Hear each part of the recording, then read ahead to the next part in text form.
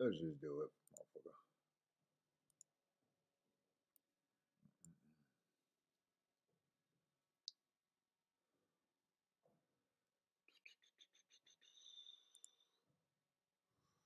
What's up, everybody? Welcome to the Shake Up. I just felt like coming on today. I don't know why. Fucking tired. But we got Saratoga today, so I guess I just felt like trying to stay awake and do Saratoga today. Maybe I'll try to do all of Saratoga this year.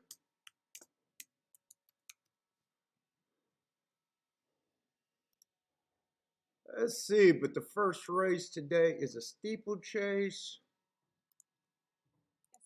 He was a little too close to the face. Shut up. Shut up.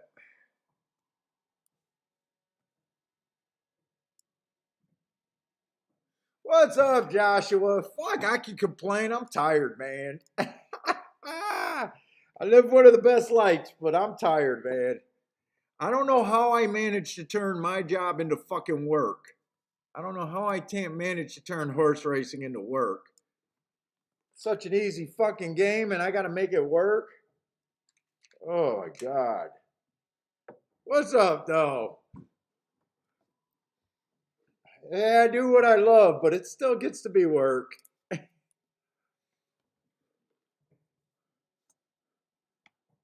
Let's see. We'll just watch. I'll just watch the first race over there. I don't even know what today's card looked like. I marked up all the cards, but I still don't glance ahead. Maybe I'll play to do some extra stuff. What's up, Charles?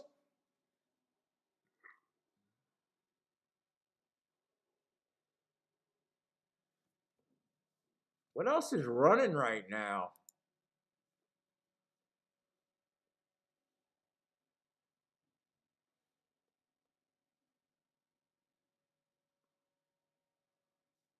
Oh, is Horseshoe running right now?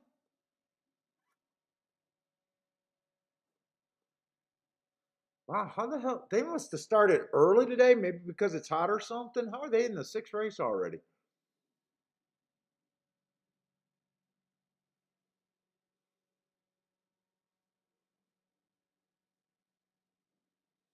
What's up, Aram?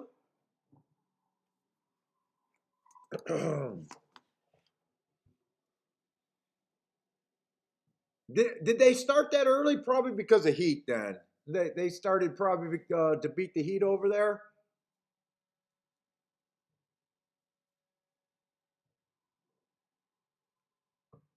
Man, that's a lot to ask to move your races up quite a few hours.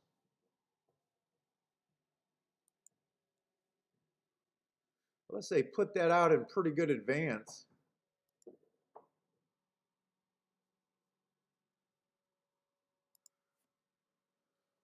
Ooh.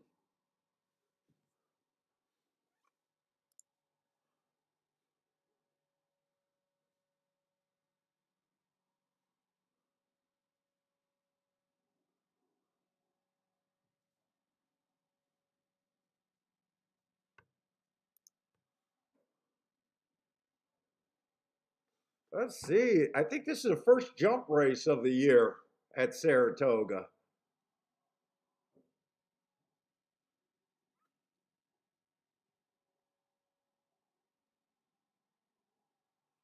Oh, there was no warning? Fuck, they don't care. Dude, I went to Indiana for that tournament with zero fucking takeouts and none of those Indiana people. Dude, I swear there was probably less than 100 people in that tournament, in a live money tournament with no takeout.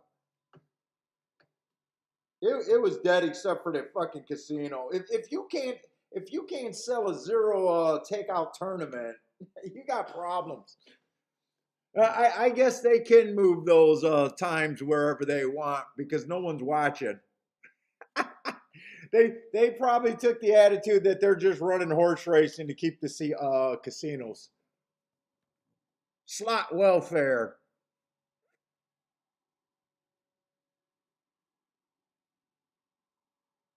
And that was a good tournament. Not only did they have zero tournament, it was a $500 buy-in, which if your budget for today was only 200, you still had no excuse not to buy into it because you could have bought in for 500 and stopped at 200. They were giving away $10,000 for the winner, so zero takeout. Plus, they were giving an airfare voucher and the trip to Vegas. So either that or the entire state of Indiana just decided to duck me. One or the other. Maybe I should say that they feared me. But dude, I do not know how you can hire, if you had a marketing department and they couldn't sell out that tournament. I don't know what the fuck can be done to the people in Indiana.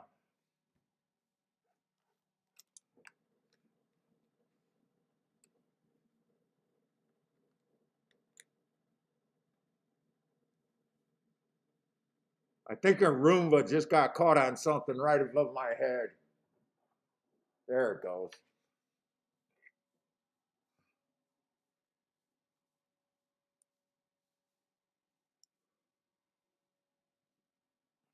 I like watching steeplechases, but I've never bet one. What's up, Razor?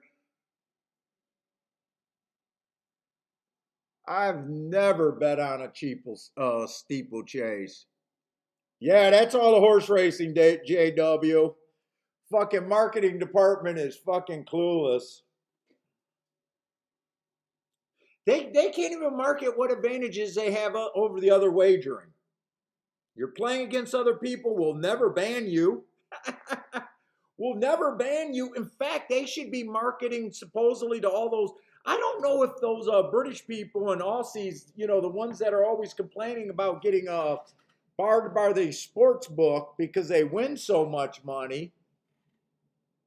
But shit, if I was horse racing, I would find out if they could legally, if I was U.S. horse racing, I would find out if those people could legally bet over here. And I'd market there. You guys so fucking good, we'll never bar you because we're par mutual. They don't even understand what the par mutual system is in the in U.S. They're so stupid they don't even understand the benefits. But that's who they should be attacked. That's who they should be marketing to, the European horse players that got barred from their sports books because supposedly they win.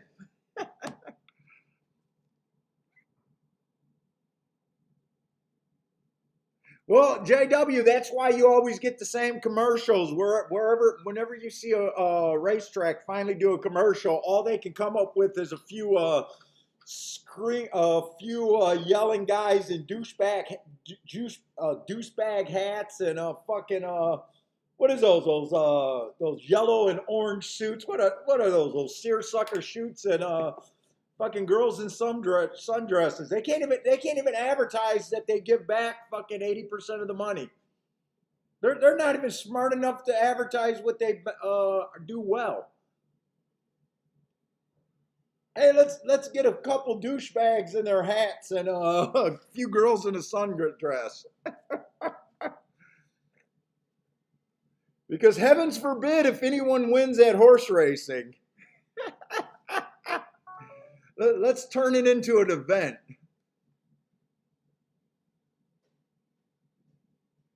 Dude, I wouldn't mind seeing more steeple races, even though I'm not interested in betting them. I do like watching them.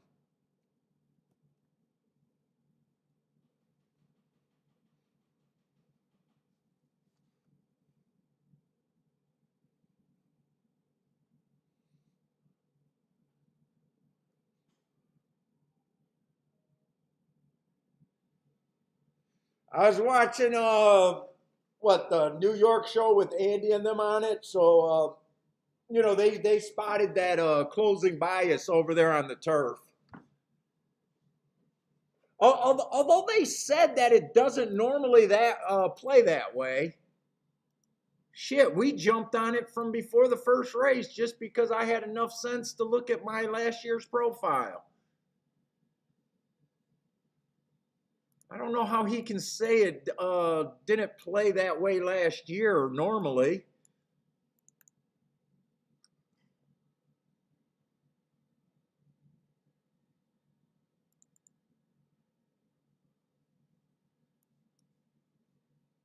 It's lockstep with last year. In fact, I can save myself work. Don't even sell the new guys this year's bias report. I'll just send them a copy of last year's and tell them to leave me alone.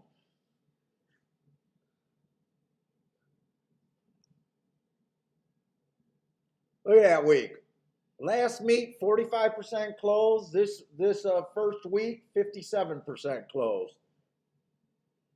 35% stock, 29. What is Andy talking about? Doesn't he keep data? What does he mean it doesn't traditionally play that way?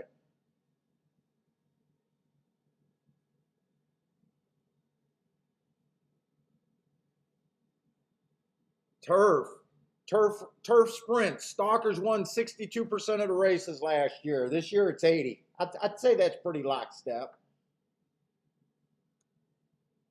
I'd say that's pretty lockstep on 2 of the 4 profiles I got.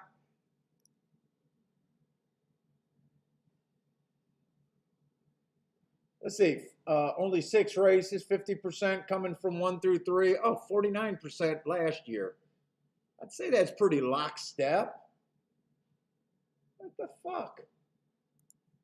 Do some data.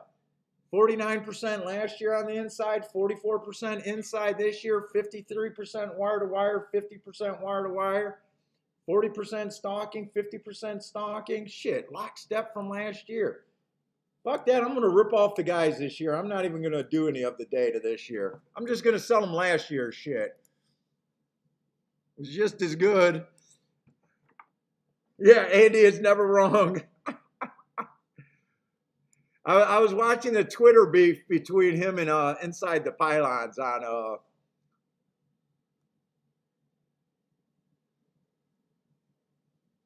ooh, they're off and jumping.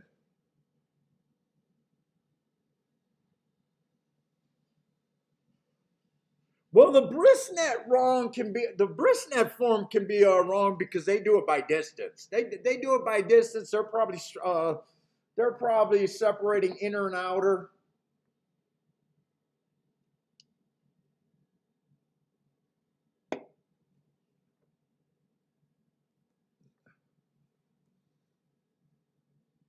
They might not be wrong. They just do it different.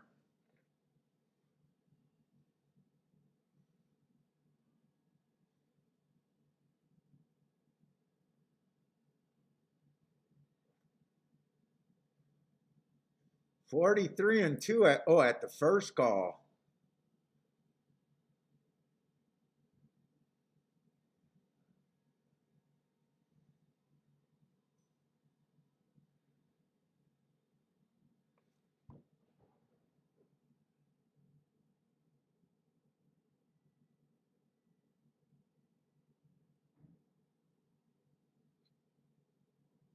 I never even paid attention to watch how long it takes them and how many guys they got to have to get all this crap off the.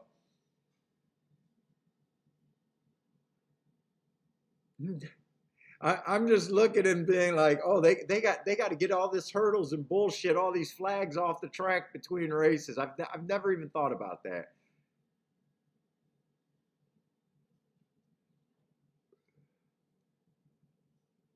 What's up, Zero Contrast?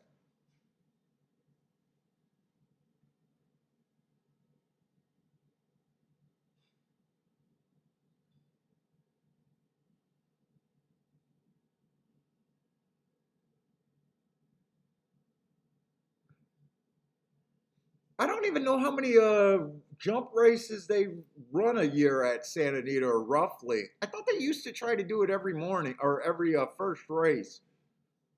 But this is the first one I've seen this year. Pretty sure the first one of the year there.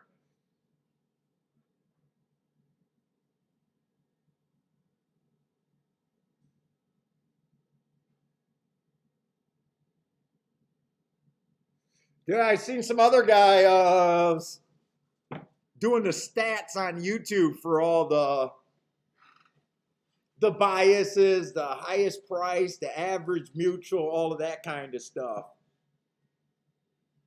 The only thing I'm proud about is I hit the highest price horse so far at Santa Anita, that 43-1. That might actually hold up for the entire meet. That might hold up.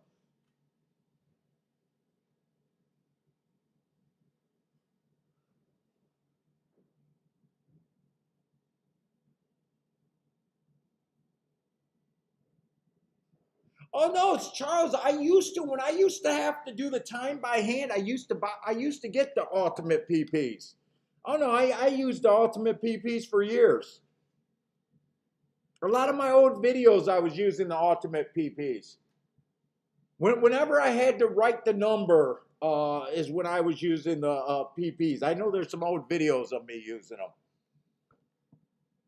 I didn't mind their bias report or whatever at the end. I just didn't care for it. In the comments,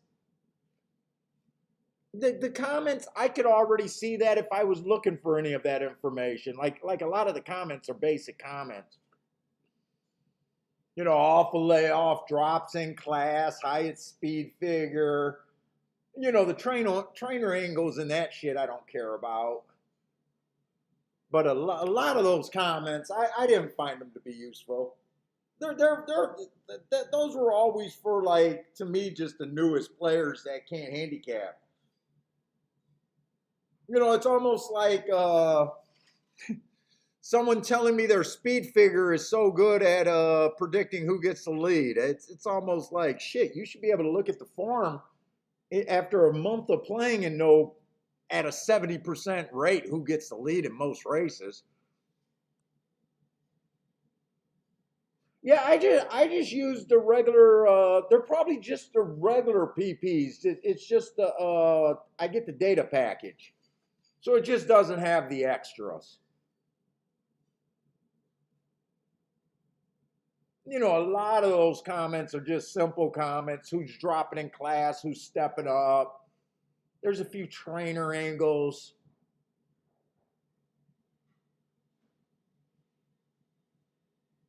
I wonder if I could get rid of these trainer stats. I got rid of my workouts. I bet I could get rid of these damn trainer stats. I don't even want those on there. Oh, Charles, you like them for the maidens? Yeah, if you like them, there's nothing wrong. You know, I always say there's nothing wrong with using anything you use. It's either you like it and you use it or you don't, kind of deal. I don't think they're right or wrong. It's just, you know, what you like. So you like the comments for the 2-year-olds. Hey, what's up, Jeff and Joe? What's up, man? Joe just hit over there at Thistle Downs.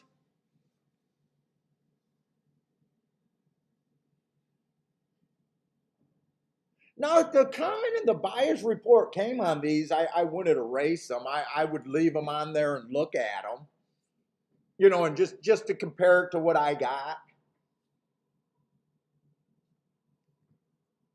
But yeah, I used I don't know, I might have used those for maybe a year, maybe 2 years at the most.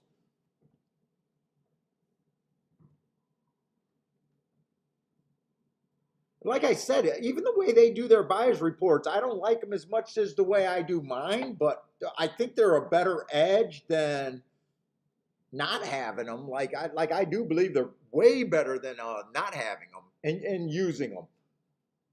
So I do find them useful.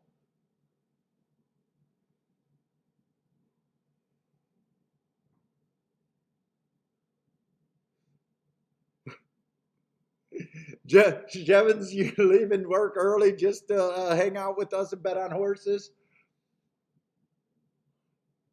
Oh wow, that race sure did produce some nice payouts there. 6-1, 15-1, 10-1.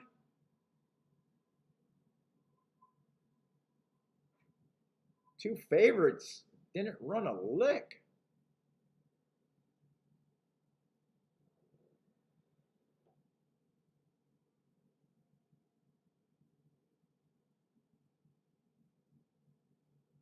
Let's see, that's what I'm talking about. Just a comparison. You get an offset. Oh, you get an offset of data file for lengths off.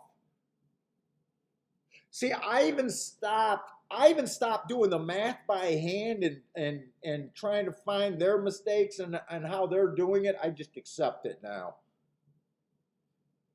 When I first started going to the past performance generator, I was so worried about mistakes and disagreements, and I thought it was going to throw me off. And I just found for ease of work, I'm still fine. I'm still fine.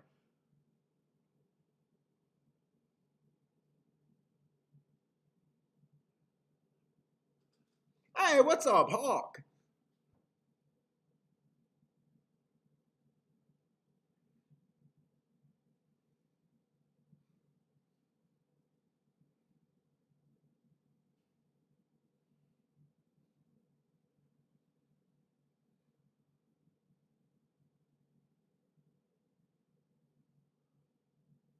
Dude, it looks like those jump riders are a lot bigger. I think the jump riders are a lot bigger than regular jockeys, aren't they? They look huge.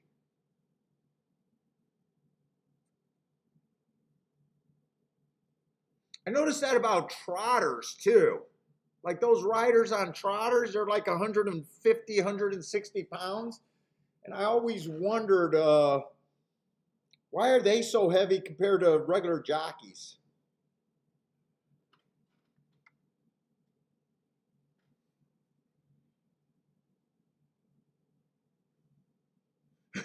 Zero says they make a bigger splash when they hit the water.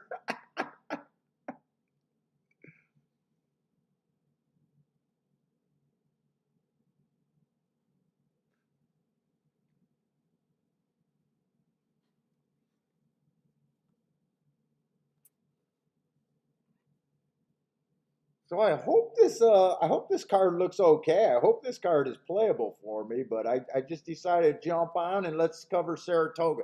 I'm thinking about doing all the days of Saratoga. I'm actually thinking about it. So far, I only played 2 of the 3 days at Saratoga, but I'm thinking about doing the rest of the days. I don't know. I'll have to see if I still like it.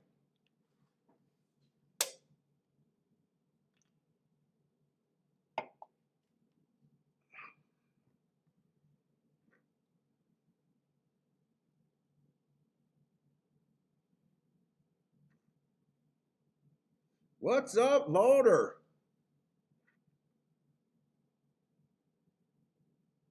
I wonder if the jockeys are heavier in the trotters because they need extra weight to keep those sockies down. You know, keep them from bouncing all over the place, maybe.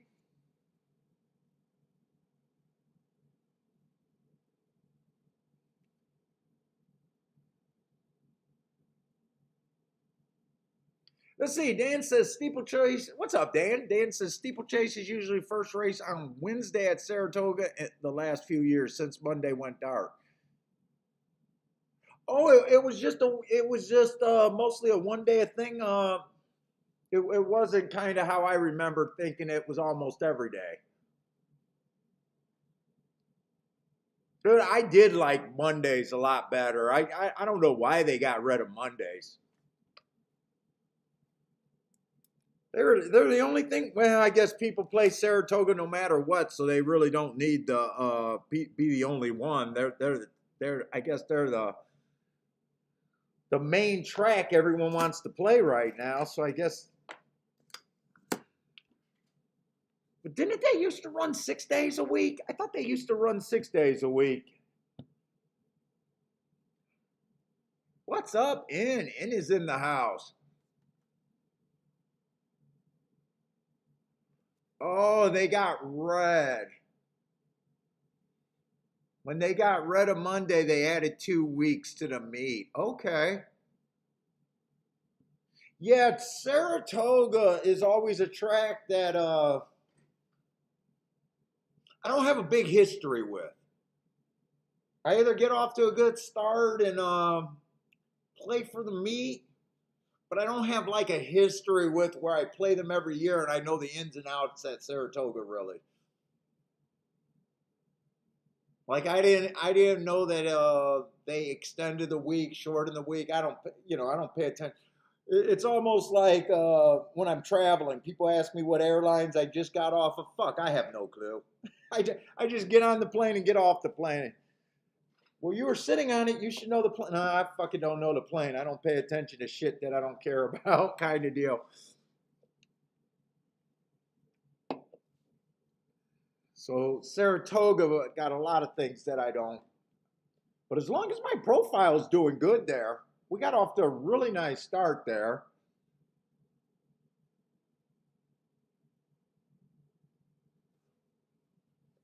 And hoping that it keeps up. So, I mean, I already said that last year was doing pretty good compared to this year. It's lining up. So I'm just going to act like that's the bias right now until proven otherwise. It worked for me last week using that profile. It's matching up. So, you know, if I'm right about a profile, I should be able to do something. We only have 3 days. In the book so far this year, we're going to be looking at the dirt. So far, I got 1 through 3 winning 44% of the races, 4 through 6, 38, and 19% 7 on out. 50% wire to wire, 50% horses coming from 1 to 4 lengths off. That means 0 horses closed, 5 lengths out or farther.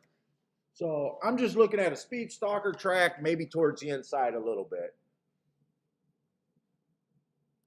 On the dirt.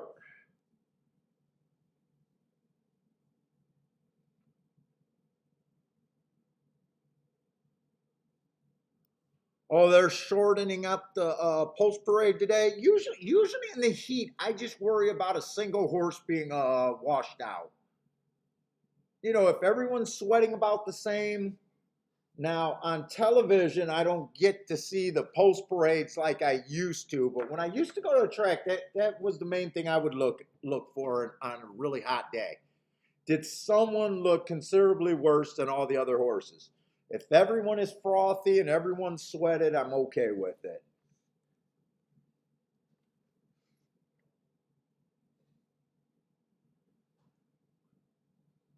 But I don't get to see that like I used to when watching the post parade on television.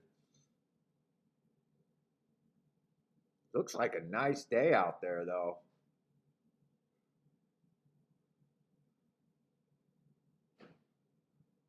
I was watching that dude's walkthrough at Saratoga on a video, trying to get a lay of the land there. I've never been to Saratoga. But who was the guy? I think Saratoga Slim or something like that was doing like a walkthrough, like a point of view with a camera. So I was trying to watch that, get the lay of the land over there. It looks like a nice place. It looks kind of country, like old school.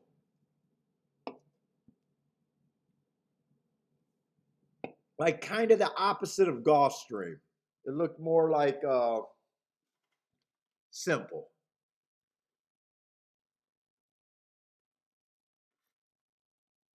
It's about 45 minutes north of you. Get up there a bunch during the meet.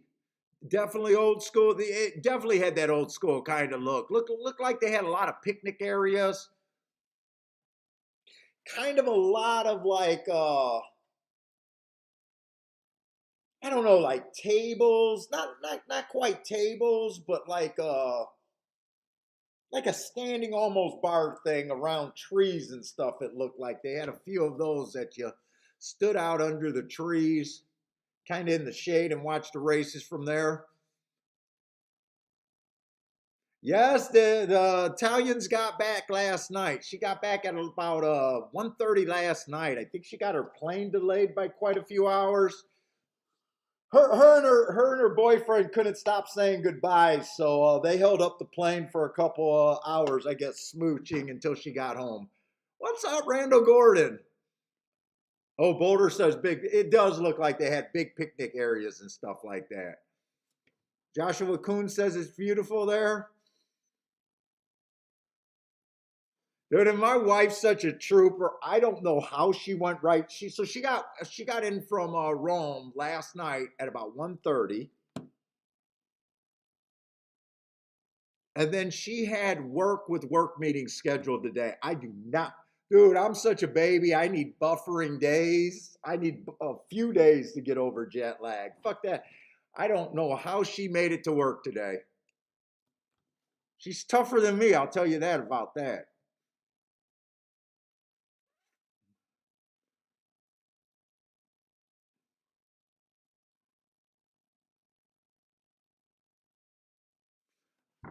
Paul at Saratoga, watch out for the average last race. This is the key angle in your marks.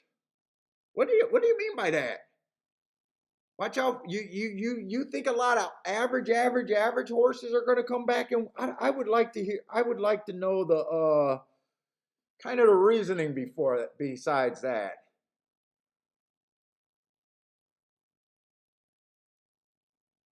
I mean, I would still be looking for the more special marks. You know, asterisks, hearts, and triangles usually do better almost everywhere on the planet. You know that I play. Charles, if you could do something in the chat room without probably being that long, I'm just curious. Why do you think average horses? Why would that be a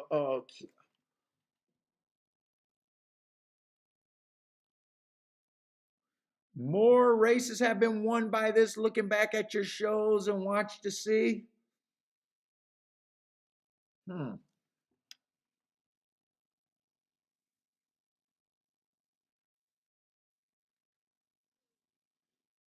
I mean, I don't mind average horses, especially in bad fields. But at Saratoga, where the horses are better, we'll look at that. I mean, I would still keep with the basics, the math, horses that fit the running style, and I still like horses that does something special. But I'll keep an eye out on it.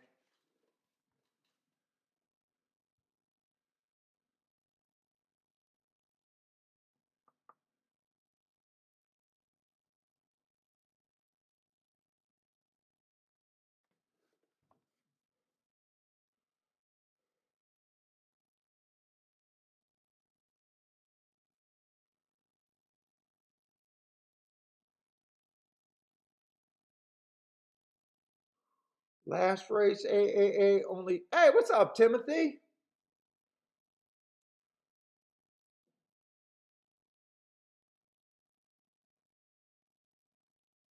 And I would think a lot of average horses come back to win just because that's a pretty average rating.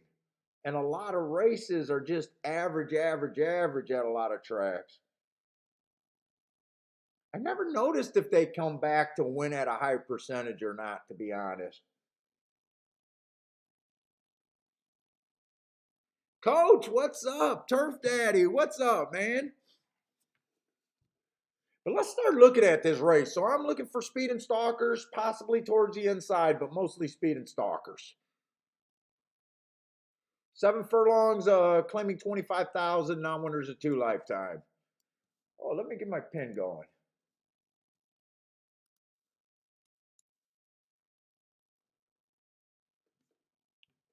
But one is out. Let's see, the 3 races ago, stalking closing day, went to the lead, went too fast to win. That's a good race. Very good race. Comes back, wins within 3. Too bad it was at a short price, but he did come back and win, or she did.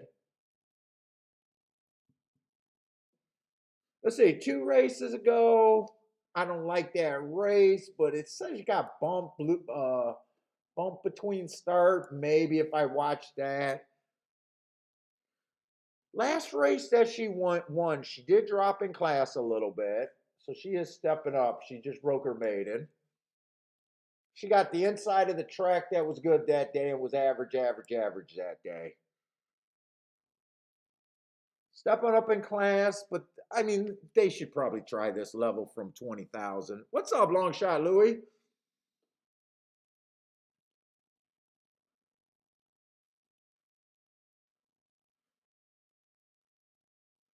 But she fits this race okay. Let's see the 3 horse, bad rail, early pressing day, 4 races ago. So won that race from the outside. Comes back, gets an inside stalking day, went too fast to win while being outside a little bit. I love that race. Got her speed figure right back up. Starter allowance of 50,000. Should be tougher than this field. Inside of the track was good that day. 2 races ago had the outside. I think that's a good race. And then last race, inside was good. Had the inside, was just average slow that day. At a better level.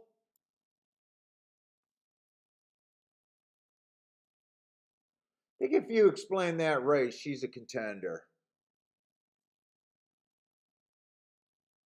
Let's say the 4's kind of a router dropping or shortening up.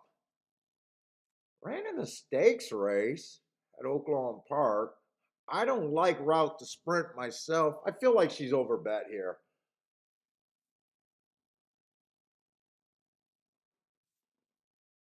4 races ago was a really nice race. I got that the rail was bad that day 4 races ago. She matched strides with the fastest winner, just wasn't good enough.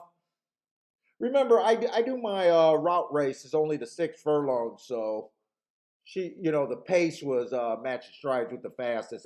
That's why she didn't have to win that race. That's why the markings make sense. Stepped up to a grade 3. I mean, she had to have seen better races than this, but then again, she dropped down to 25,000 and was a 4th, just being average there. So she's not like crazy classy with that grade 3 under her belt. And then last race was just allowance 1X over there at Indiana. I mean, Indiana can't be the strongest competition out there.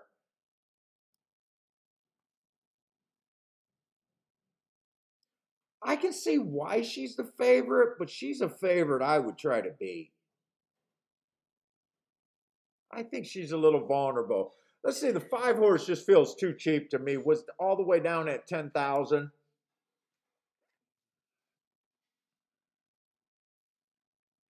She just feels too cheap to me. That was a maiden claiming 10,000. That wasn't even a claiming 10,000. Yeah, I think the 5 just feels too cheap.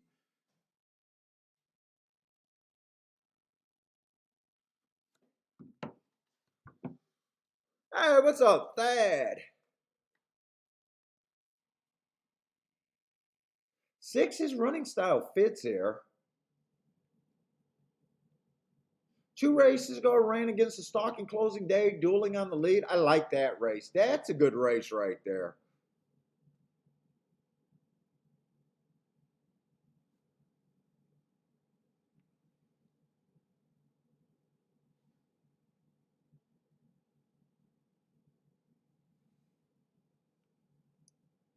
Then 7 just feels like a closer to me, and I just don't think closers are doing good. Plus she's been routing. I don't like route to sprint. I can't really get to the 7. To me, the most interesting horse is the 3 here.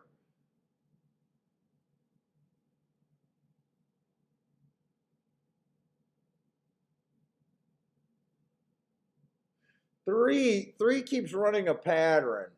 I hate the race. I love the race. I hate the race. I love the race. I hate the race. So today's supposed to be I love the race.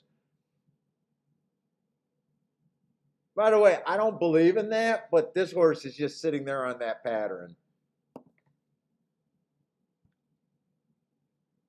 Let's see. Coach says the 5 and the 7 is interesting to him. Nice prices on both of them. So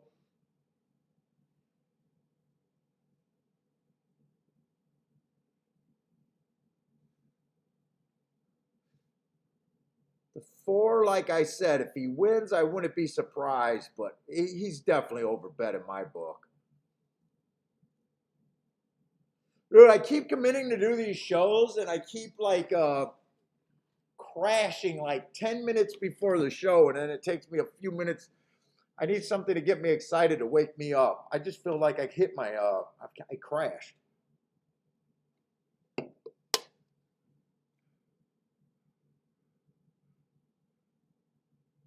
Let's see, Charles looking at a winning place on the 2. Charles also on the 2, 3, 6, 7.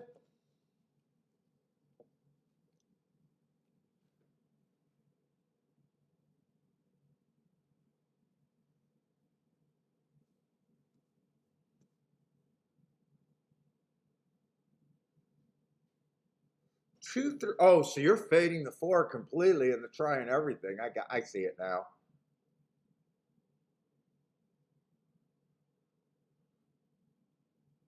Hawk River's looking at a winning place on the 2. I'm still deciding what I want to do here. Let's see, next race is going to be on the turf. Is there doubles to look at?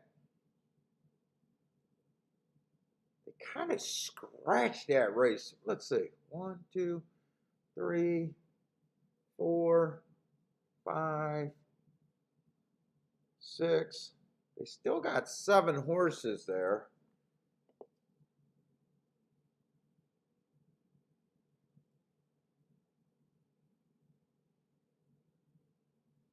Ooh, 3's 20 to, well, okay, 20 to 1 in the morning lines, but as soon as you get this many scratches, you're like, yeah, he's probably not going to be 20 to 1.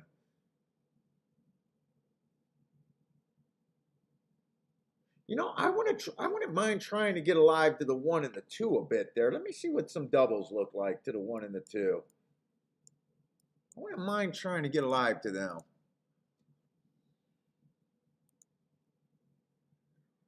Right? They were 1 and the 2.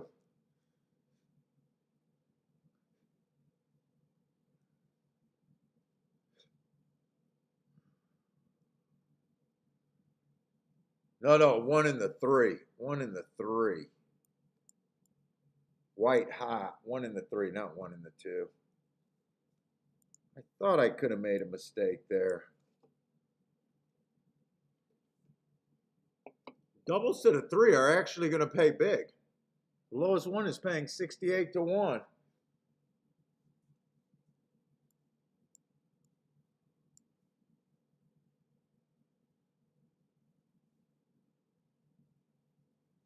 I'm thinking about even going in all 3. What we got? 7 horses here.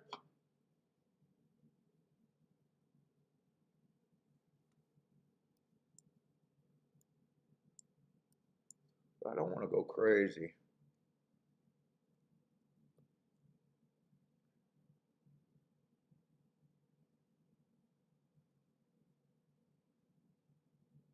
Two, 3.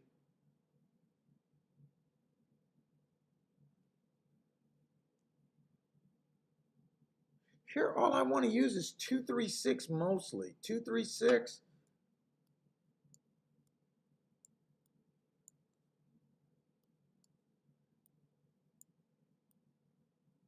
It was a 3 that I liked the best. I'll probably use the 3 more. I'll probably go a small all 3 just to get alive because everything to that 3 is paying over $100 except for 1.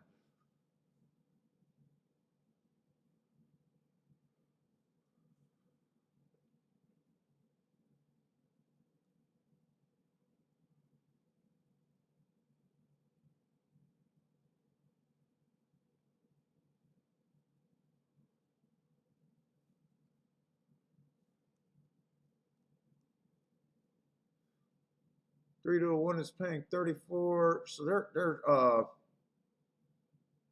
they're hammering the 4-5 next race and the 3-5 next race.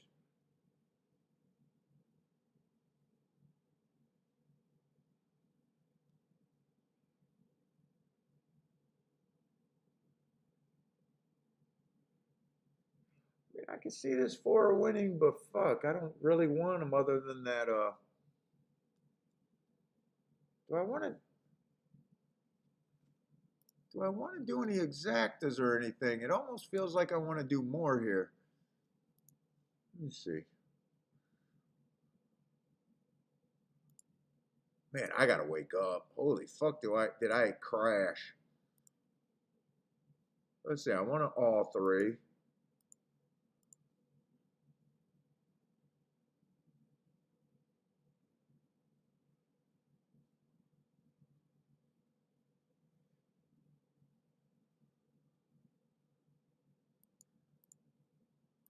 Two, 3, 6 to the 3.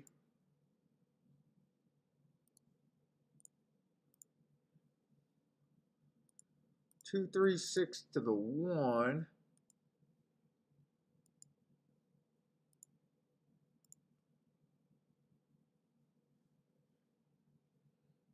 I almost, do I want to play exactus here?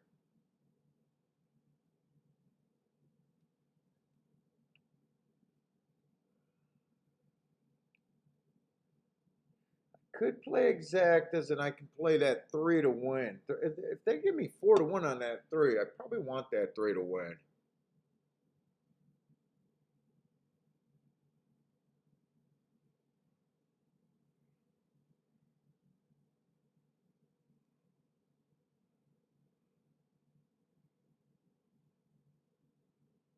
If I get 4 to 1 on him, 7 to 2, I think I want the win bet on the 3. I should at least, I hate doing a bet where I think if I get 5 to 2, I'll be happy. No, I almost think this 3 horse is 50% to win this race in my head. That's almost where I think this 3 horse is at.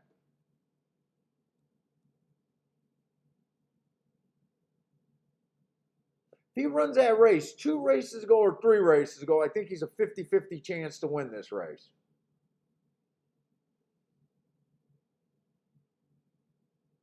But then again, there's 3 races on him that I absolutely fucking hate.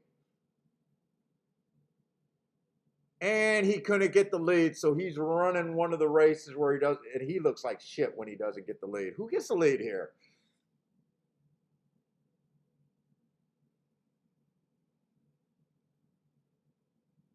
Wow, I thought this 3. What kind of ride is this? Well, come on, 2. I wouldn't mind. I mean, I wouldn't be pissed if the 2 won. All the 2 has to do is put away a $10,000 claimer, and he should be okay. 22 and 3.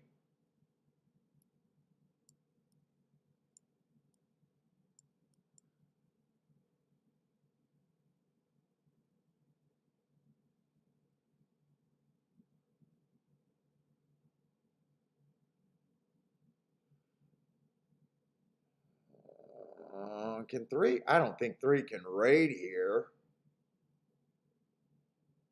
No, 3 can't raid. 3's so far freaking back.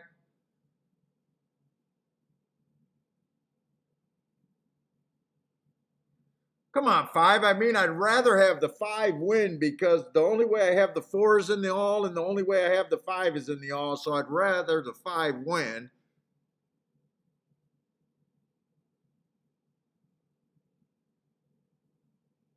Three just ran like shit. I didn't like the 4 all that much, but the 3 ran like shit. My God, did he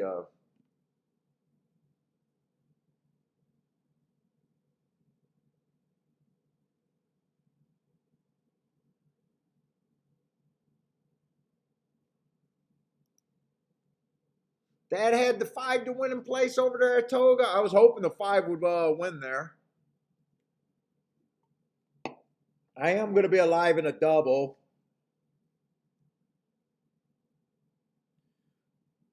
And as long as that double's paying 68 to 1, I mean, that's what I seen, and that's why I got an all there. Looks like it went down to 40 to 1, though.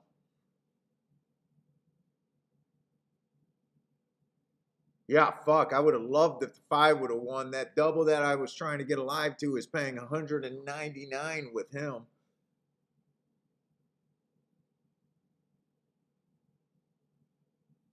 $22 and 3, 46 and 2. Slow pace.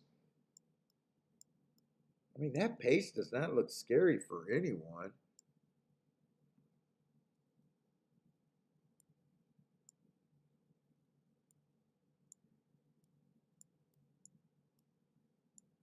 $23 and 4 around the turn. I mean, it's just.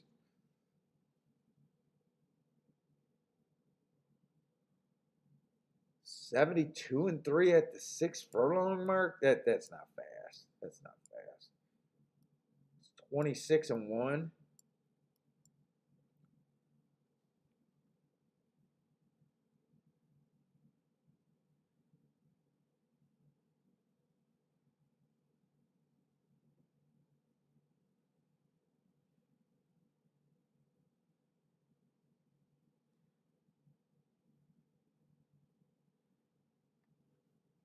I got to watch the break. In a way, I'm even struggling with how did this three not come out the gate with all these routers in the race?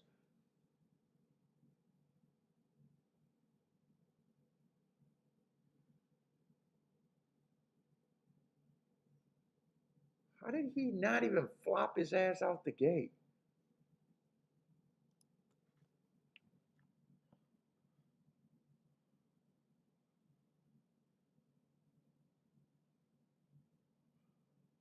Ria's Fortune. Slow pace.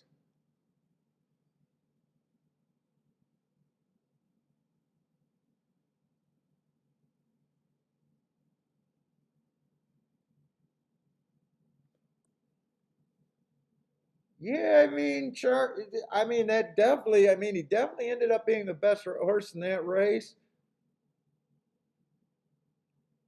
And I don't think he was that good of a horse. He was all out to beat a horse that just broke a maiden claiming 10 grand. I just wish in my head why this three did not fucking run. I have no problem if the three doesn't hit the board or if he gets third. I just don't understand how a horse that mostly been running six sprints, has been at this level and higher, is capable of showing some speed. I'm just curious about why was that his race like? If he would have been up near the pace and still got beat by the four, I would have just accepted it so much better. It's more, it's not that the four won, it's more what the three didn't do. Like three ran such a non-threatening third. It's just, I don't know. And I'm not even saying they're cheating. I'm just trying to explain it to myself. Like, how the fuck did this horse not at least come out the gate? He doesn't always get the lead. In fact, at 6 furlongs, he never, you know what? He doesn't really get the lead at 6 furlongs. The only race where he did get the lead was a route. So maybe I could have just overestimated him being close to the pace. That could just be handicapper problems.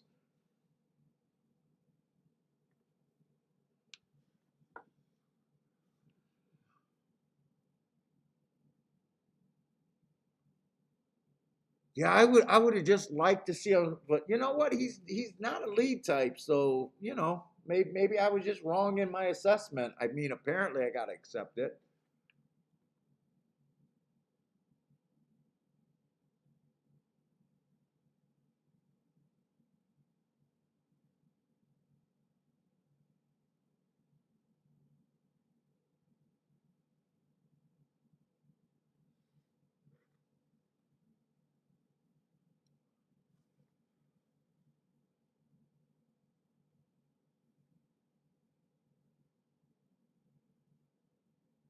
All he did was break a maiden claiming 25,000, so it's not like he's a killer or anything. I probably just overestimated his ability. Is probably what I did.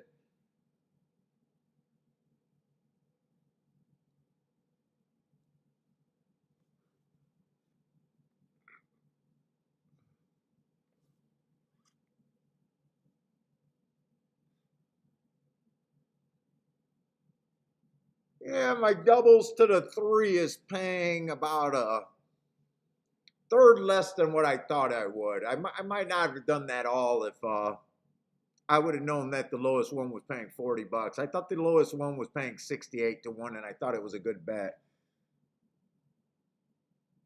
See, I want to see the head on. I don't think three had an excuse. I think I probably just overestimated his ability to get the lead.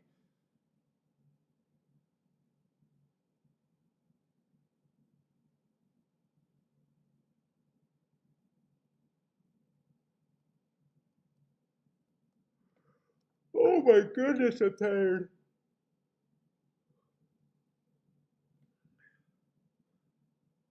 What's up, Lloyd?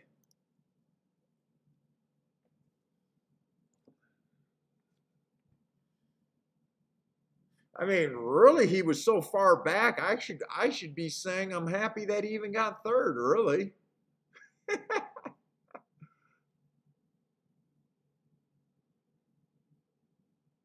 I'm just shocked he didn't. I'm just shocked he wasn't close to the pace. I really am.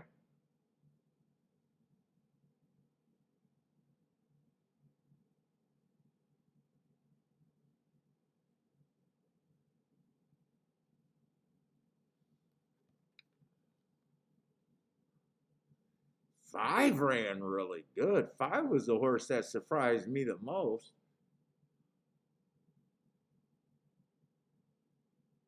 Let's see. Let's see. Anything happen at the start? No, nothing happened at the start. I just overestimated him. That's all.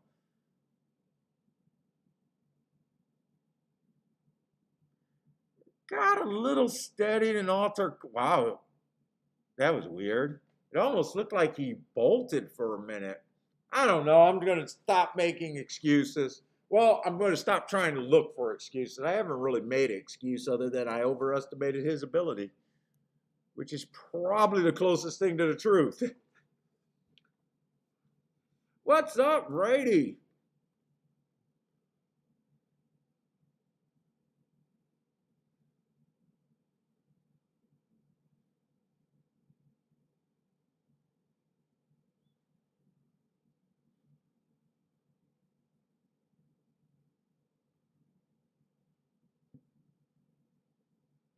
How much is that trifecta? Just curiosity.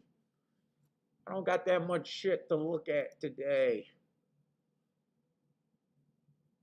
$19. That's what a $19 try look like. Big favorite over 9-1. I think over third choice. Isn't that how they bet that race? Favorite, long shot, second favorite kind of deal. All right. Well, I was trying to get alive to the 1 and the 3. I won't be alive to the 1, but I will have a ticket going to the 3 horse in the double.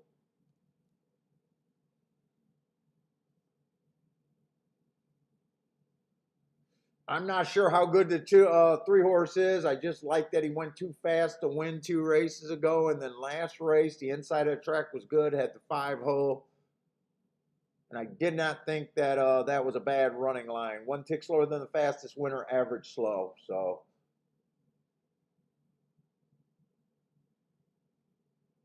I don't think there's much in this field. I think the other horse that's probably going to take some action is this 1. I think 2 races ago was a decent race. 1 tick slower than the fastest winner, average slow. Last race was a decent stalking trip. 1 tick slower than the fastest winner, average, average.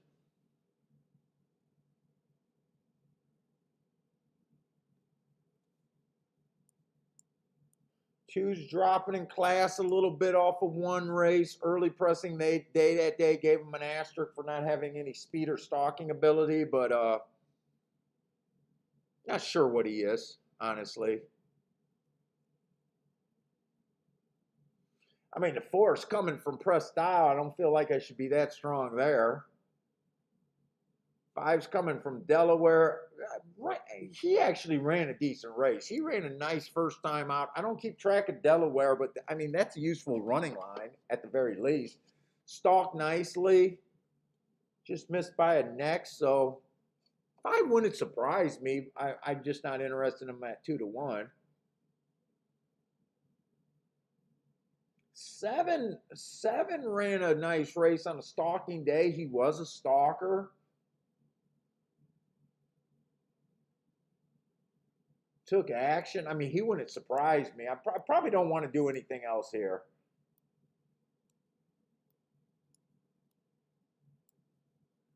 He wouldn't surprise me, but just a short price.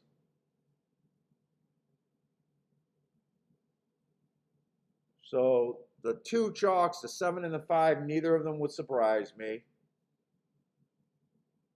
3 I thought had interesting upside at a nice number.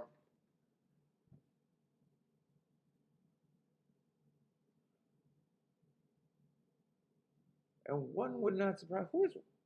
Oh, that's his running mate. All right, that's this horse right here, Glittering Prize. No, that's not him. Something Wild.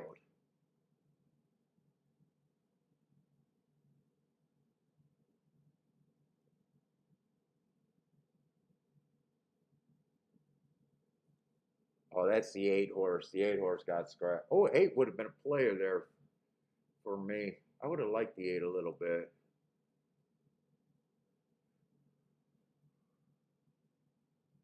Let's say Rando. What's up? Rando says the 5 at Saratoga looks great. Who's the 5? The Delaware horse.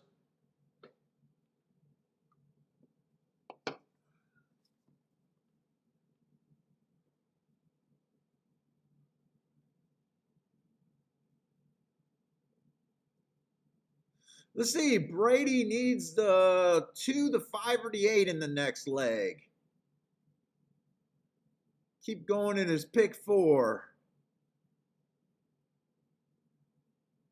Dude, I'm not even sure who I'm going to do tomorrow. What tracks I'm going to do tomorrow. Who's running tomorrow? I hate this Friday, Saturday, Sunday schedule. Or there's not multiple decent tracks. Who the fuck's running tomorrow? Let's see, entries. Woodbine's running, but they're running late, so I can't do Woodbine tomorrow. Yeah, just Saratoga and Woodbine.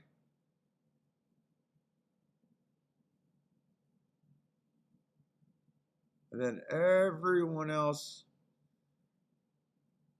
is a C or D level kind of track. And I'm behind on all of that shit, so I don't even want to try to do one of those tracks. Oh wait, tomorrow Woodbine's running? What time is Woodbine running? No, I already said it. They're running tomorrow at 5 o'clock. 5 o'clock, right? Yeah, they're running at 5. So tomorrow's probably going to be a slow day like today with just Saratoga.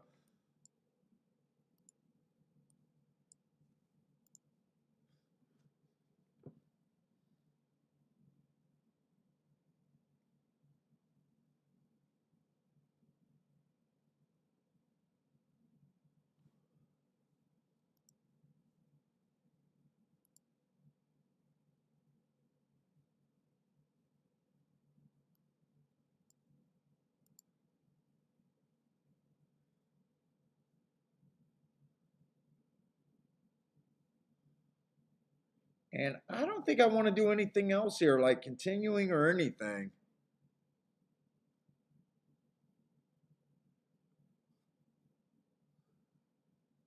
Nope. Have not heard a damn peep out of Wild Bill.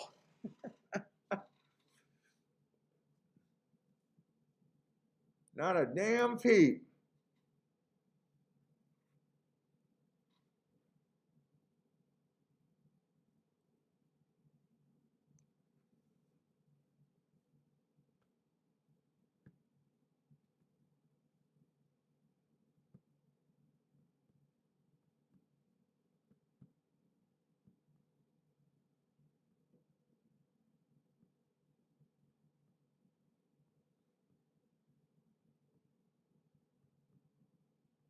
Ooh, 3's the gray.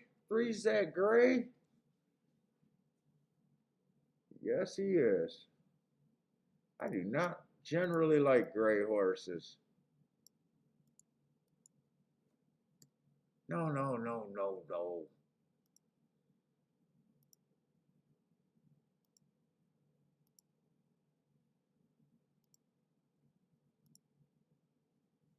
Yeah, I want to get rid of that green.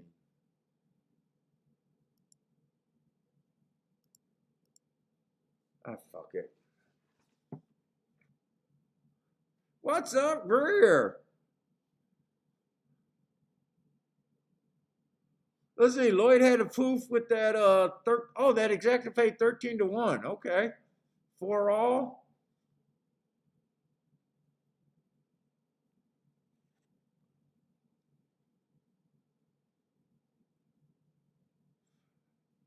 Got the poof home.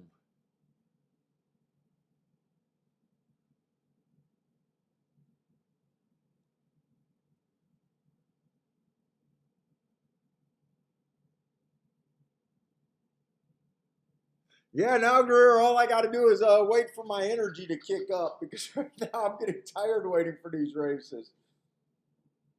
I'm mostly excited about the turf racing today, though, especially the turf routes. That's what I'm mostly interested in.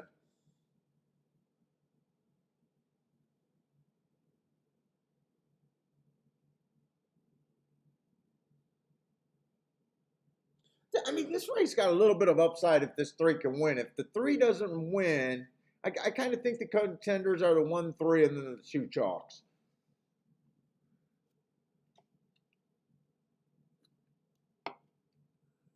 Not really saying much in a 4-horse field or a 6-horse field that I like 4 horses. Three's really the only thing that makes this race as a better interesting to me.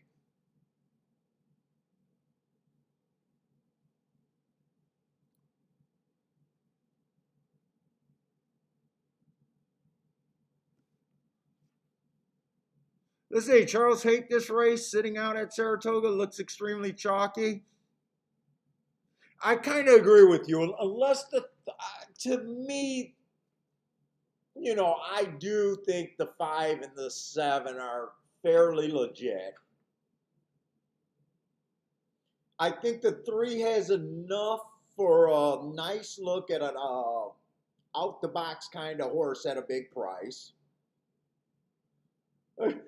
That 7 just raised his legs and said, "You got to get those nuts." And the lady is hosing him off, and he's like, "No, I need my undercarriage done a little bit." And one's not bad at I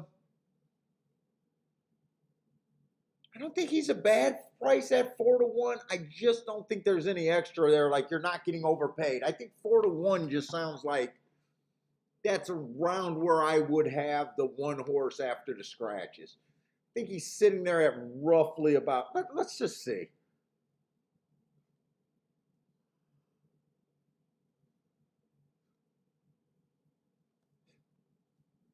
If we got 6 horses in this race, everyone starts out at 20%. I do my betting lines to 120. I'm just going to do it with what I usually start with the horses I hate. But I'm going to start with kind of what I was just thinking where they're at. If I just think both of them have 33% chance to win, I'm not trying to be that exacta, or that exacta. Not trying to be that exact. I got to wake up, man. I got to wake up and get some freaking energy going. I think he has about a 20% chance to win.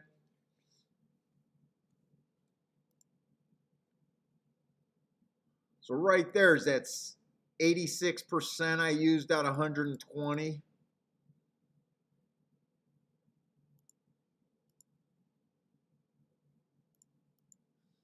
So I got 34 points and I got what, 3 horses? 1,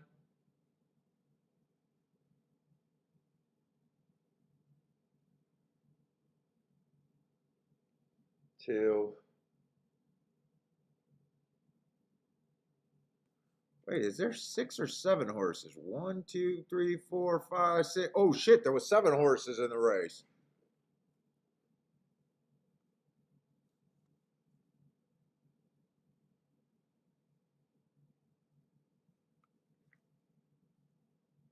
I mean, there's almost nothing that makes me willing to play him. I probably got him at about 100 or 1% in my head.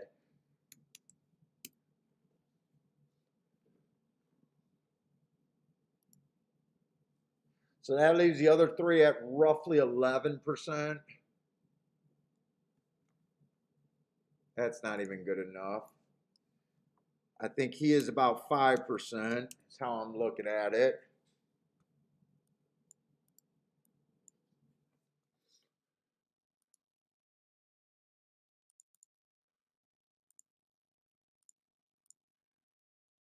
So that leaves the other 2 horses at 14%.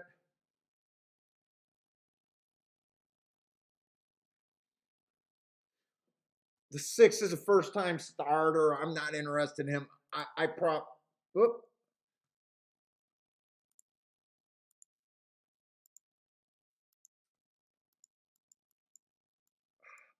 That's stupid. Fuck it. I can even put him at 10%. I could put him at 10%. That leaves 18% for the 3-horse. That's how I'm looking at it. I think that's a complete 120-point odd line right there. If I got him at 18%, that means in my head he's fair value at 9-2. That's roughly how I see the race. So I mean, he still remains a good overlay for how I see the race.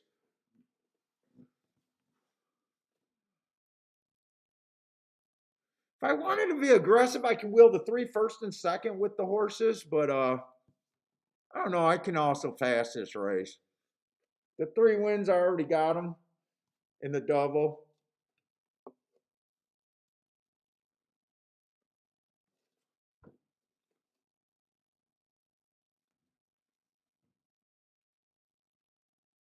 Yeah, it looks like they got those red and white umbrellas and everything everywhere. It just looks like a big picnic area. I don't even see too many photos or video of like the grandstands and the. I don't think I have seen any video from like inside. Like even that building that I'm looking at right there, it looks like it can be a kind of just a roof and an outdoor seating area with a whole bunch of betting machines. It's kind of what it looks like to me back there. Or maybe not even a seating area. Maybe those are just ticket windows up there. It looks country. It looks nice.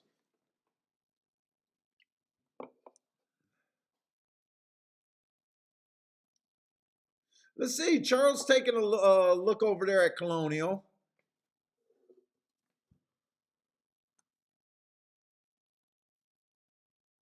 Do I got anything else I can even look at? So I'm not.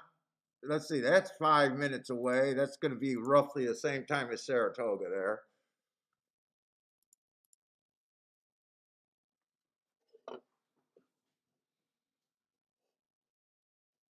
Oh, we got any new people in the chat today or anything? Maybe we got some new people. If you guys are new, man, and want to ask some questions or anything, comments or anything, we got a slow show today. Today would be a good day for that kind of stuff.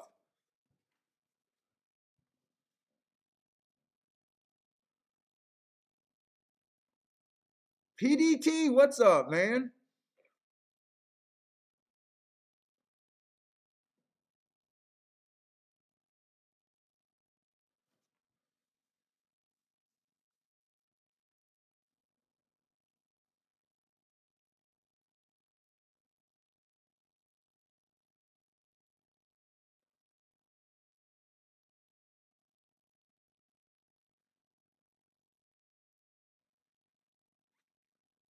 And really, I'm thinking if I got this horse at about an 18% chance to win, I might have to do a little bit more with this 3-horse, even though I don't think this is a great race for me. I think the math just might scream that I got to do a little bit more.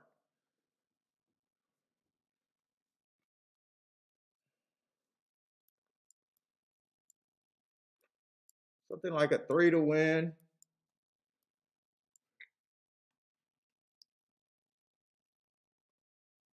I don't know if I want to go all 3, but I could go 1, 5, and 7. Let me just make sure. I'm pretty sure all of those are going to pay. Let me just make sure. 5-3 is only paying 19 to 1. 7-3 is paying 17. You know what? They're not as good as I thought.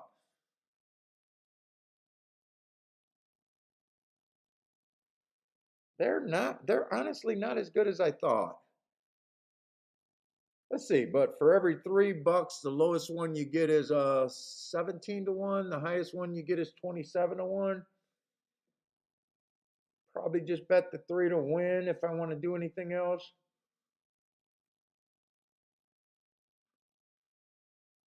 Ah, yes, Bluekin. Yes, I'll never. Whether I stop selling the buyer's reports is one thing, but I'm never going to change my philosophy. So yeah, I'm always doing buyer's reports. I'm not pushing them. I'm kind of hoping that they can go away and I don't have to. I don't even have to send out the very few that I send out. I'm trying to grab all my shit back and get it out of the public eye again.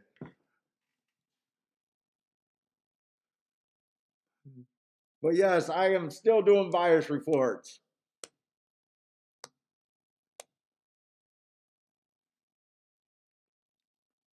They are the backbone of my handicapping. So I'll never. Oh yeah, if you came on my horse racing site, you know that link just tells me that someone came and signed up. Just tell me, you know, that someone liked the show, kind of thing. Um, it doesn't even give me your email or nothing to respond. It's just kind of like let me know that someone liked the site enough to go there. Yeah, I don't even check the traffic on that website anymore. You know, I obviously get an alert if someone obviously orders them, but I don't even try to push them or anything anymore. I kind of wish I never started selling them.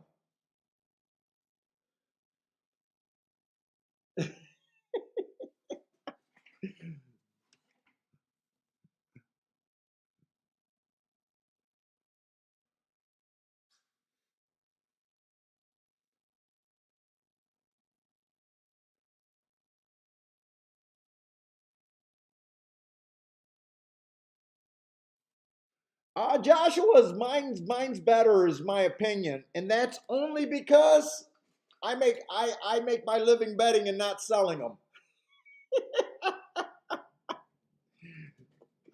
So I believe mine is better.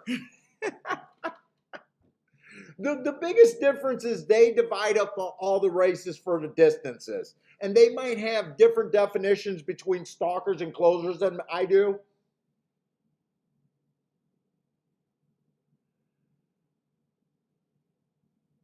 You know, they do some cute things with their impact values. I don't know how to do that. But every time I watch like a Brisnet handicapper, like Ed, I think Ed used to work for Brisnet and all. He might not be a biased guy, but I never see anyone use their biases the same way I believe in biases. You know what I'm saying? Yeah, I love this horse on the outside, but the inside's good. I don't think he's going to be able to cross over that horse. That horse, he's going to be stuck wide. I think we got an opportunity here. But you know, I don't hear too much from that many biased handicappers outside of this show though. So I don't even know.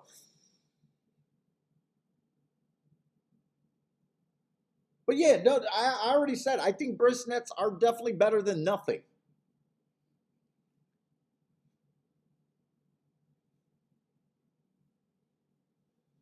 You know, and then when there's not a bias at a particular track, it doesn't matter who you buy from.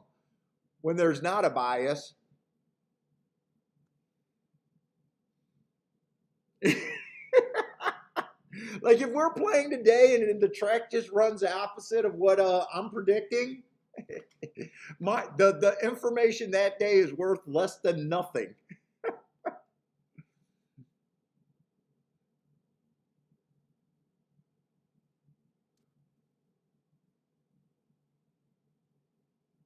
Uh-oh, we're having all sorts of trouble. Looks like the two horse dumped the jockey. Who is this in the yellow?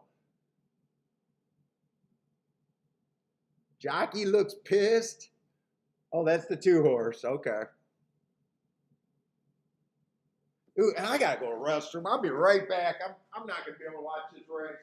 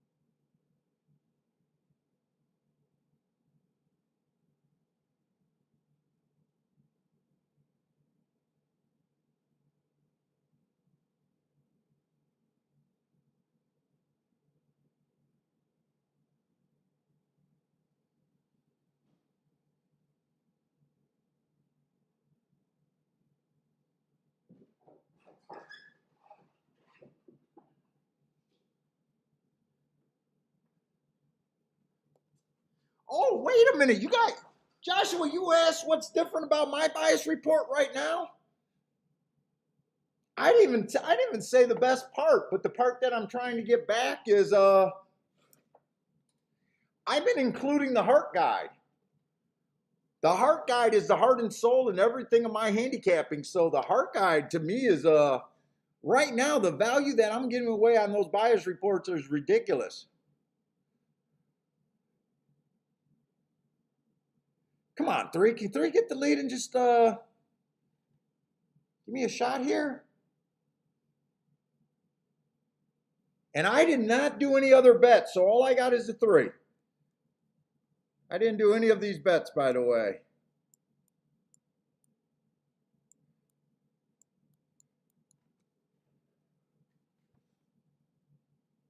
Kinda.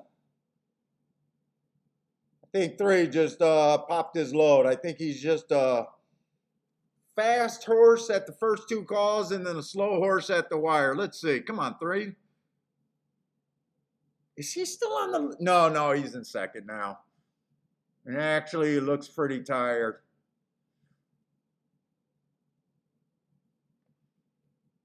It's the 2 chalks with the 1, and 3 might hold on for 4th, but that's not a big accomplishment in 7 horses.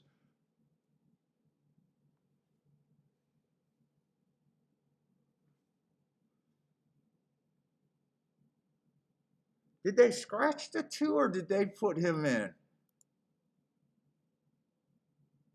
2 horse looks like he ran.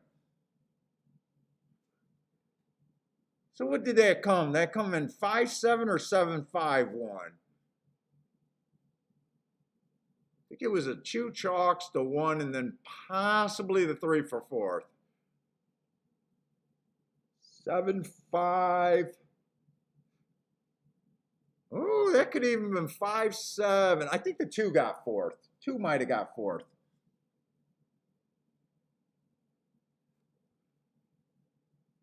Yeah, 5 might have got that win there.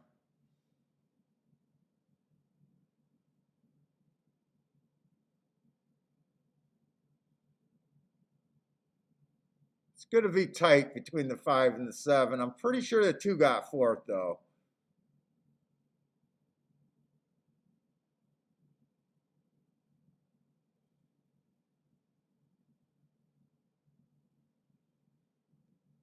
Five, 7, 1, 2. What's up, Bob? Bodge.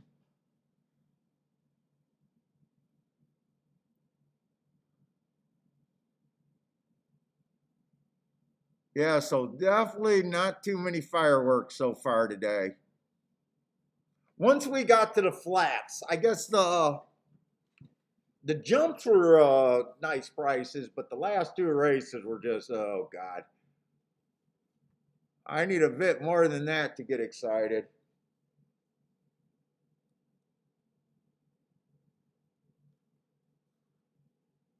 They went 21-4 at the quarter. 3 did have the lead. That's what I wanted, so I can't complain. Pretty fast pace there, by the way. Pretty fast pace.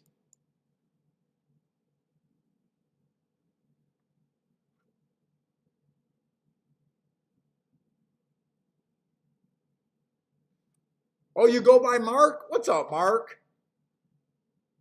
I think I usually call you 312 because I'm never sure how to say that name anyways. I'll try to remember that you go by Mark.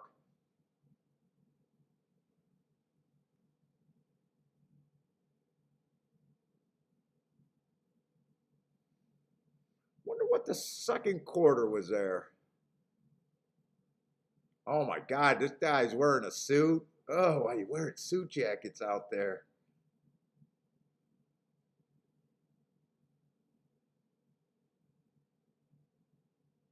Oh, you don't mind 312 either? Okay, if I can't remember Mark, I'll be 312.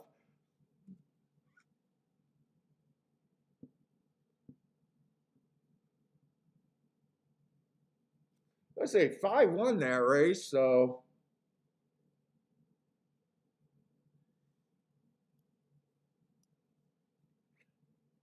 And I mean, those were the 2 horses that, you know, I took a shot on where the value is.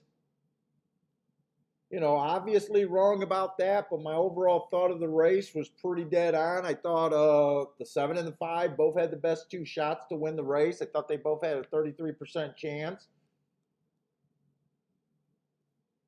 You know, I thought the one was a third choice, and I overestimated the shot on the 2 horse, or I'm sorry, the 3 horse.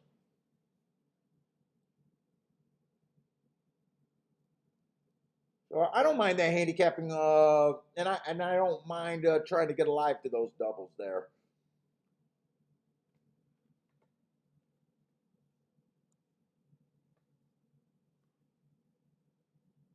Oh, I thought that dude in the suit might have been the. Oh no, he is the owner. There he goes. He is the owner. I was gonna say. For a minute, I thought the way he was directing everyone for the photo, I thought maybe he was the photo guy. Oh, I would not want to be out there. It's probably hot out there in New York.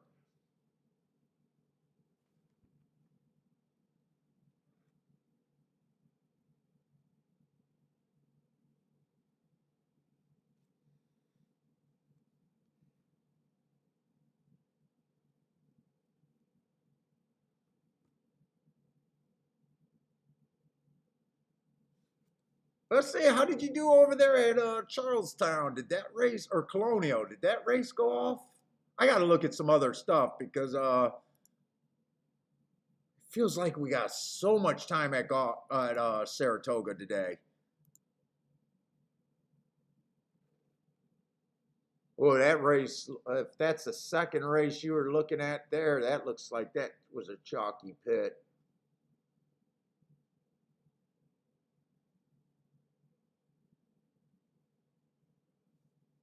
That looked like pretty chalky.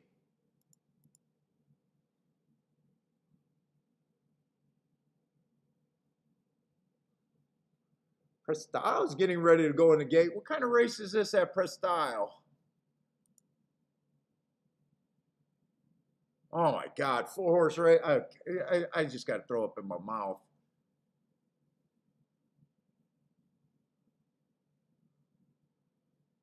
There's not enough horses to be interesting to even watch that race to try not to be to stay engaged. Saturday, what's up, Saturday? All right, we are coming on the inner turf route, so that's definitely what I want to play. Oh, Jay's sitting there at Fauner Park. Just got his first beer. Where is Fauner Park? I don't even know what state Fauner Park is at.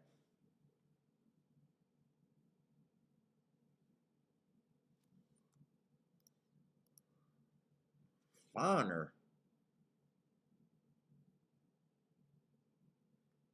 3 got the lead. What was that second call there?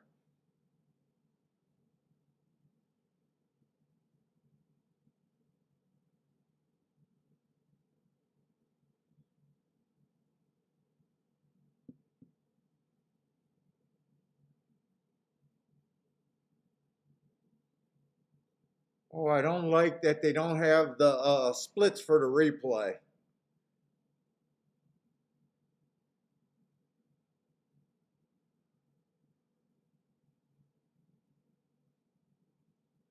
How doesn't Saratoga give you the splits for the replay? You don't think customers would be interested in seeing that?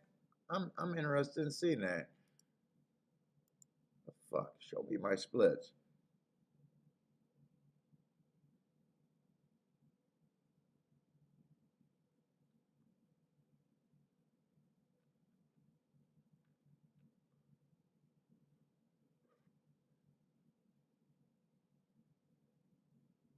Fauner. Oh, I was wondering.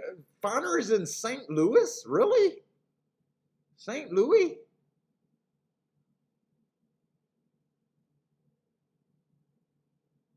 Hmm. I have no idea where Fauner is at. And PDT's not even sure because he has a question mark there.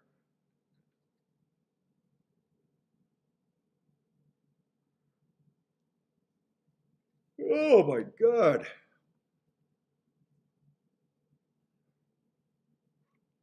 Oh, Fowler is in Nebraska. Nebraska is what Dan says.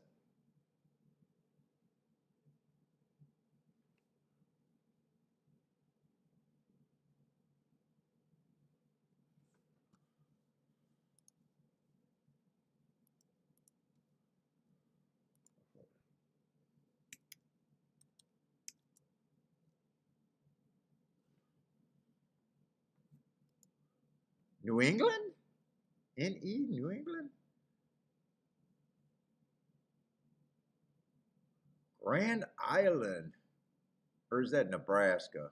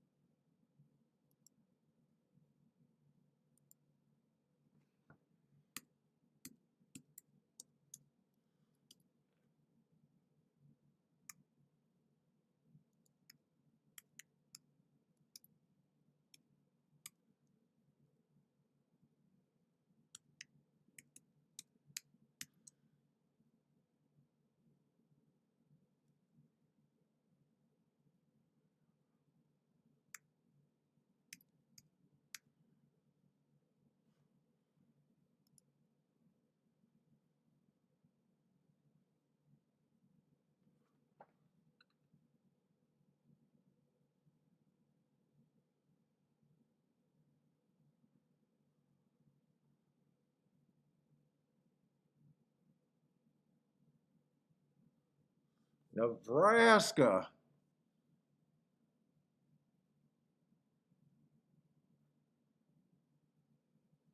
Oh, it thinks I'm walking there. I got directions. It thinks I'm walking. Let's put it. It says it'll take me and Bentley 281 hours if we walked it. Let's see if we can do it by a car. Jay, I'm 13 miles away from you. 13 miles in 20 minutes. I'll be there. Hold my beer.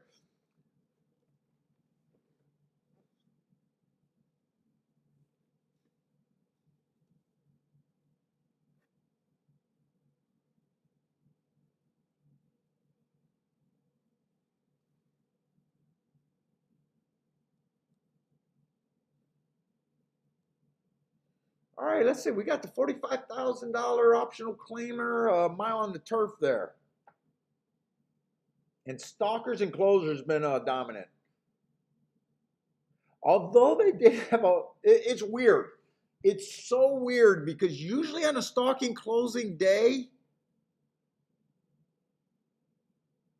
which I do feel like Saratoga's been doing for the last 3 days, you usually don't get a horse setting a course record on a day like that. But they set a new track record going wire to wire on there.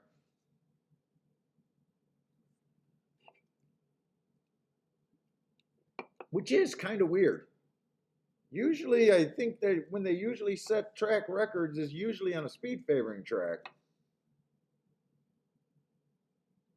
See, it does feel like there's quite a bit of speed in this race, though.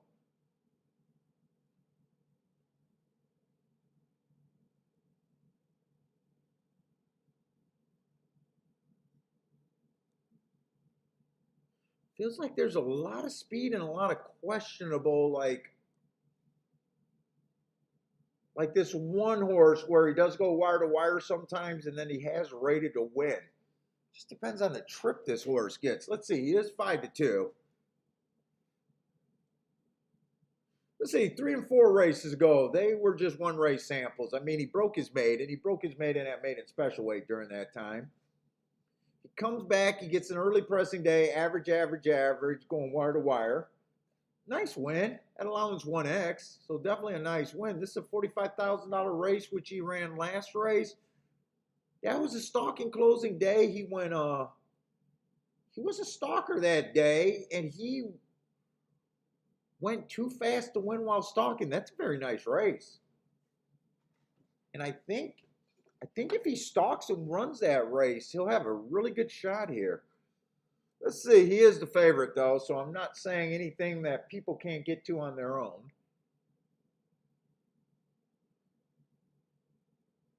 He ran on the exact same day as the two.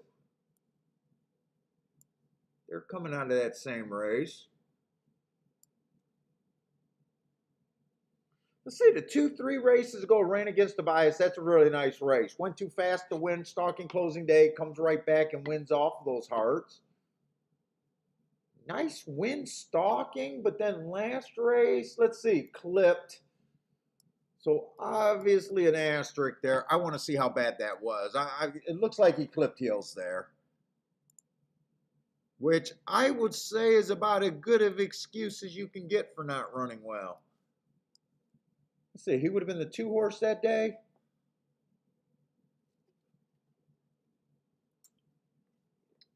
Drooling. Today's the first day I haven't smoked in the last 7 days.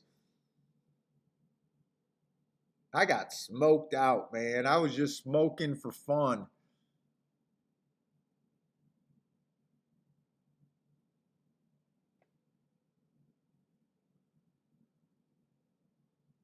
I seen the 5-horse clip pretty bad, but that wasn't the...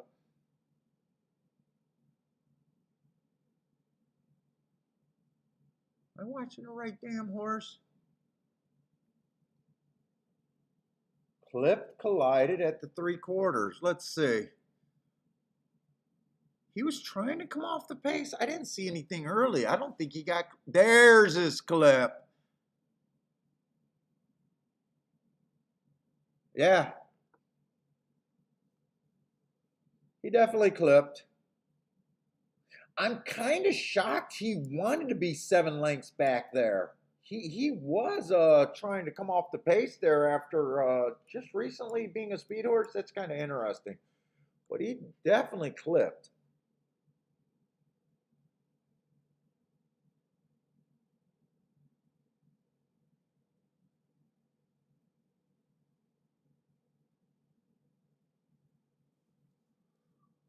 Definitely, without a doubt, clipped.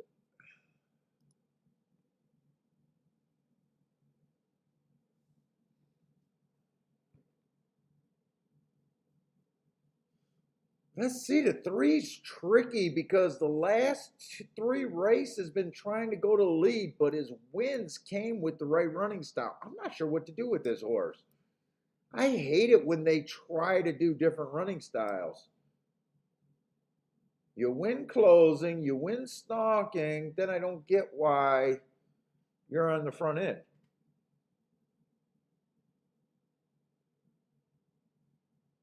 I don't think it's safe to say this horse is going to the front end today. Why was he trying to go to the lead all of a sudden?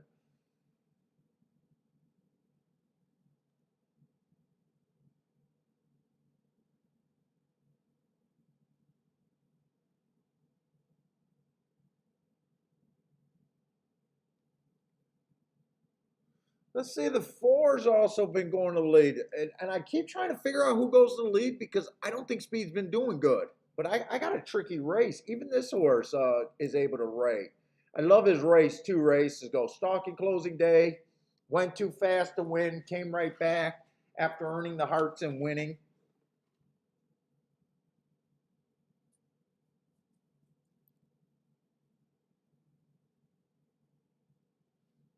You know, everyone else would have said this horse went off form. Most handicappers would have said, I hate that last race there. I love that race. Comes back, wins. You know, they would have seen this speed figure in that finish and been like, oh no, nothing happened there. He just sucked. You know, kind of the same with this one. Oh, he went off form. He pops 2 races later. This race is just tricky because I'm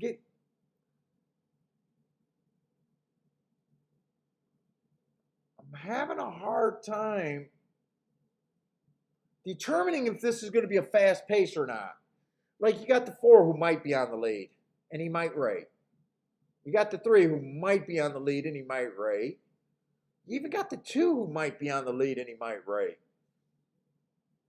They all decide to rate, you get a slow pace. If they all go to the lead, you got exactly what I want to take advantage of. Makes it difficult. Let's see, the 5 horse is another horse that looks like he probably wants to lead. Last race was really nice. Stalking closing day went too fast to win. Definitely wouldn't be surprised to see him get a beat bump here.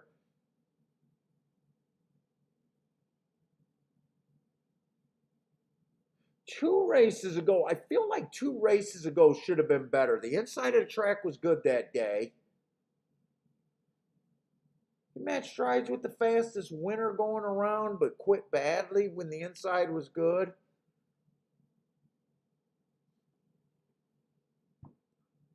I don't think I like him. He normally doesn't run on the turf.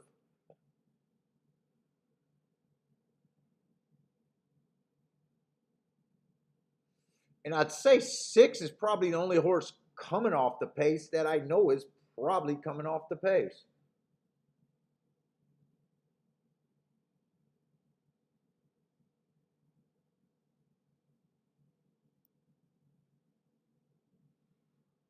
Although I don't think he's as good as these. He's already ran with, I think, the 1 and the 2 horse.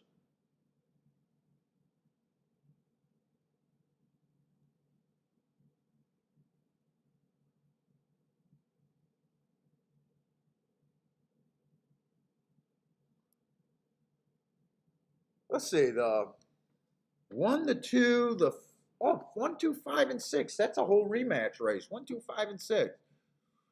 1, 2, 5, and 6.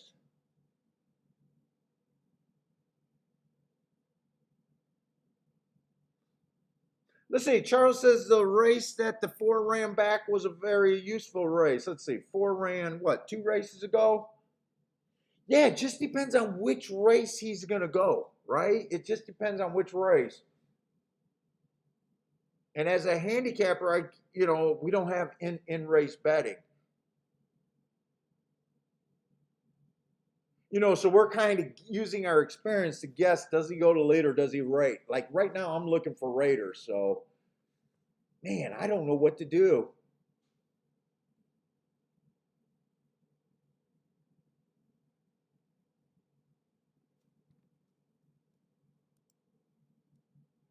I'm guessing he might go to lead, though.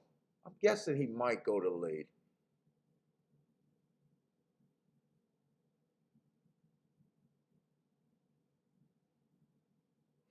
Let's see, the 5 would have got the worst of the bias or the worst of the track on June 23rd.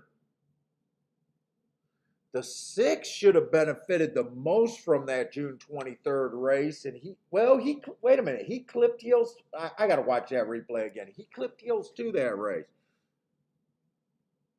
Dude, I bet he was that 5 horse that clipped heels early. I bet that's who he was. Yup, he was the 5. I did see that horse clip before the other horse clipped. I'm watching that replay again.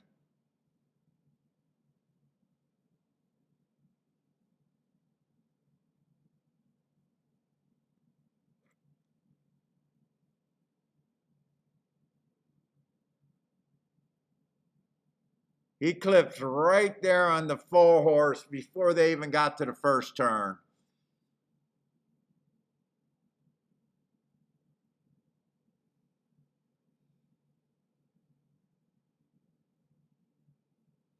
And then it looked like the horse just tried to really push from there, and the horse just looked like he was fighting the jockey. But I'm not so sure what he was really going to do there, kind of deal. And then I think he then possibly caused the other horse to later clip a little while later. Ugh, that's ugly. Got double clippers. Now put it this way, the 6 is not at the price to make me that interested at 7-2.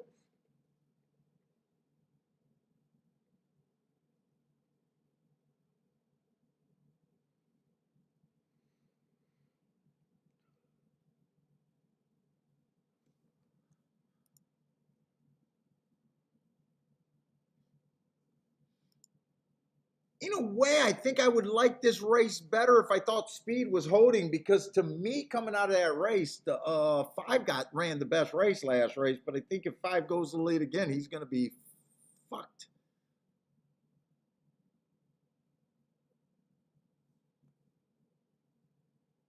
He doesn't always, well, he doesn't. The problem with the 5 is when he doesn't get the lead, he looks like he stops running. That's the problem with the 5 there. So is there anything I can do with this race? I'm really trying to do something with this race because I don't know how much there is today.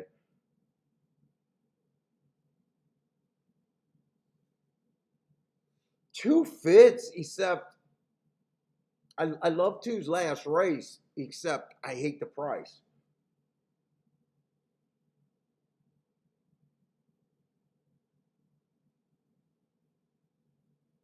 Did I say the 2? I mean the one. I gotta wake up. I freaking gotta wake up here.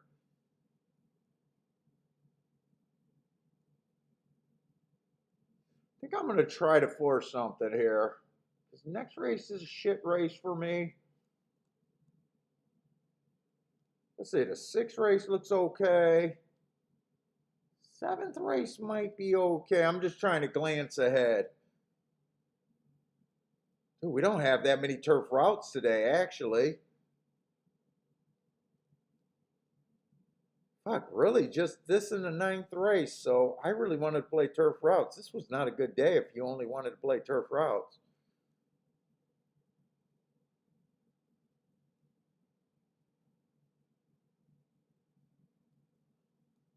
Let's see, I probably can't make a double. Let me look ahead. Next race, I'm gonna be at the mercy of bad information, or short information, I should say. Let's see, 3 did run against a bad rail last race. He could get a little bit better.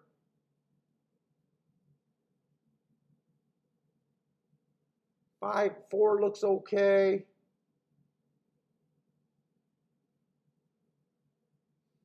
I don't like it, but the 3 and the 4 are the only 2 horses I could probably try to reasonably get a double alive to next race. 3 and the 4.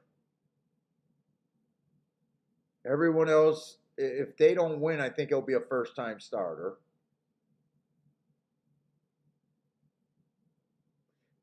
I could take a little shot at a double, but I'd have to play that for less money just to protect myself. I probably couldn't go crazy there.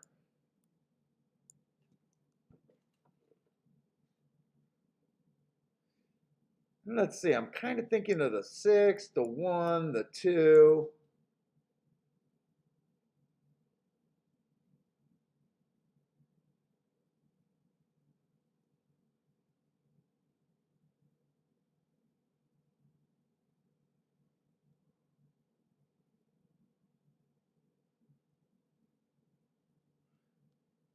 Kind of thinking of that. 6-1-2-5. Let me see if those doubles are okay. Let's see, I got to get back to the 4th race.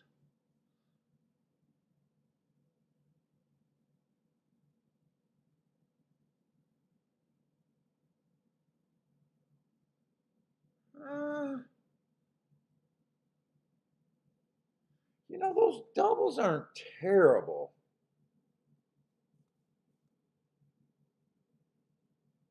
They're not terrible, other than everyone that can beat me is a mystery first-time starter. That's the let's see, I'm looking at that.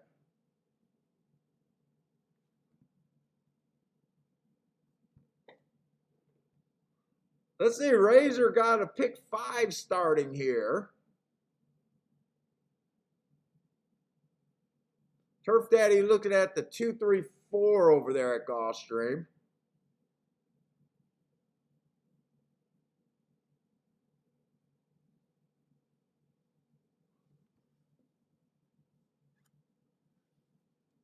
Let's see, I can't do a 4-horse exacta box because I got I got too much that's not good. I think. think that 1-2 exacta, yeah, paying 15 bucks. Holy shit, they're hammering the 3. Who's the 3? I think the 3 gets beat here unless he rates. Unless the 3 rates, I'm pretty sure the 3's gonna get beat bad here. In fact, all the exactas suck with the 1 on top, so that's the bad part of the bet. So I can't have the 1 on top of anything here.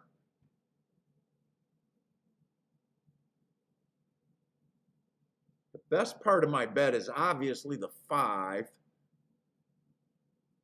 5-1, 5-2, 5-6, but 5 is going to be the wrong running style that I don't think can really win, but that's the fattest part.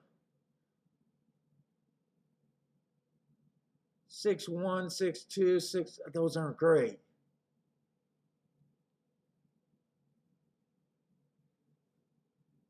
I don't think the exact, there's nothing on this exacta that looks good.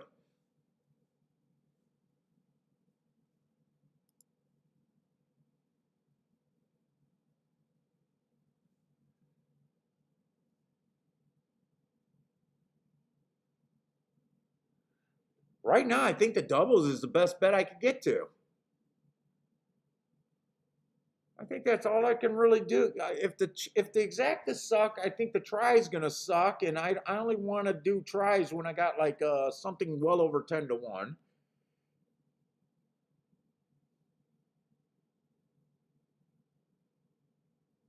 The exactas suck unless the 5 can win. I think I'm just putting in that double. I think I'm gonna have to play a double into a race that I'm not crazy about next race. It's either that or I sit out.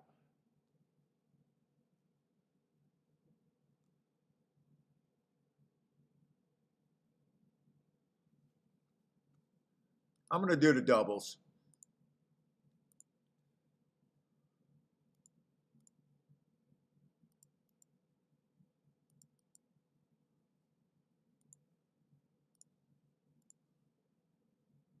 What's up, Elliot? Yeah, I do think the 1's going to be pretty tough. I see a scenario where the 1 loses if the 1 jumps up in the pace. I think there's a risk that this 1 could be deciding to go to the lead. He has went wire to wire a couple times, or tried to go wire to wire a couple times. You know, I was kind of trying to figure out just to use the 2 and the 6 on top. You know, that's not terrible. Let me just make sure those exactas.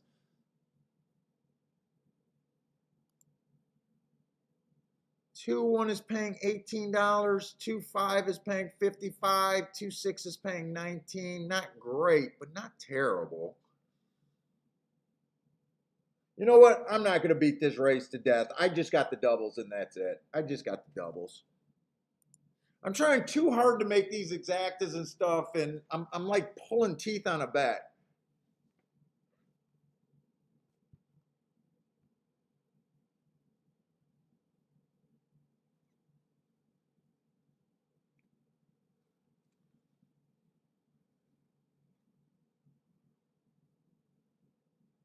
Yakko, what's up, man? Yakko says, try to beat the 1 at Saratoga. But if he runs his last race where he's rating about 3 lengths off the lead, 4 lengths off the lead, I think he's going to be very tough. And that's what he's doing here, so I just don't see no upside, that much upside in this race, really. And I think we're going to have a fast enough pace to close. My biggest opinion is Saratoga on the turf right now is they're just going to come off the pace. That's what I want to be right about more than anything else. If they go wire to wire this race, I'm just going to look like my entire thought process was a failure here.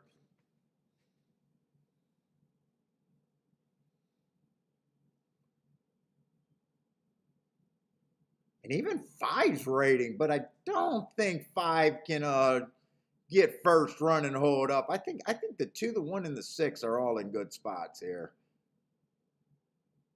I mean, I wouldn't mind if the 5 can jump this 3 and carry on. Come on, 2. 2 looks really good right here.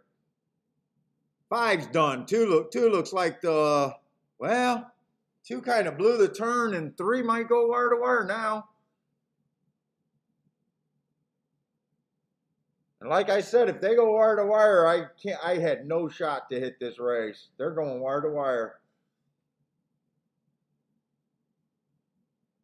And I thought the 5 would have probably been the fastest early, so I was never looking at that 3 seriously. I never looked at that 3 seriously.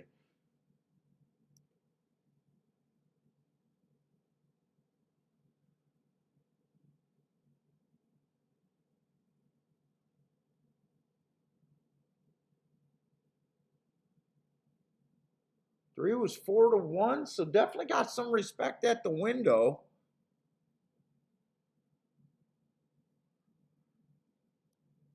And I was never looking at the 4 seriously either, so my opinion on that race was trash.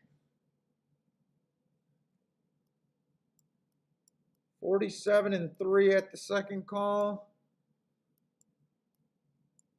71-1.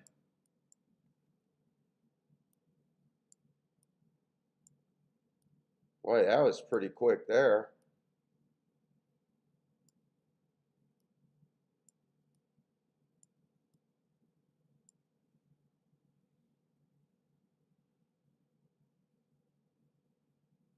Who got third there? Move this. That came in 3, 4. Who got third? I didn't even consider that 4 all that much.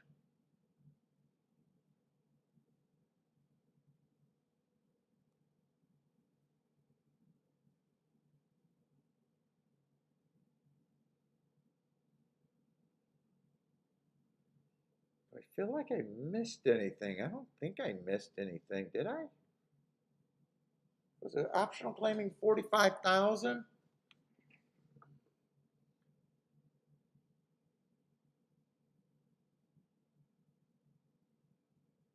Oh, Charles with the boom, boom, boom there.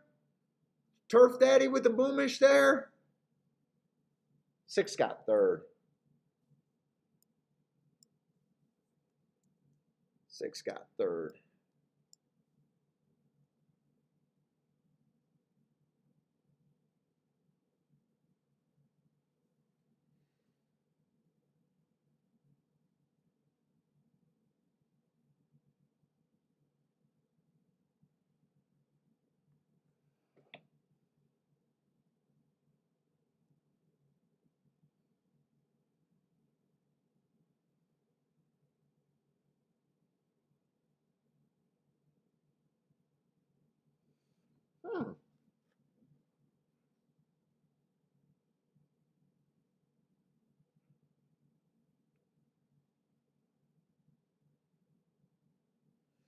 Let's see, this is the cheapest the 4 ran. That makes sense to me. That's the cheapest the 4 ran.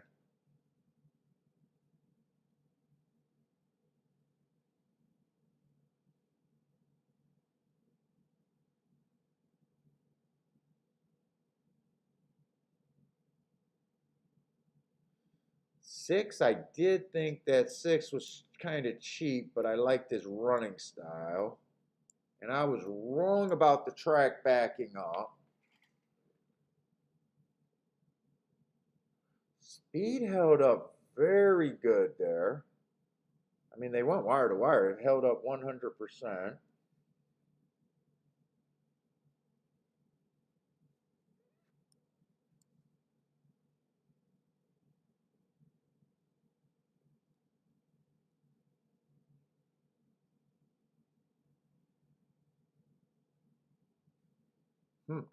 I did not see that.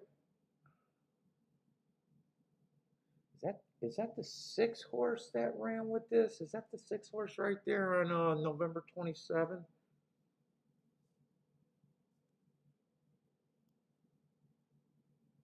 Yeah, that is a 6 horse there.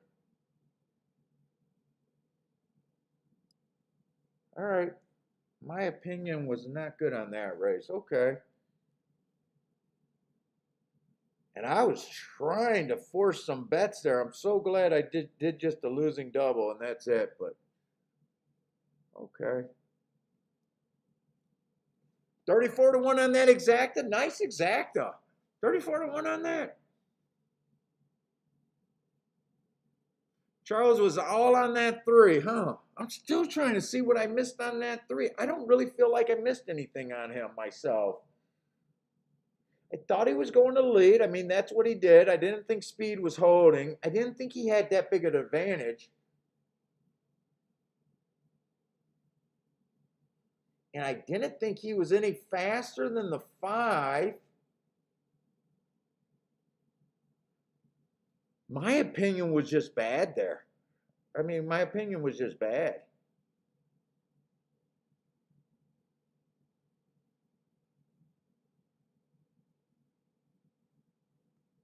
Who is this horse? June 2nd? Who is this guy?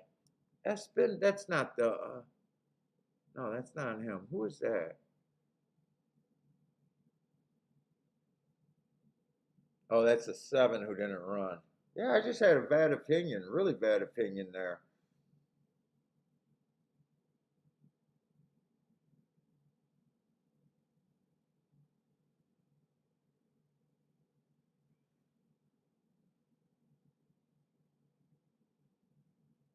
In fact, I was happy when the 7 got the lead and the 5 was chasing and the 4 was up there. I really thought the track was going to back up.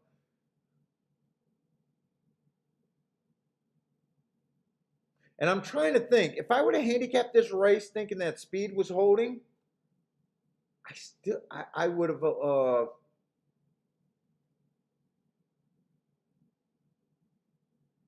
I would have definitely had to respect the 3 more.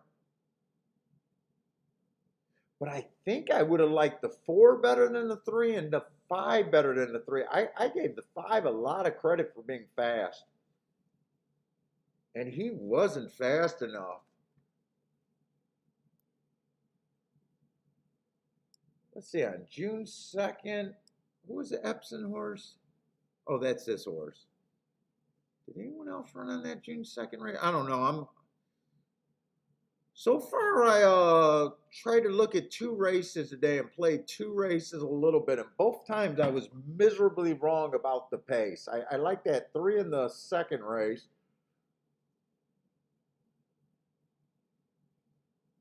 But I'm looking back at it and I don't really think I could have got to this. I just think I was wrong. Well, I know I was wrong. But I don't think I made a mistake for what I was thinking. Put it that way.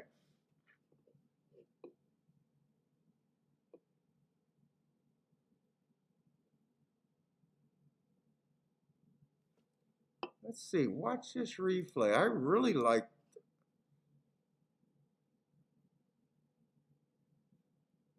the 3 and the 4. Actually, both the speed horses held up extremely well.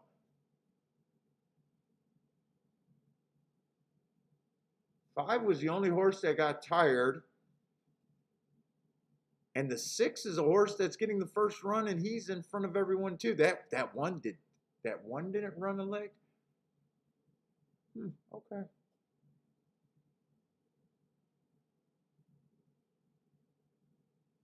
That exacta paid really nice. 34 to 1.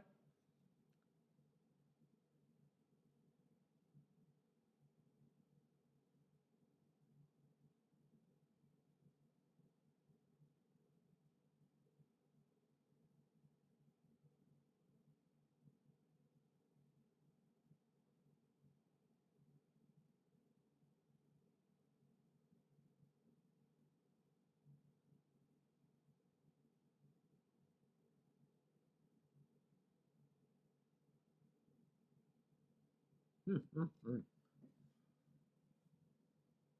right, back to the damn drawing board.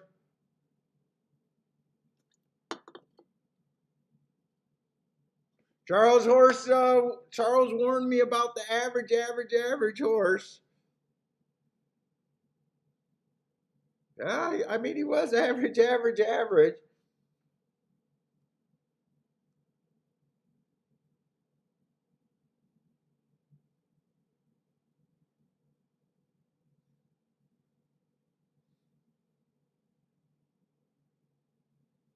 Nice pick. I wasn't a believer. That's for sure. I wasn't a believer.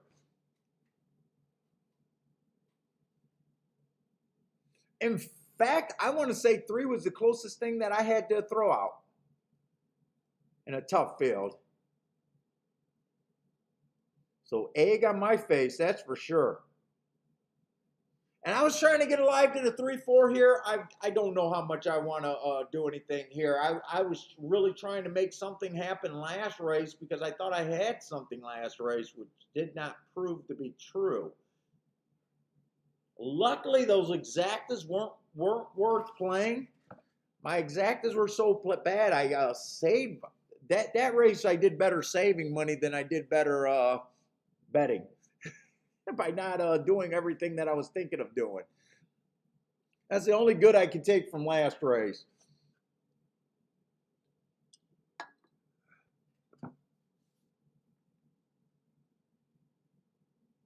Now, the 4, I just didn't want to bet. But the 4 makes more sense to me because to me, that was the easiest group of horses that the 4 ever ran against.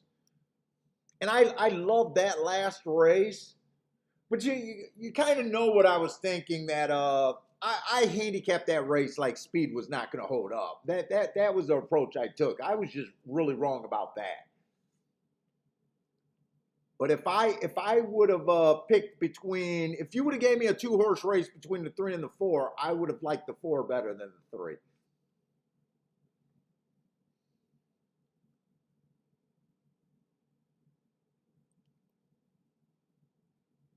And if you would have convinced me that speed was holding and said it was either going to be the 3, the 4, the 5 that got the lead there, I would have been between the 5 and the 4. And I probably would have been leaning on the 5. So my opinion was just bad. My opinion was just bad.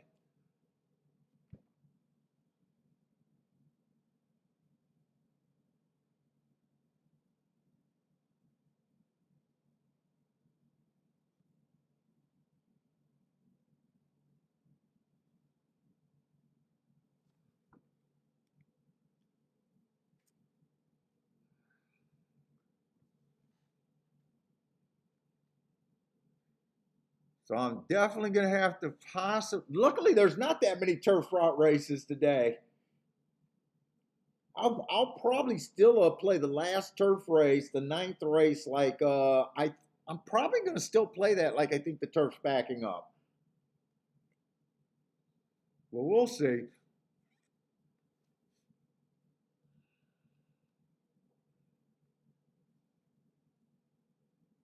I think next race is a better race.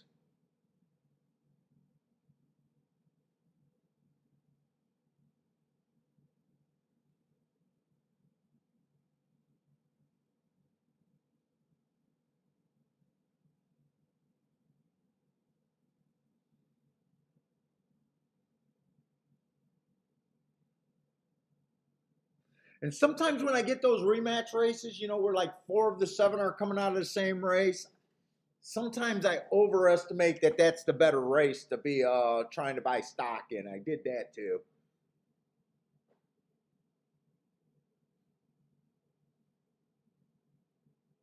And that ended up definitely being the weaker of the, because none of them ran well. None of the horses in that race ran well.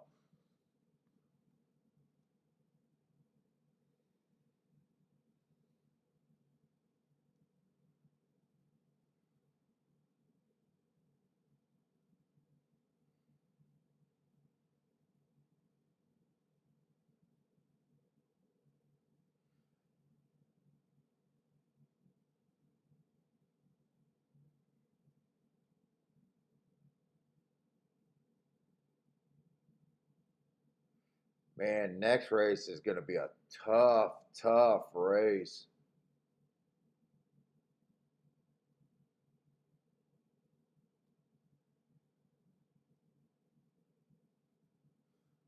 5 furlongs on the turf.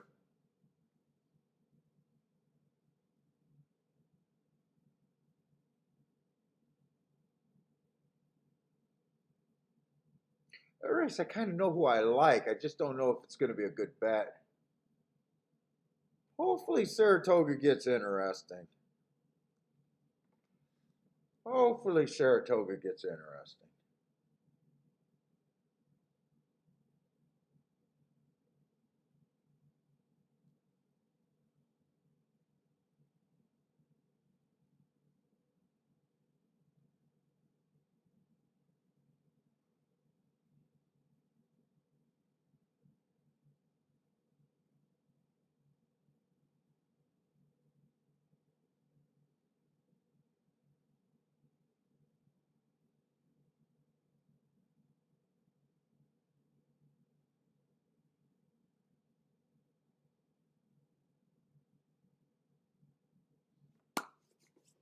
Oh.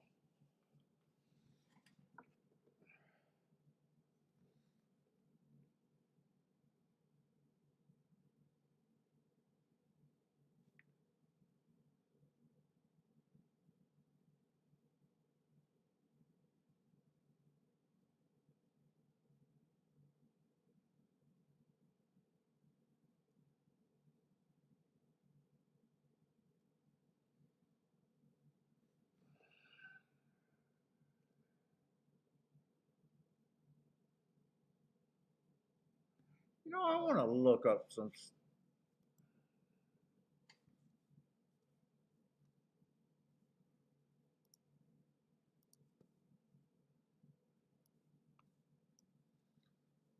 July 1st at Monmouth.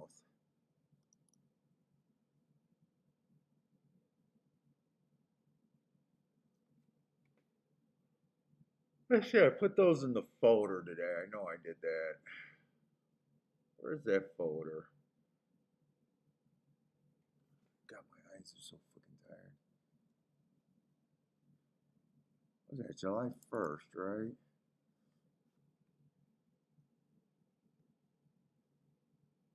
Sixth race? No, second race.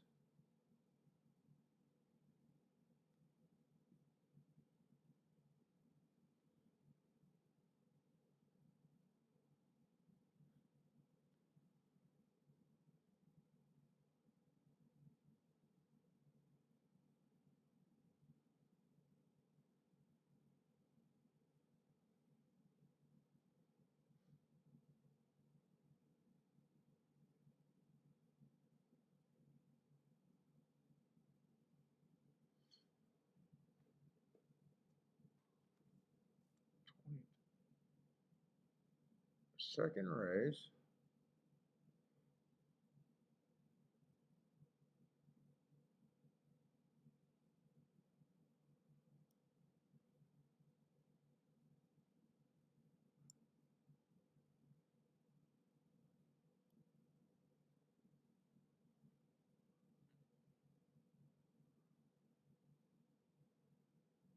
Oh, why do I have that listed as a turf race? That wasn't a turf race. I'm going to have to fix that.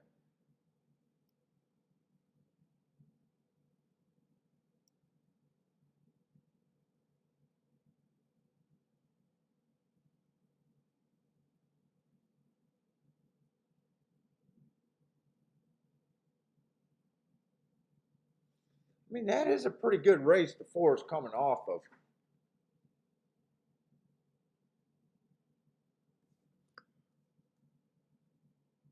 619 at Churchill, but that's all I got to go by. I don't have much. And usually I don't like betting horses off a single race, but I kind of think there's just not that many plays, and I'm trying to make play a little bit. Otherwise, I'm going to be sitting out.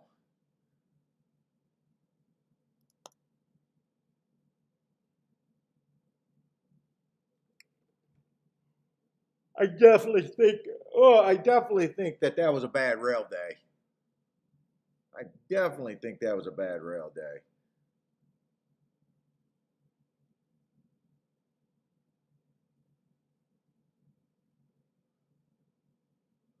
Oh, I know what's confusing me, why I keep thinking and looking and saying stuff is wrong with my notes. That's right. I'm comparing these times and I'm comparing them to the raw times. That's right. I got mine adjusted. I was wondering why that was playing with my head.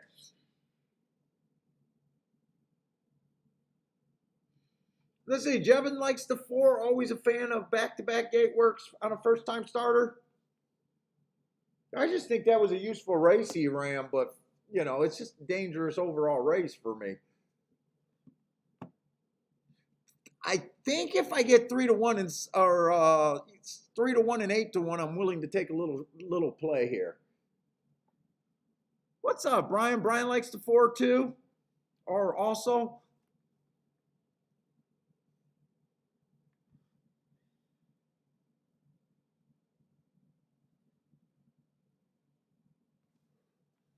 Let me just make sure I got.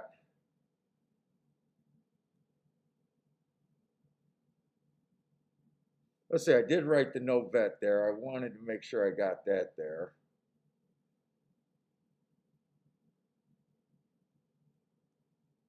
So far, what? I just bet 2 races.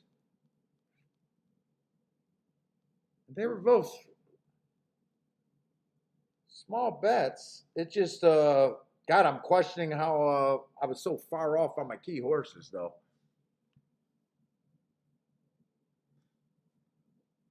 Oh, Brian's over there with the EE software. What is that? The breeding? Their breeding rating on the 4? Is that what the GSR is? Genealogy research something or something like that?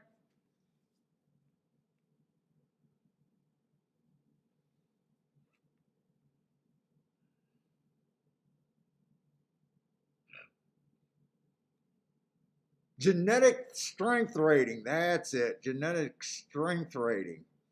Goes back 3 generations, yes. I think that's where I notice his software seems to have his better opinions.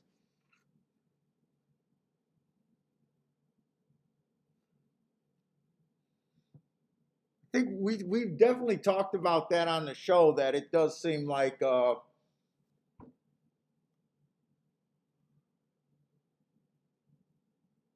that's where his software kind of shine. Just from me watching on the stream, just from me watching his stream. I've never tried it.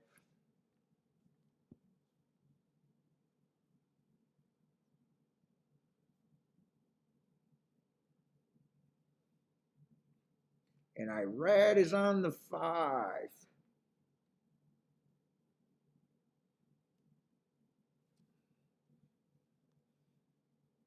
Let me just look at next race, because next race is the Yakko says the GSR is not a bad tool. Yeah, when Marco Lou used to be on the show, me and him used to talk about that's where Scotty got when Scotty seems to get to the higher prices, it was a lot of times on his GSR, especially in the maiden races.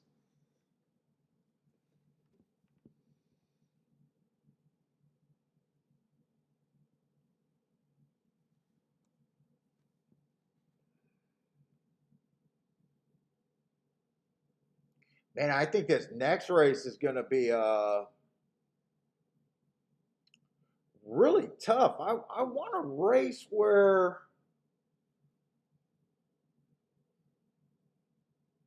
I can have a running style edge is almost what I want. Yeah, I mean, I like the 6. I like the 5, but that's definitely an AB ticket.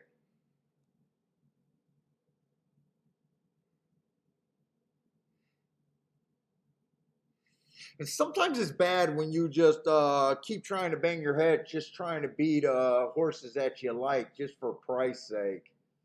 It's not a good place to be all the time, and that's what I kind of feel like so far today. Oh, Joshua, I'll never try it, dude. Once you start paying taxes at the end of the year, you got no interest on trying to learn something new. I'm not saying it's good or bad. I just have zero interest on changing. Dude, you know how dumb you would be to change to go to a product after years of beating a game the way you've been beating it. I mean, it does not make sense. It just does not make sense. From that standpoint, not saying I don't see value in it or I don't want it to work or I want it to work. It just does not make sense. When you got the history that I got, you don't want to try anything. It doesn't make sense to try anything.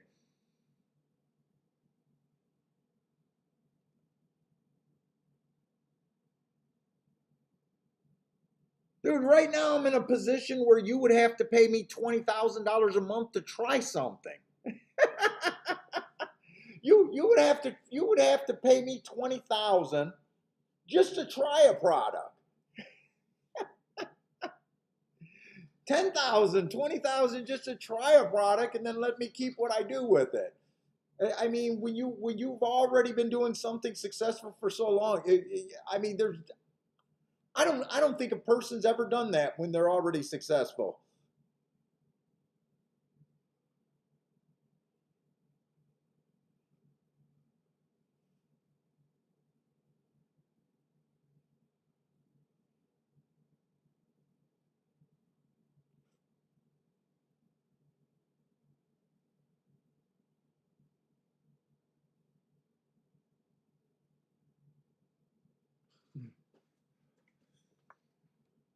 Well, yeah, but then if you don't change, you wouldn't be trying. Like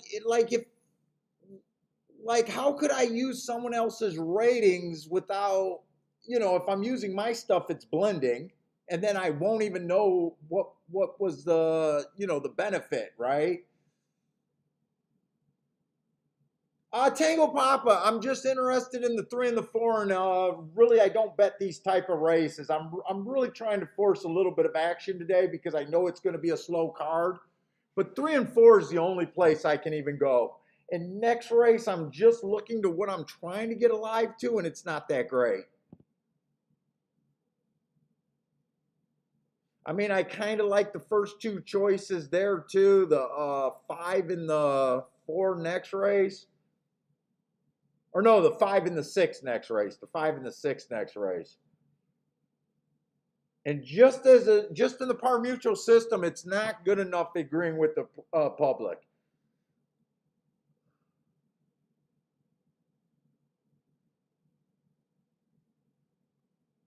I think the 4 is going to be too far back. Let's see. The other horse I could get alive to next race is the 3.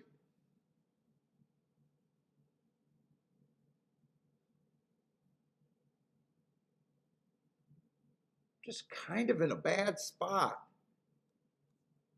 I'm going to write down what I'm thinking, but I'll have to check them.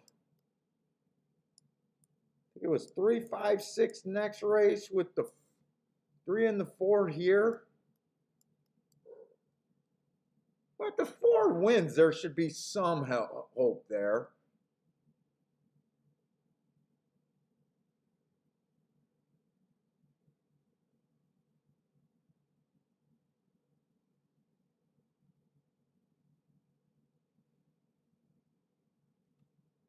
Let's see what those are paying. I mean, with the 4, they're probably okay, but this is a dangerous race for me. Holy shit, 4 to the 3 is paying 99 to 1. 4 to the 5 is 31 to 1. 4 to the 28 to 1. They're not terrible. 3 to the 3 is 41 to 1. 3 to the 5 is 15, so that's the worst part of it. No, 3 to the 5 is 23. 3 to the 6 is the worst part of it.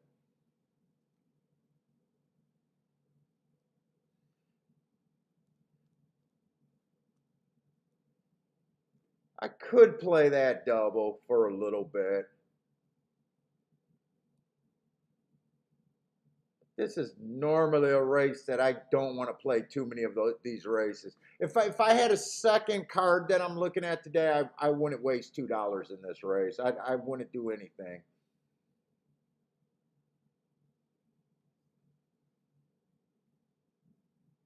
Probably 60 bucks is the most I want to put in this. So very kind of small play bet at the most.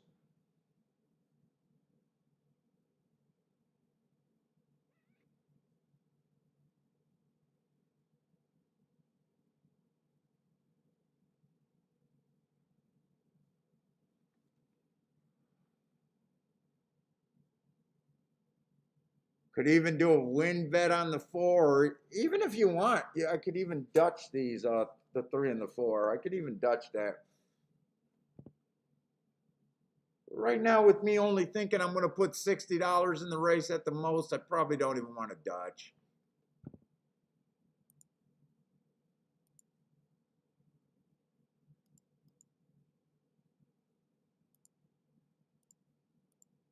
Whoop, wrong horse.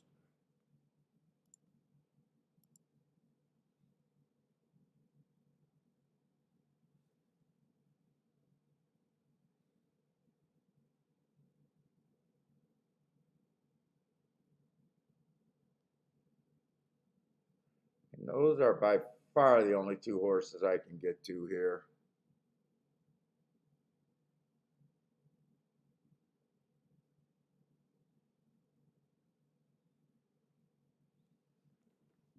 They're loading in the gate.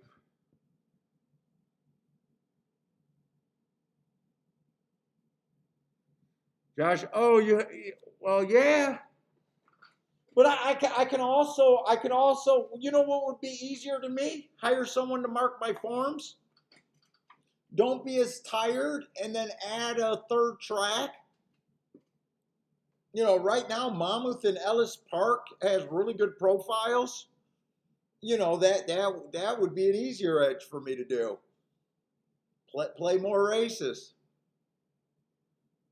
Pay someone to mark my shit. Pay someone to do my record keep. That would make more sense to me than trying to do someone else's system.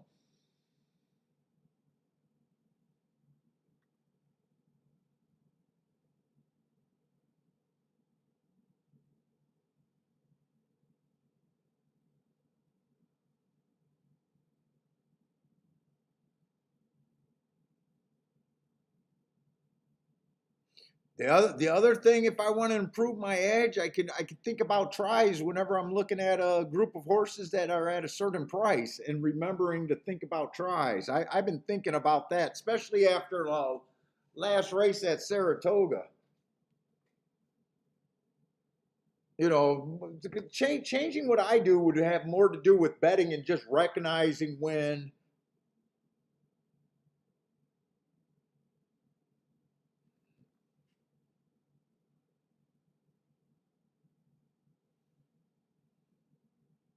that would go farther than anything for me.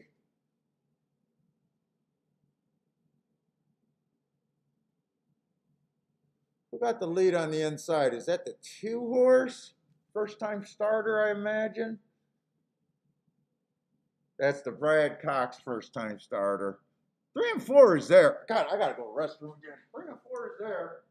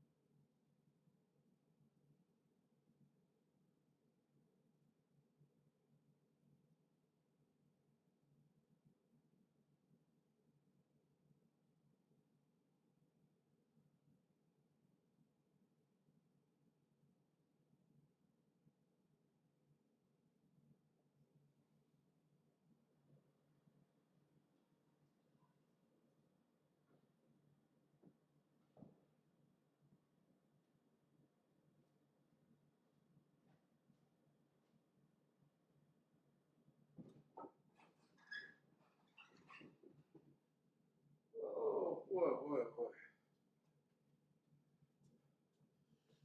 A 2 horse won that race.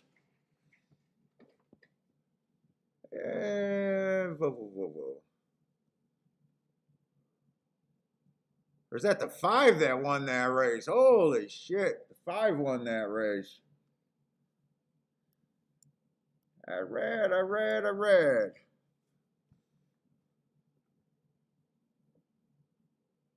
5-7, that's definitely going to be a nice payout. First timer over first timer.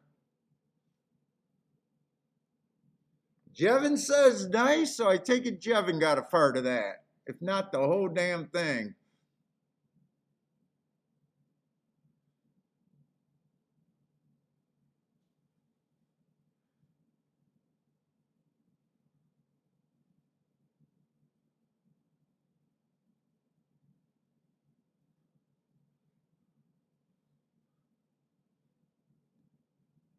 Ah, Jevin liked it a lot. Had the exact of 5 times. Nice hit.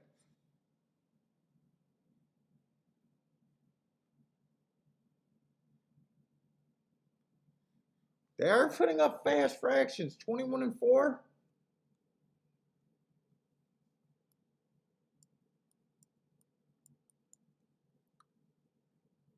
45 and 4. Oh, that was a little bit slower there.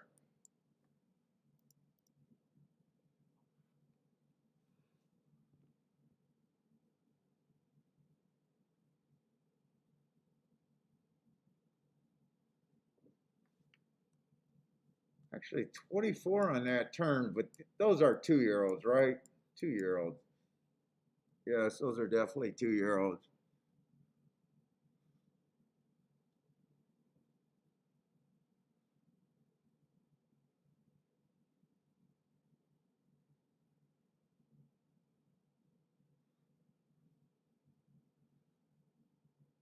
Definitely gonna have to look at that race.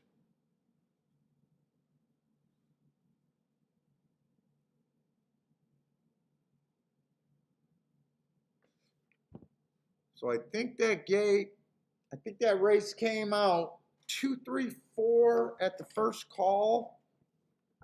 Two dueled away around both of them, and then the 5 hopped the pace. I just got to see how far back that 5 was. And then 7 came charging late there.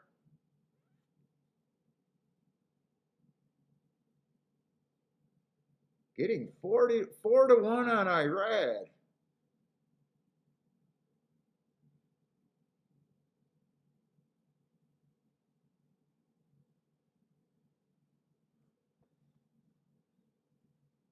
Who was the favorite there? The 2? Yeah, 2 was the favorite.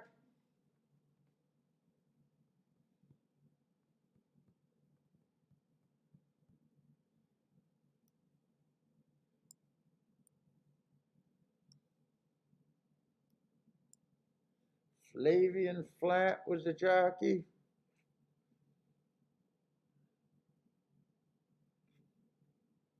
Jevin says, never been a fan of taking a horse doing something for the first time at a short. Yeah, I think that's a pretty good rule right there.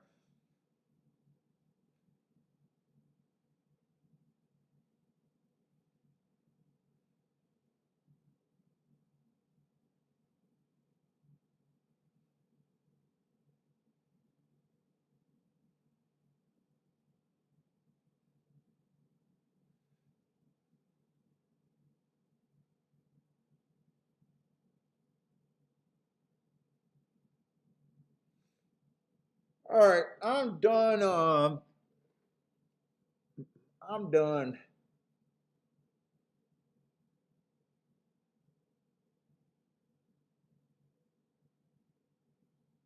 I definitely want to watch that race to see what you're talking about on that 9 horse.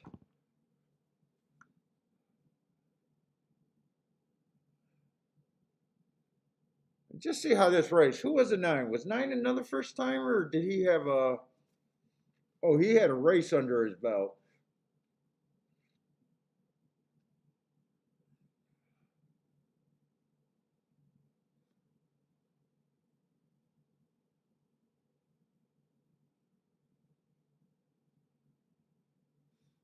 Oh yeah, Jay. Well, that's the other thing. I get why people that haven't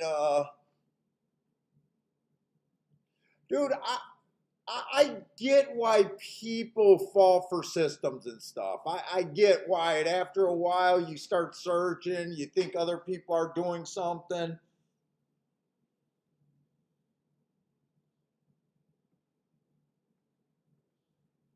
I think the easiest way to improve your game is just paying attention to the math side of things more than anything. I think everything else is just extra, really. I think you got to do. I think you got to do your own handicapping and have enough to know what gets you to certain prices and what you can bet confidently. But once you get past there, it's all math.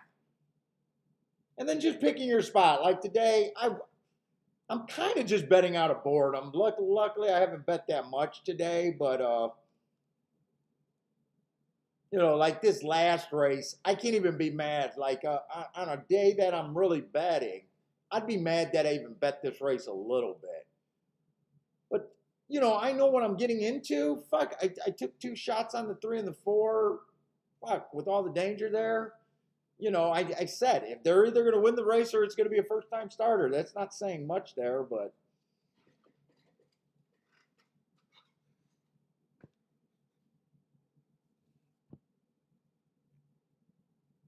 I think that, like Javon says, taking 2-1 on the 2 horse, it probably isn't a good long-term situation. But I even say, no matter how you come up with your horses, you'll be better off if unless your opinion is always crap. If your opinion is always crap, there's nothing you can do about it. But I still think once you get to your 4 horses or 3 horses, whatever you're looking at, key off the highest ones. Just key off the highest ones. For the most part, that should make you a better player right there.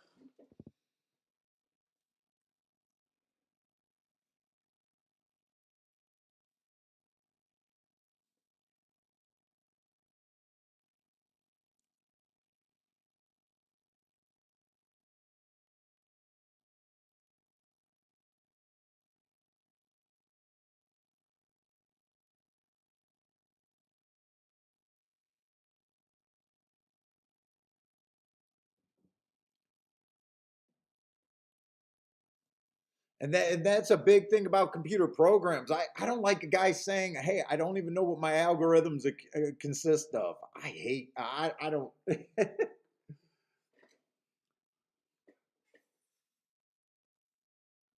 But if you guys are using it as it's doing good, fucking use it.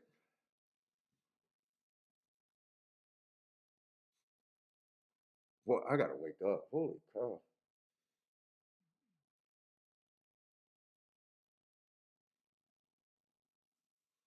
I can't even make out the 9 in this race. I'm still trying to figure out this 9 strip that you guys are talking about.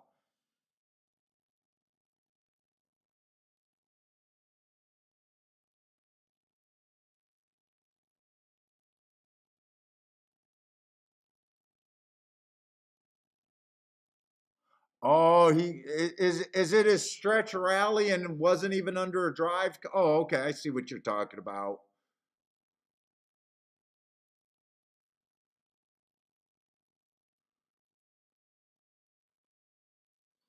I think you're talking about that stretch run with him not really having to push.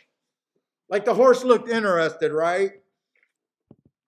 And you were probably watching the jockey's hand, and the jockey he slapped him with the whip, but not convincingly, like he was actually trying to get something out of him. And the horse looked like he was at least willing to keep running.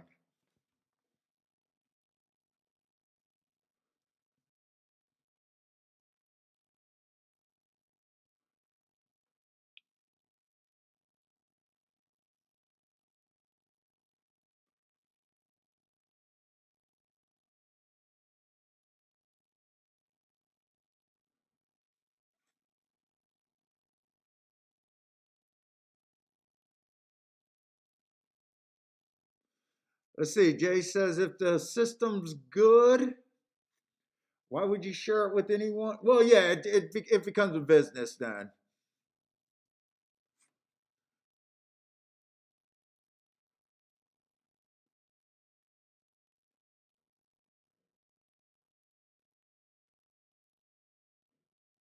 Now, I was trying just to do a play bet. I'm done with just these little bets right now today, I think. Haven't had a race where I had a chance to see the ball real quick. And when I was glancing at this race, trying to look at the doubles, I thought this race was super competitive. Unless they make a crazy mistake in the betting pool.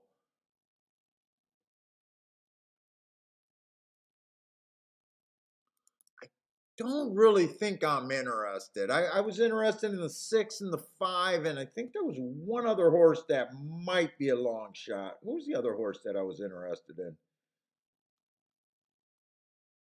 The 3. But I thought this was a race where, in a way, I wouldn't be shocked if almost anyone won this race.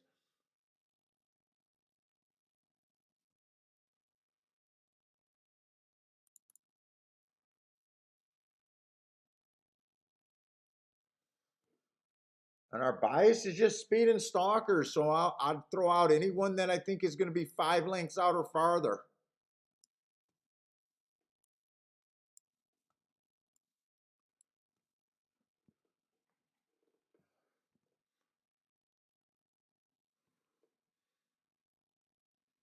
We do have a $40,000 claimer. So the one horse looks like a stalker here. Looks like he can be in position.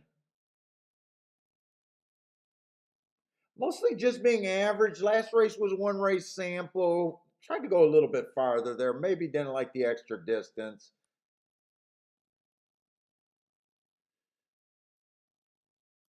Kind of recently dropping in class, so wouldn't really surprise me. Just I don't think I'm that interested at 7-2. I think 7-2 sounds like fair value and not anything extra.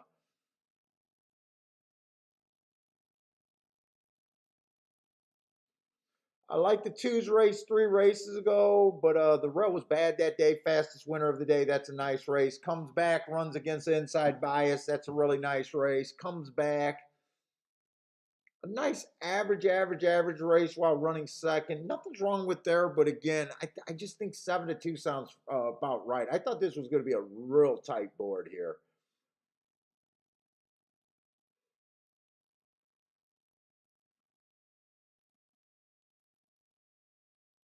Three horse dropping in class.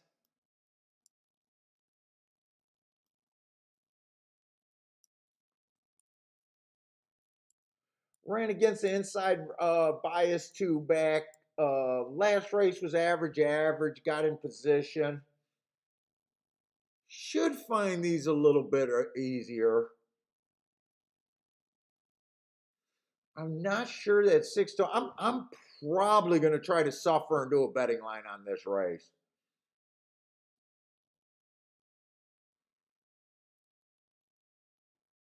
Because I think that this race is that tough.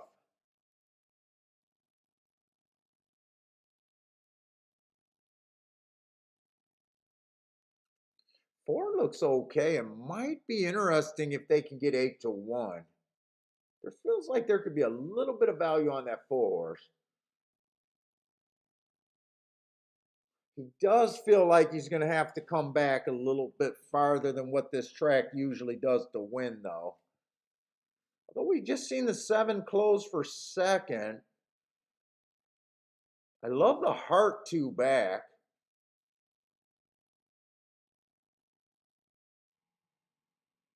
Does feel like he could be a little bit farther back. Let's see. I might have to do speed and everything. Let's see. 5 got a lot of speed. Been going too fast to win. Been quitting. Not sure there's a ton of speed. I think I've seen a ton of stalkers, but not a ton of speed in this race.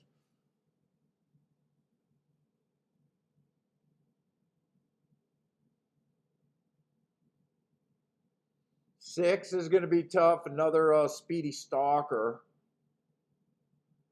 3 races ago, ran against the inside bias, went too fast to win. That's a really nice race. 2 races ago, inside the track was good. Speed was favorable. Didn't have that speed. That's a nice race.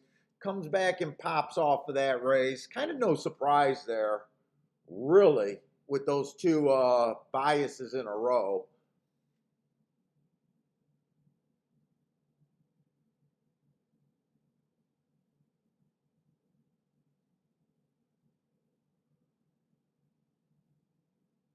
But I really think this is going to be a tough race right here.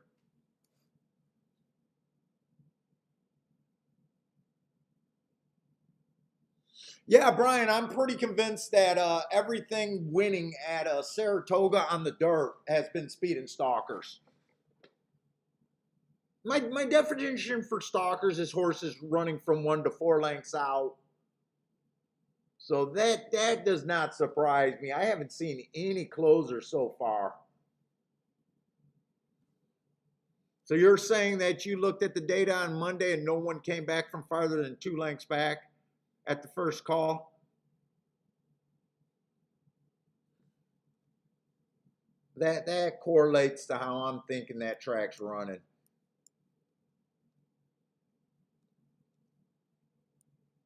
Let's see. I'm just going to talk this race to death and see if I can decide, because right now I think that this race is not super playable.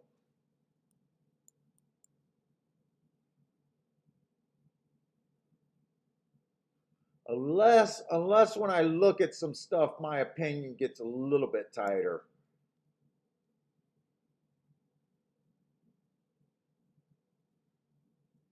I think 7 borderlines being a stalker closer here.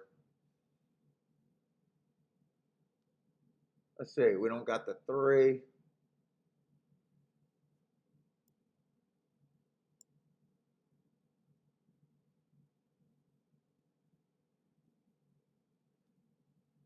Two looks like speed or stalk. He looks like he could do a little bit of both.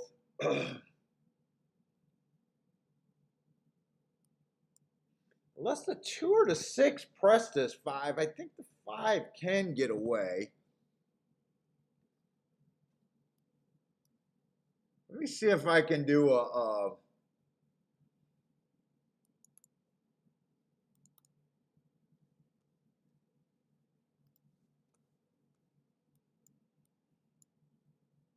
17%. Let me see if we can do. I could do at least a betting line that makes sense to me. I got a feeling I'm going to have a hard time completing a betting line here. Is what I think I'm going to have a hard time doing. So we'll just say right now fair value is 5-1 for everyone without handicapping. So who is hard for me to support?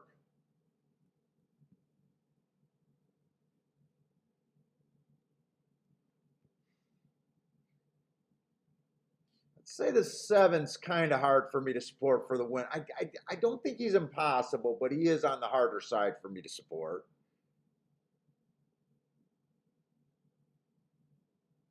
He kind of feels like he needs a race to really back down and a lot of things to go right.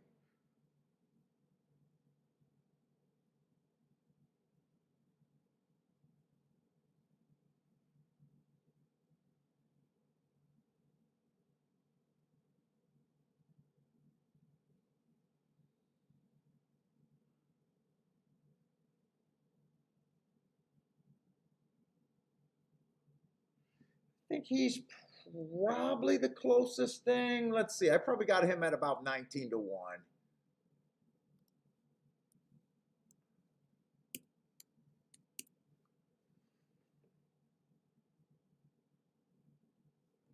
I got a feeling this betting line might be on the tough side for me to make.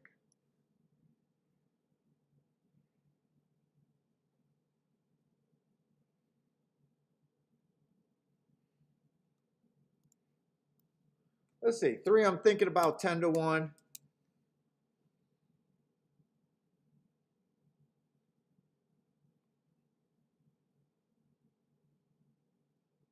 And I was trying to get alive to the 3, and I'm not so sure how much I like the 3.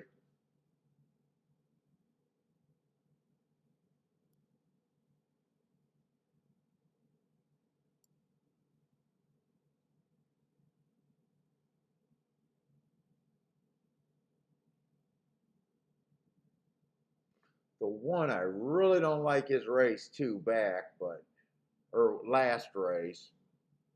That was at a route. He could possibly still rate. Let's see. Just see where I'm at right now. If I stop right now, I got everyone down to 4-1. About 20%.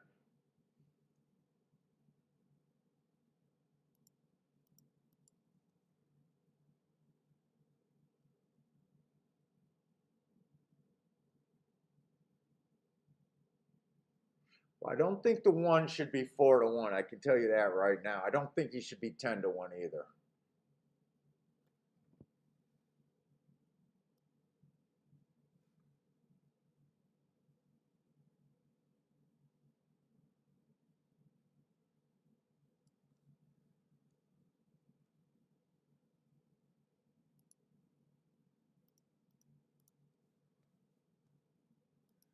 I think he's about 6-1.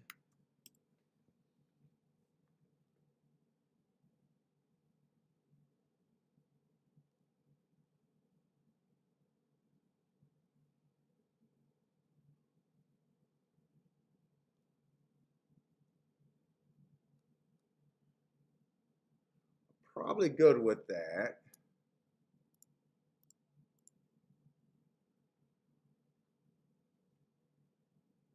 Leaves everyone else at about 7-2. I think I could go a little bit farther.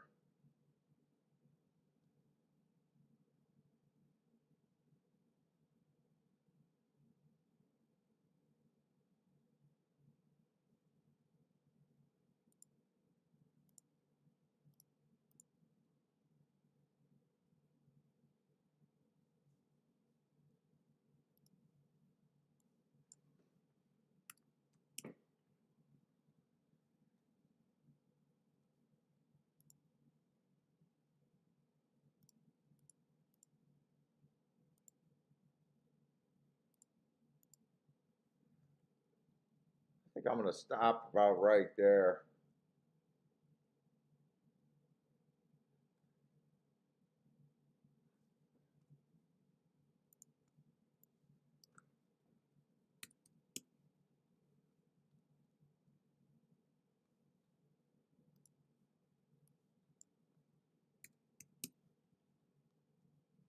Leaves everyone else at 3-1. I think I'm comfortable right there. Let's see, long shot Louis likes the 4 over there at Saratoga. Hawk Rivers winning place on the 4. I do find the 4 interesting. Rested. Long shot Louis likes the 4. Let's see, Charles boxing the 1, 2, 3, 4.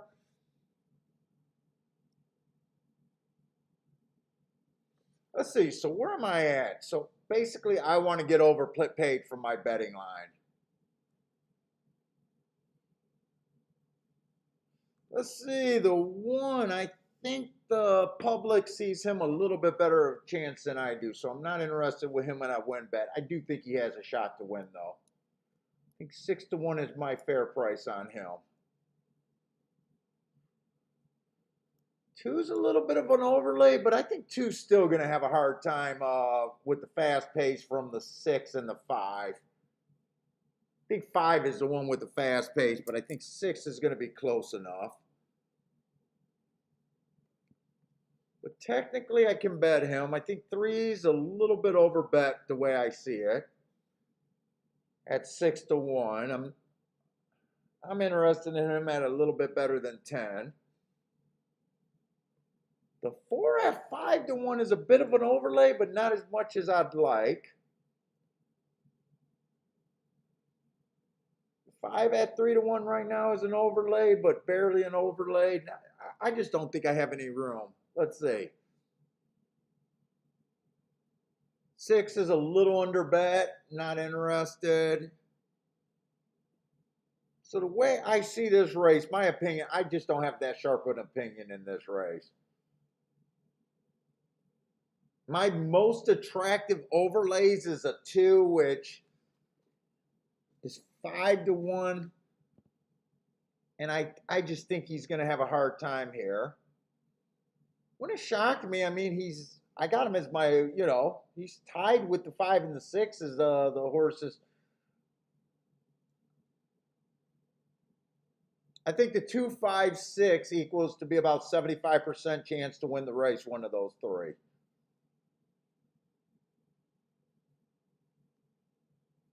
Four's the next up.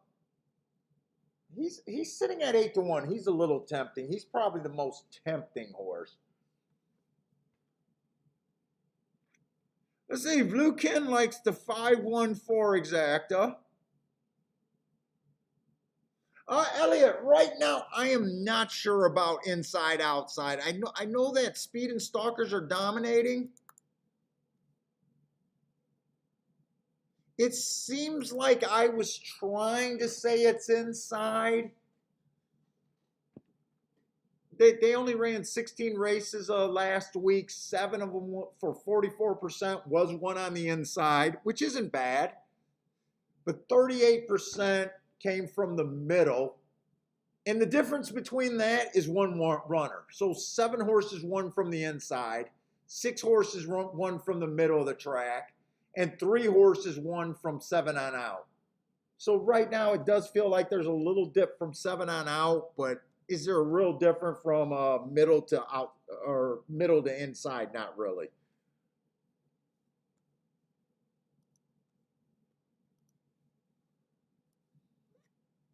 At least from the record so far.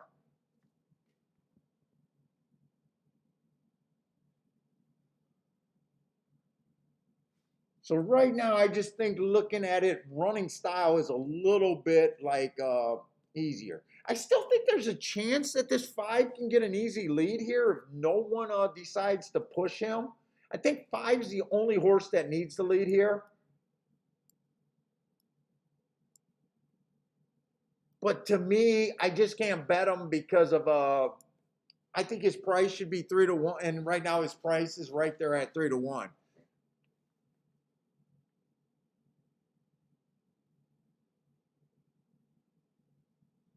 Let's see. PDD Howard and Marks on the 8 in race 7.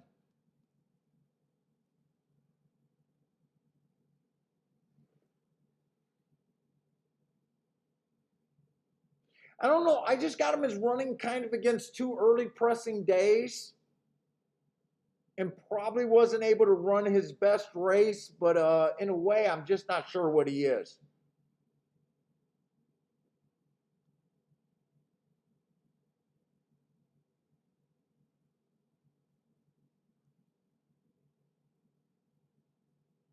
Where the Mamu, the 4 horse looks like he's coming off a really nice race running against the bias, and the 3 looks like he's going to be tough in that next race.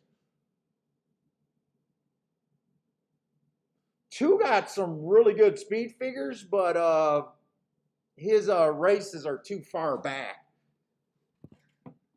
I don't know. I think the 3 is going to be tough that race. The 8 horse definitely has to improve, but he ran against a couple biases. I'm just not sure what type of horse he is.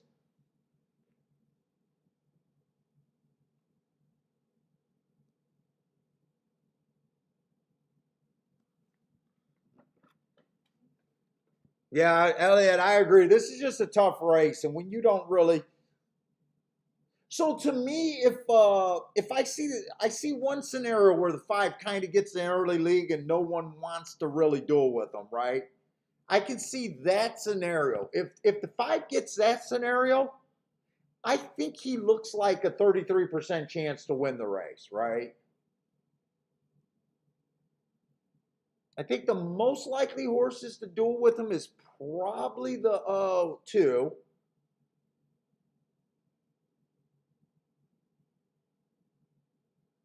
Possibly the 3 and maybe the 6, because the 6 is pretty speedy stalking.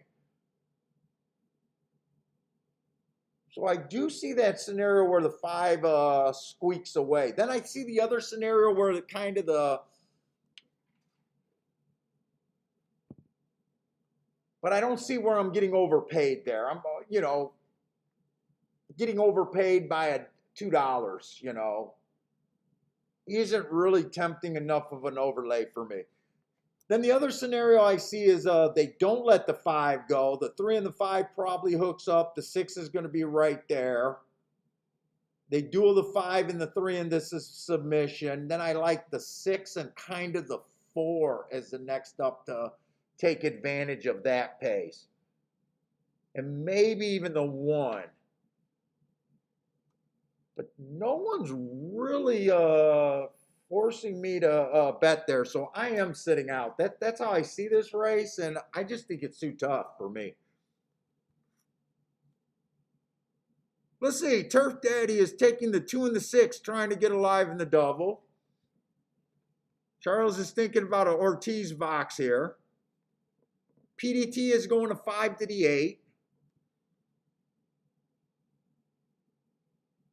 I'll try to look that up. You're talking about for the Gulfstream. You know what? I think I purged my files for August because that's like going back a year now.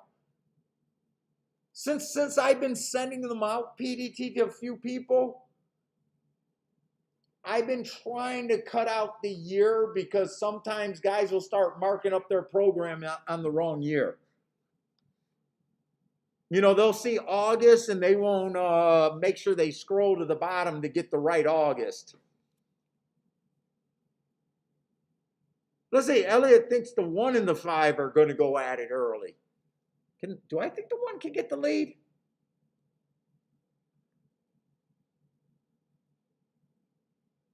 I don't know. The only time, I mean, possible because he is a speedy stalker, but I tend to think he's going to stalk, but I wouldn't be surprised in this race. I think the 2's the most likely. I think 2 and 5 are the most likely 2 horses to be dueling here.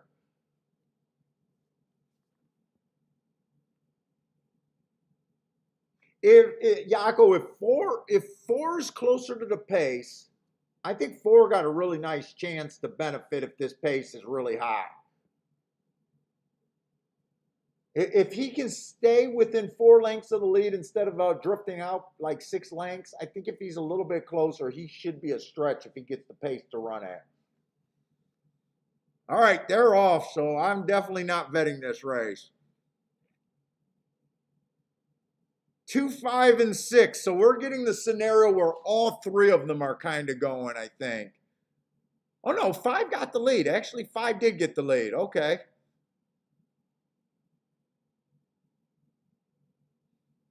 So right now, I think this 5 has a little bit of a better chance unless this is a crazy fast pace.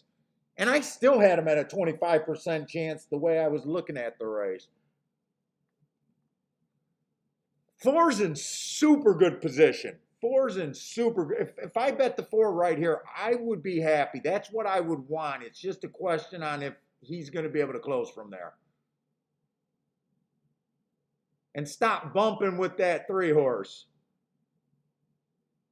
Him bumping with that other horse is not good enough. And the speed's just going to hold up. 5, 6, 6, 5. It just held up pretty good. 6, 5, 4, 3. So as a handicapper, you know, this was not a race that I was playable. But when you do your odds, and you basically got the 6, 4, 3 all as the same horse, and you got the 4 horse as your next best at 5 to 1. You know, to me as a handicapper, I handicap that perfectly. I just don't want to play horses at that odds. If there was money to be made there, I could have, but you know, to me, I'm just happy with having a betting line that good. Yeah, and Elliot, I'm not so sure there's an inside bias right now. I think it's just speed and stalkers. Right now, I would just operate speed and stalkers. You want to be no more than, say, 3 lengths out off the lead at the first call.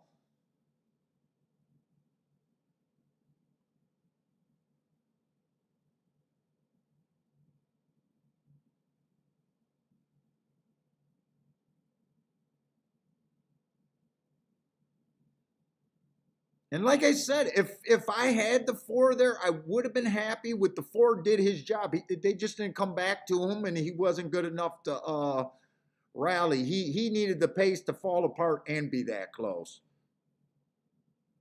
I was a little tempted to bet him as a play bet when he was looking at like he could possibly be 8 to 1 or 9 to 1. But when he just looked like he was going to stay at about 7-1, I didn't think that was enough of an overpay in such a tough race. Yeah, you're right, Elliot. It could kind of be kind of outside today even. I didn't even think to look at the track like that. It could be.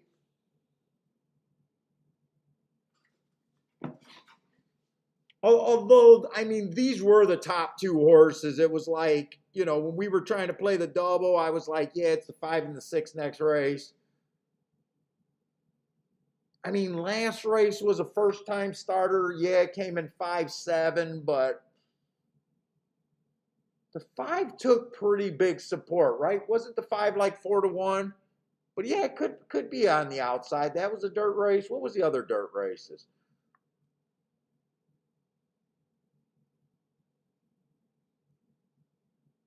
Let's see, that was a turf race. Third race was a turf race.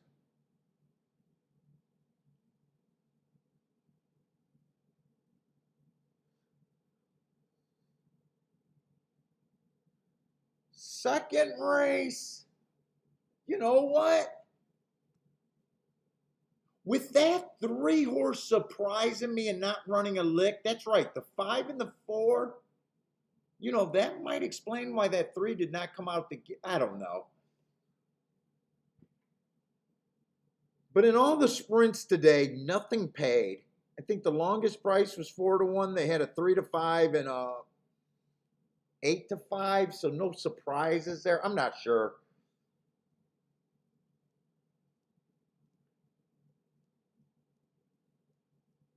Well, I will keep an eye out that an open mind though. I will keep an open mind going forward.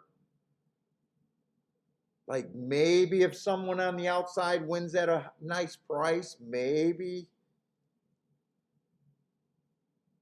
You know, I was really disturbed in that second race why that 3 could not have broke better.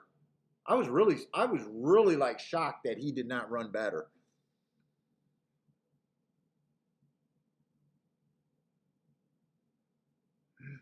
Let's see, Snook Slayer says he hopes the 2 gets a foot fungus.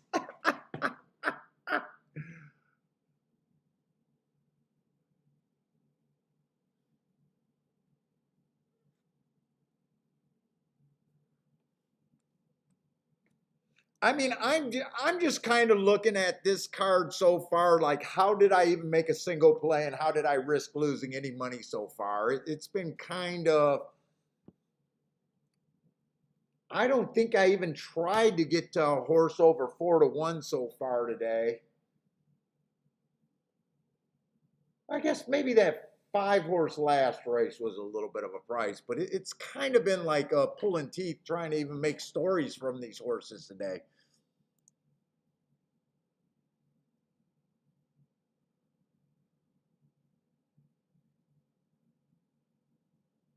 And I'm not even complaining about that because your job as a handicapper is to recognize that races that you're not supposed to be in. So it's not even a complaint. It's just more of an observation. Like, should a guy with my opinion have made a play today? And I'm not really sure I should have.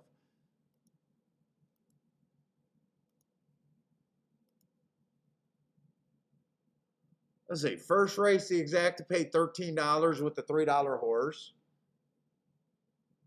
You know, I ran third, didn't get the front end on a 7-2. Not really a price that I'm looking for. What was that third race? What happened that third race? Did I bet that third race? I'm just going to review because not so much is going on.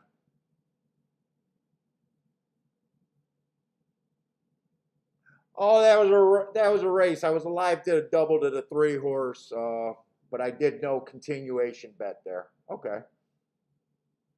So didn't bet that race by itself, but I did play a double going into the 4th race. I tried because I wanted to play the turf. They did go wire to wire, and I was playing that like they were going to close. So that was just me hoping that a bias was there. that race I'm okay with taking a shot playing, and even then I kept cut my bet big time because all there was a double to play.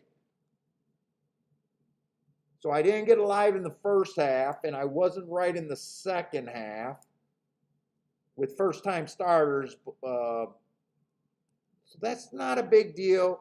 I shouldn't have done this bet. The first bet was okay going into that race, but coming out wasn't a really good bet. First-time starter beat me there. No big deal. And then I did kind of have the two horses here, but probably not that much of an upside. And then I sat out in this race where, two horses ran. So, I mean, not a big day. Just not the fireworks that we kind of need. Let's see, I'm going to flip over there and watch Long Shot Louis' Colonial bet. Because we got a lot of time. Let's see, Charles is taking a shot at Colonial. I'm shocked you guys. Hey, what's up, Uncle Moji? Or Mojo, what's up? Oh, no, I'm not allowed to show the races. I got away with it for a while, but I'm not allowed to show the races.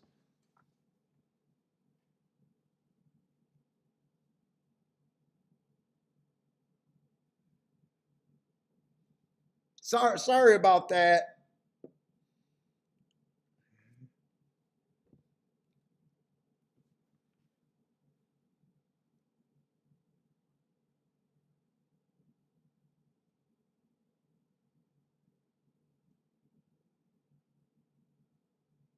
I'm just doing Saratoga. We're watching Colonial. I haven't even looked at is Philadelphia even running today? I'm not sure I've seen Philadelphia on the menu today. Oh yeah, Parks is running today.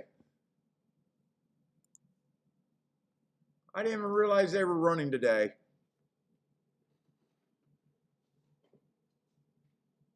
Yeah, so I only have the form today for Saratoga. I wasn't interested in the smaller tracks. Tomorrow I'm probably only going to be able to do Saratoga too, and then Saturday or Friday I might do Saratoga and maybe Woodbine or Gulfstream. I usually try to do 2 tracks, but I'm way behind on all my minor league notes.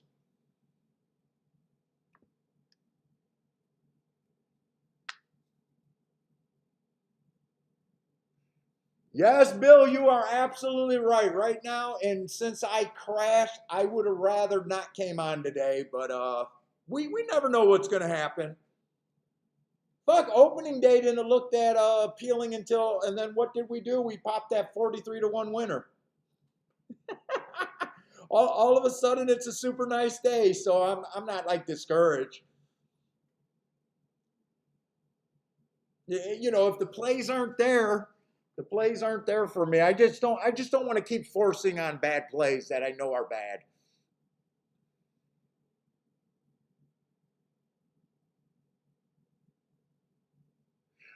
Brian, I usually Gulfstream is usually the track. The only thing that I might not do Gulfstream is Friday is I really don't like the 3 o'clock start time. Gulfstream is my edge track. Gulfstream, I'm killing it. Saratoga is a track that I either love or hate depending on the year. And I usually make that decision the first week if I'm going to continue playing it. So it's usually I either crush it right off the bat and I continue playing it for the meet, or I get rid of it. Woodbine is the track that's going to be running for a year that I'm super excited about. We just got to be able to fit it in. So tomorrow, I don't like handicapping at night anymore. So Woodbine tomorrow is starting at 5 o'clock. Saratoga starting at 1 o'clock. And everything else is crap. So it's really easy for me to pick Saratoga over Woodbine tomorrow, but that's a time issue. So I might be open on doing a Saratoga and Woodbine on Friday. I might be open to doing both of those tracks instead of Gulfstream. because Gulfstream's starting at 3 o'clock. We're only going to handicap. We're only going to be able to watch like the first 5 races, and then I'm done.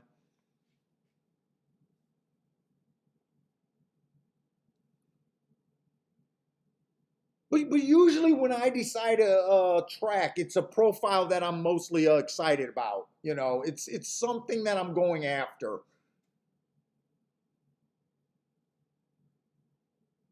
So I always let the profile, you know, if you think there's a bias someplace, I don't want to play on a fair track.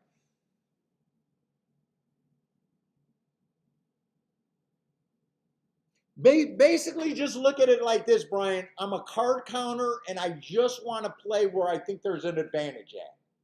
You know, it might just be on one particular surface. It might be on a couple surfaces at that track. But everything I do is kind of my notes are telling me that I should be there. It might not work out that day. Yeah, I still do the bias reports, but I want to sell less of them. I think you're the second person that asked today, and I'm like, I want to close up shop on that. I don't need to do that anymore.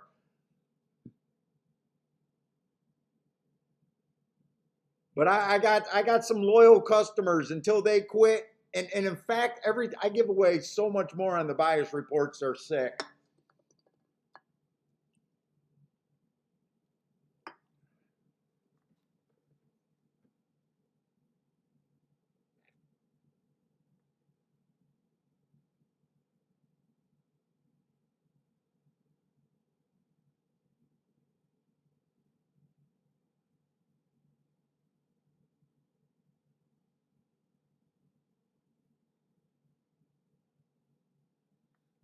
And shit, man, I'm looking at your guys' it looks like, oh no, last race at Colonial, I was just ready to say Colonial looks like it's been nothing but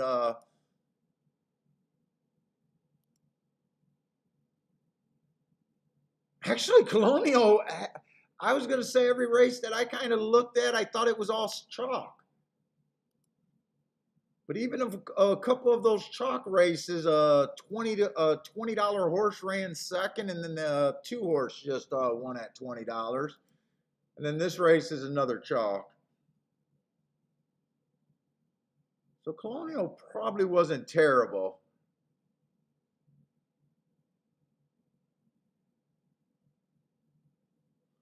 All right, let's start looking over here at Saratoga. Hey, what's up, Joey Bats? I never look at jockeys, so. But I can tell you if I think I like the horse or not. What are we going into? We're going to a turf race over there? 7th race?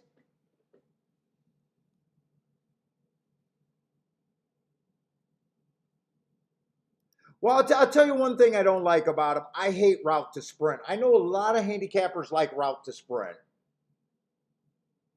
I absolutely hate route to sprint, and I hate it more on the turf. And for me, having an angle that I hate, I don't like the price 3-1. I'm a guy, I don't bet on horses. I bet on math. So every thing that I look about a horse's chance is me math and is the price right? I don't think the price is right on him at all.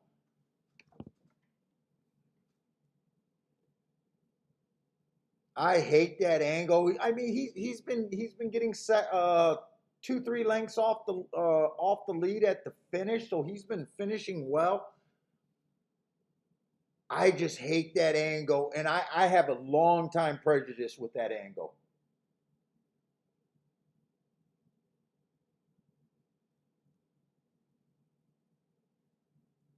Now, these are lightly raced horses, so nothing will surprise me. We got 5.5 furlongs on the turf. I don't do anything with first timers. I don't look at workouts, trainers, and that. I just ignore first timers. If there's too many first time starters in a race, I just don't want to be involved.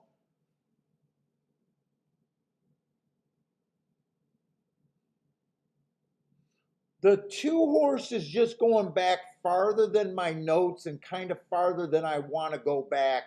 May last year, September and August of last year. I hate speed figures, but you know, speed figures aren't bad. It's just it's a bad tool for betting. Like speed figures get you winners. The problem is everybody knows how to use them, and it's bad for the par mutual game. They don't give you an edge.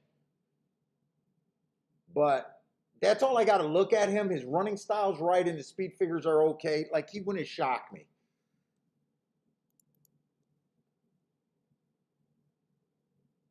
Now the 3 came off a couple one race samples that I got to look at one race samples like everyone else. I got notes on his last race. That was a stalker day. He tried to go wire to wire. He went too fast to win. He earned my best marks. I love all of that about last race. I absolutely love last race. 8 to 5 is just not a price that I'm interested in. But I do love that last race.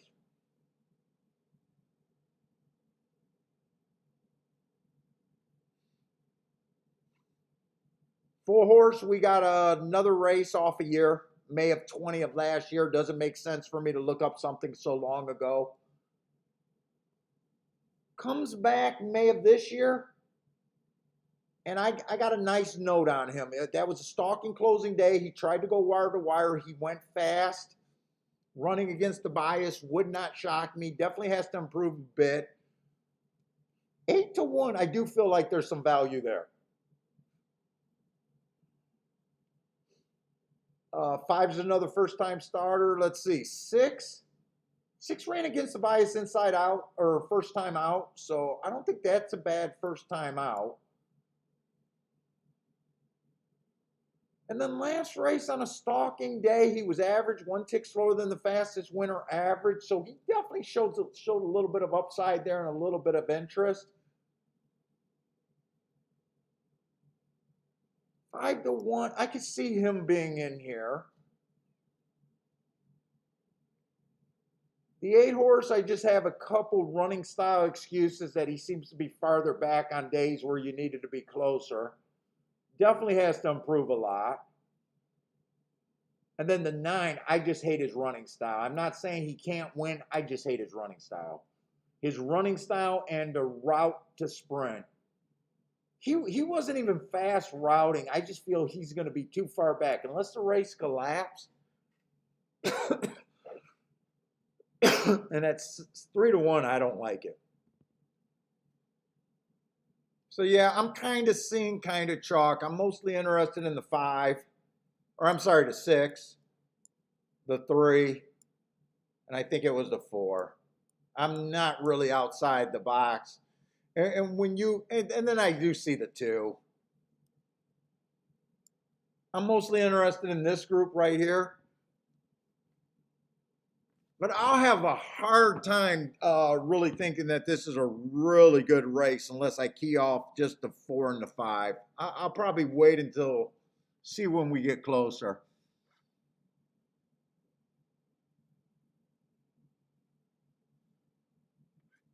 Let's see, PDT likes the 8 over there. Nice price on the 8. Who the hell is the 8?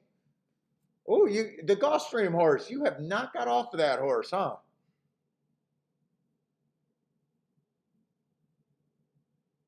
Man, I just think he has to improve a lot. You must like his first time out, think he went to a different surface. And then got a couple asterisks. Well, I can definitely see him improving off of those excuses.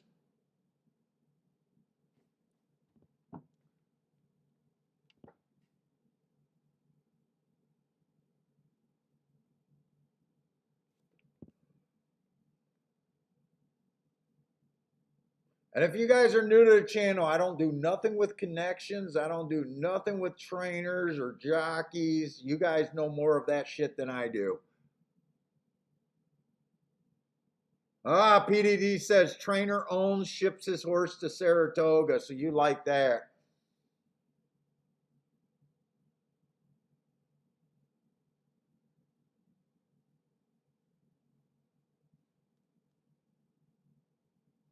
Next race going to be another dirt sprint.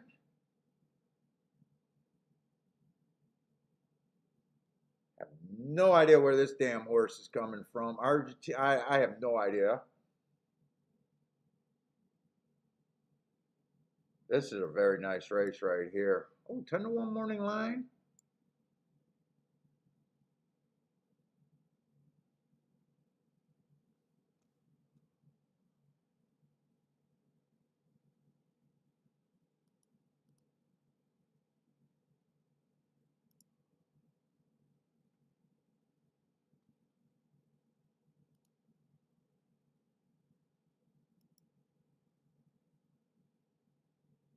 Six three eight one six. Oh no, I'm sorry. 6751. 6751.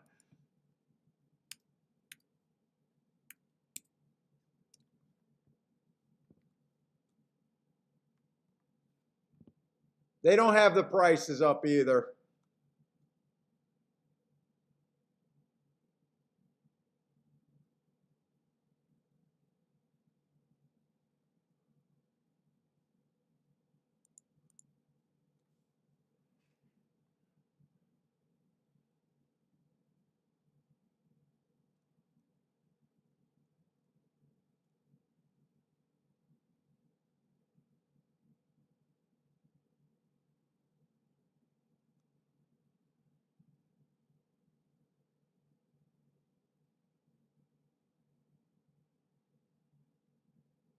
Man, these are some tough kind of races today.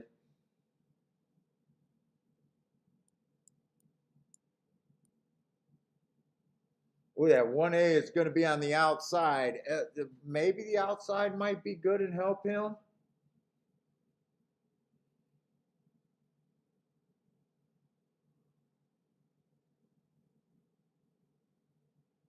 Might be a little too far back though. He's borderline. I'm a little interested in the 4 next race.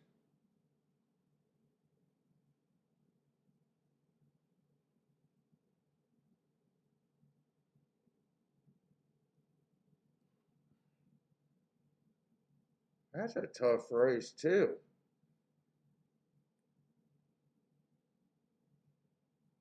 That's why I need to be right about what I think the track is doing.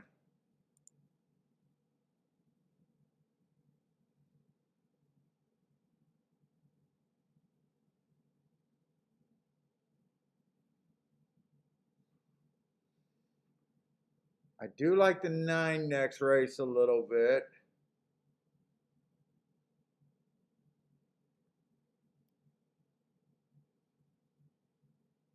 I can see the 7.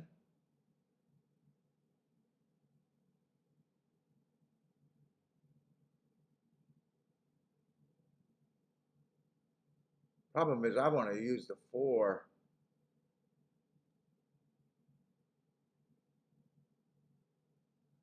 And 7, 9 both won. 9's nice, but he's been getting the track to exactly where he needed it to be. I think this 1A might be a little interesting next race. Might be a little too far back. I think that's the 1A's biggest problem, being too far back.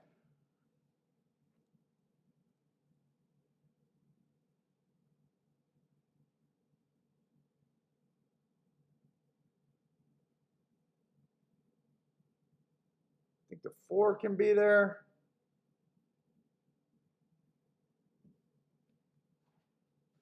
They keep giving me a whole bunch of horses that are close to the lead, but none of them need the lead.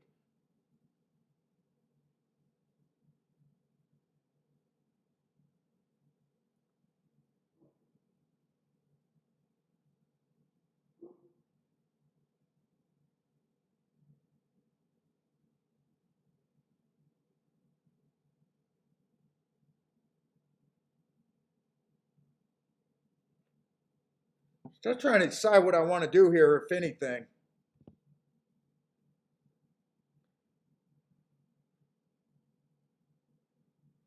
Three's the horse that I like the best, but he's the I can't do.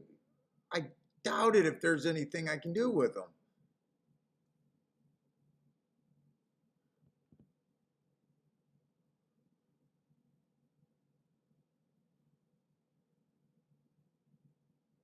Oh, my 3 to 4 is actually okay. Wait a minute, 3 to 4 is okay.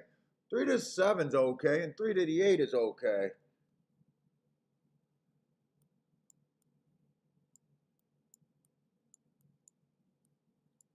Can't play the 8, or can't play the 9, can't play the 1. There's a few of them I can't play. I can do that with the 3. Let's see, the other 2 horses I'm interested in is mostly the 4 and the 6 here.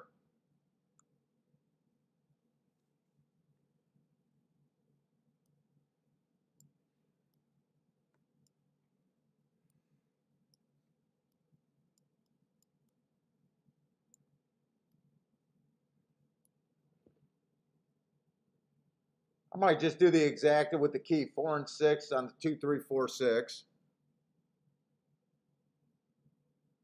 Because I don't want a 3, 2, 2, 3. I don't want to box that. I don't want a 3, 2, 2, 3. I don't think if it comes in. 3 would be the safest, I think, to box that exacta, but I don't really want to be safe. I want the bigger hit.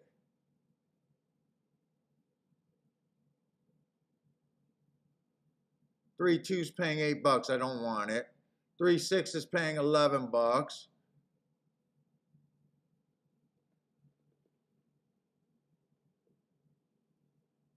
Wait a minute. Wait a minute. I don't want a 3, 6. So the 6, I'm going to play without the 3. I'd rather save that little bit of money than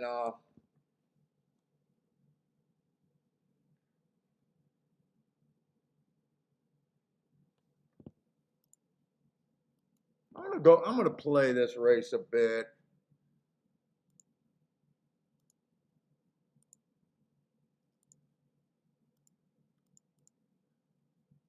Two, 3, 6.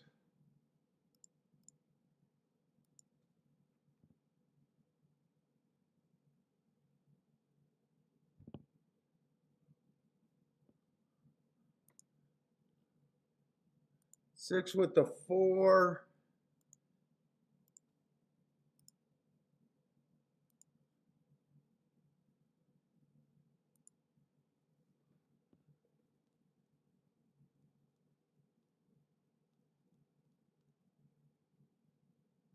No, there's a 7 next race. They got the scratch and the double that you're looking at. The 7 will scratch this race, and that always confuses me, Boulder. I'm putting it in right now.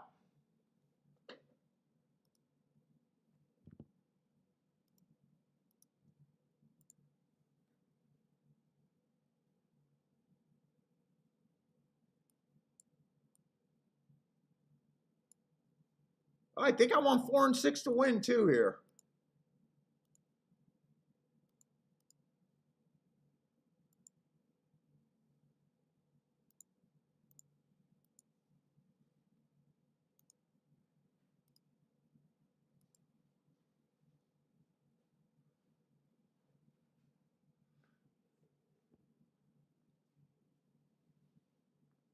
Oh yeah, that one's a double right there. Yep. When I do it side by side, it's a double.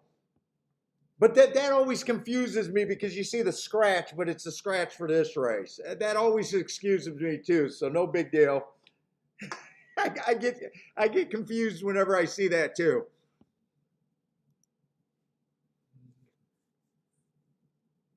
Yeah, 9 is taking a lot more money than I thought. Let's see, Turf Daddy likes the 318. Another one on this 8. You guys warned me about the Gulfstream horse. I just couldn't get there in my head. I just couldn't get there.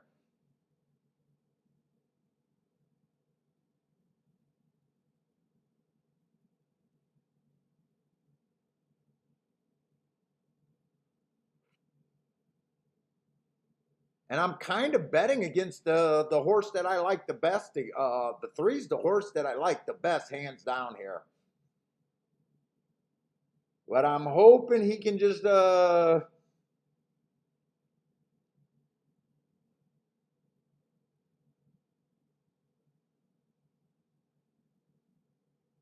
right, what's up? Trains Across America. Thank you very much for that comment, man.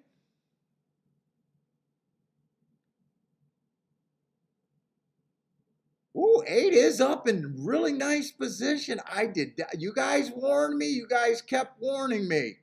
And the 9 is running a really good race. Shit. Come on, 4. I need this 4 to 6 to hold on. I got to go to the restroom again.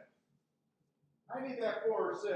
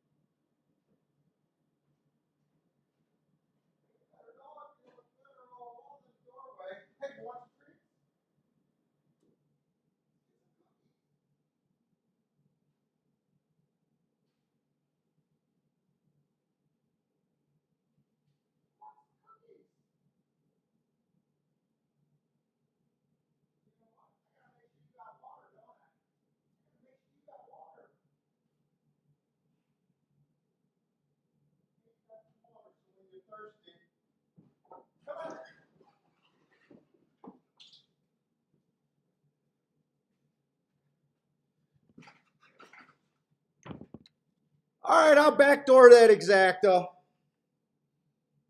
I don't know if that exacta is going to be any good, but I will backdoor it.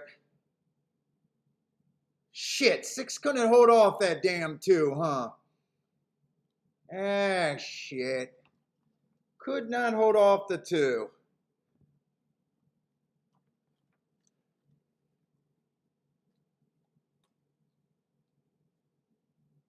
So I threw out the 6-3 combination, so that definitely saved a little bit.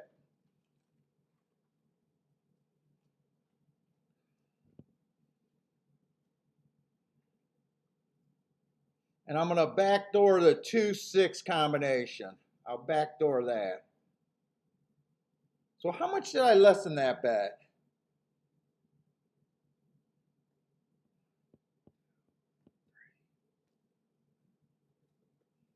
So that's for $6, and that would be for $4. So I lowered it by 2. So I say what, $40, and that's what I put on the win ticket. So that covers the win ticket. I just need to make enough here. All right, I finally hit a ticket. I don't know if it's going to be great. If I get $25 on the exacta, 25 to 1 I'm hoping for.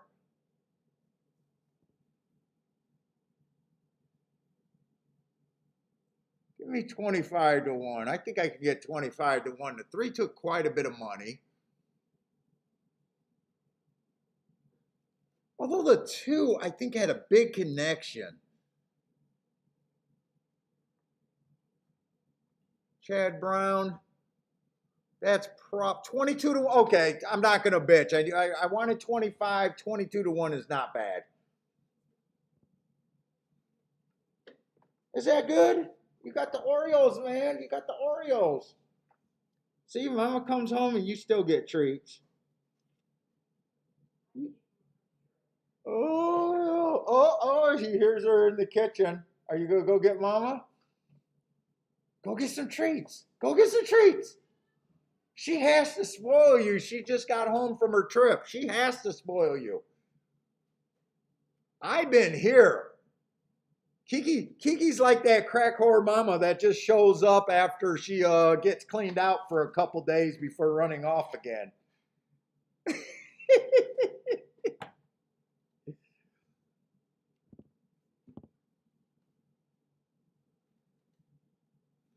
think I ran one at 4-1 and 7-2 today. Six ran well. I'm happy with that, and I'm happy that I recognized that I didn't want to pay for that 6-3 combination. Dude, little things like that add up for the year. Little things like that add up.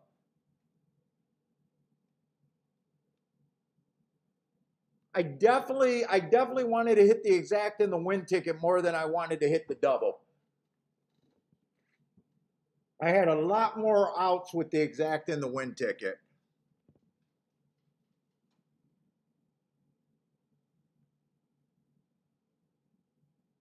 Try was pretty easy to catch, but a $19 try, not tempting enough to go after. Yeah, 22-1 on that exacta, so I'm happy with that.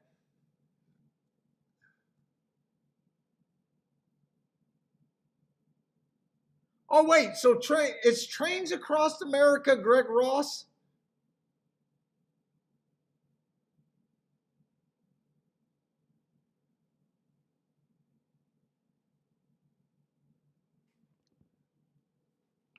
That's I think Greg. Hey, what's up, Sungi?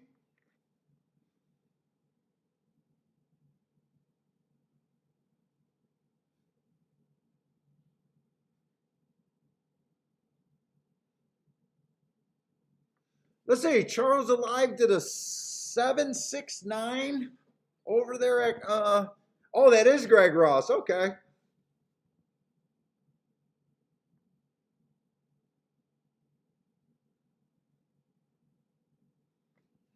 All right, just a slow day, but I am glad to get a ticket finally.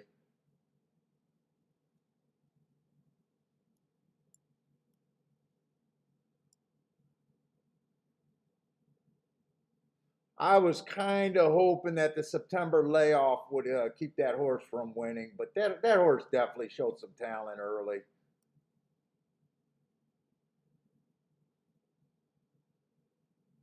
Not really a surprise. I just didn't want to key off of him.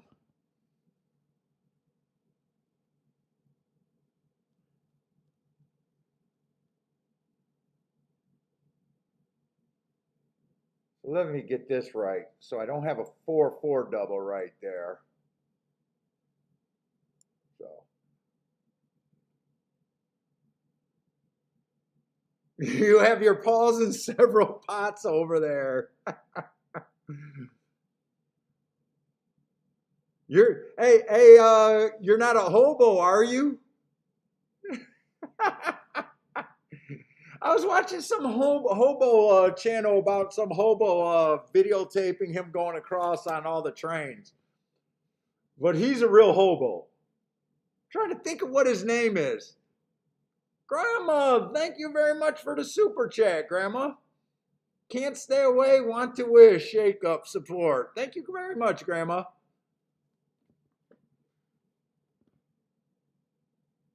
I'm trying to think who that guy is.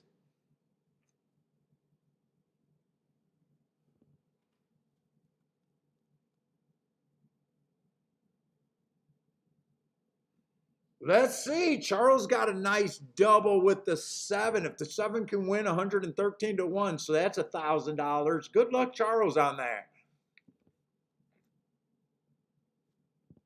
Let's see, and I do want to watch this race. God, I am drowsy, man.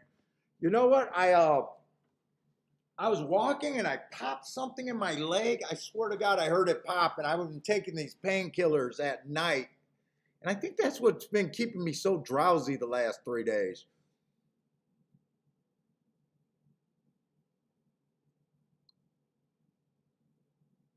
It didn't swell up or anything, but it hurts when I walk, but not to the point where I can't still do my long walk. So I know it's not bad. I was really worried. I heard it popped loud. I thought for sure I tore something. But I think without any swelling, there's no way I tore anything. I was expecting it to be really bad. Yeah, 6 ran good enough there. You can't get mad. You can't get mad. I can't get mad at a horse that ran and lost by a long nose. You can't get mad about that.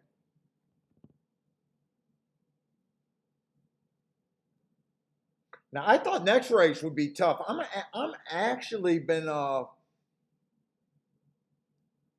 little hesitant on these dirt sprints. I thought the dirt sprints is what I was really gonna like. These just a straight speed and stalker profile, but at least for the first 4 days, it's been holding on like I expected it to. But the fields have been overall so competitive. I haven't been seeing mistakes or anything. I haven't really been doing anything in them. So kind of just hoping that they keep running the way they're supposed to, and hopefully can find an oddball race where the public really makes a mistake betting. But so far, those races have been so tight. You know, the board, like there's been no error for, like that race 2 races ago with the 6 and the 7. You know, we handicapped that. We even did an odds line that was pretty spot on. But there was still no room to make any bets there for me. That's kind of what I've been seeing over there at Saratoga. Just really tough. Oh, Charles is asking if his name is Hobo Bill. I don't remember what his name was. Dude, I tell you what, his channel looks really good. It's in super high def. He's probably a fucking millionaire. He's probably a YouTube millionaire. I think he did get a lot of fucking views.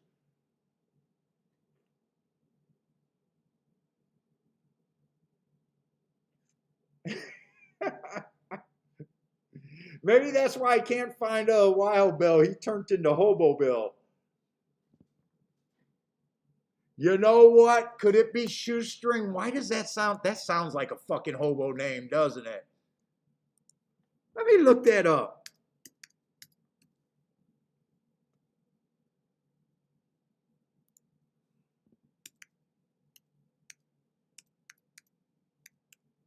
Dude, I can't believe some of these shows that you spot on YouTube. Yeah, that's him. That is him. Just out there riding the rails, hopping. Dude, super high def video, man.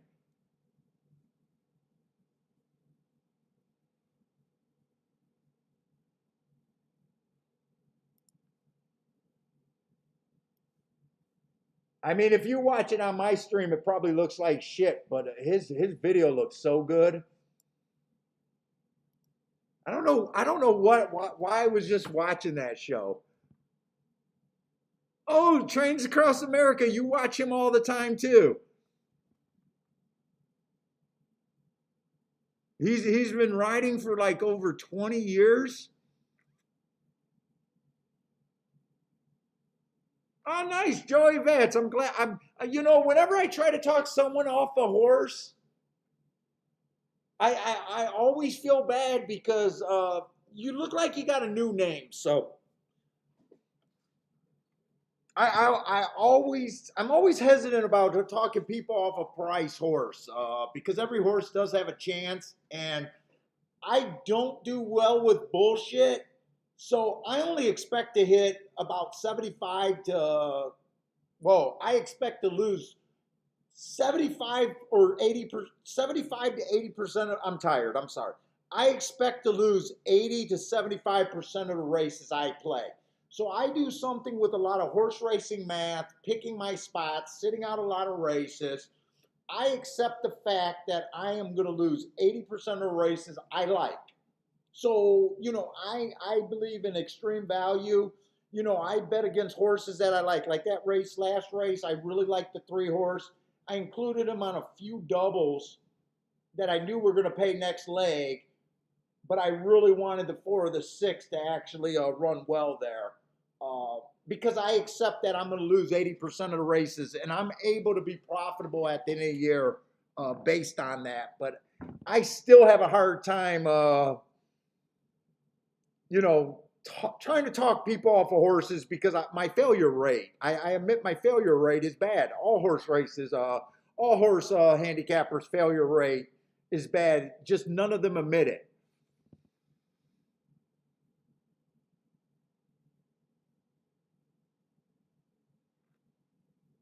But I hope you enjoy the show, man.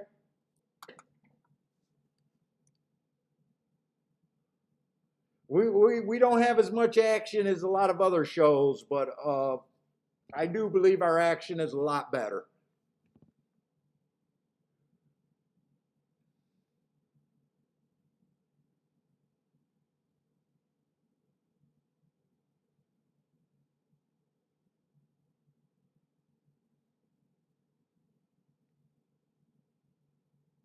Dude, I swear to God, I am going to need a nap.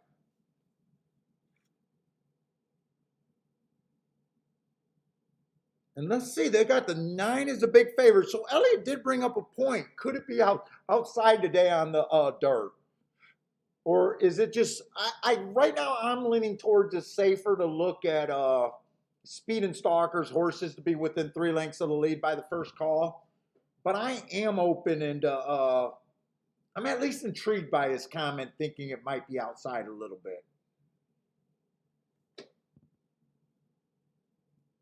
If you can get ahead of a bias, sometimes that's worth that small opinion could be worth a lot. If you're willing to do something with it.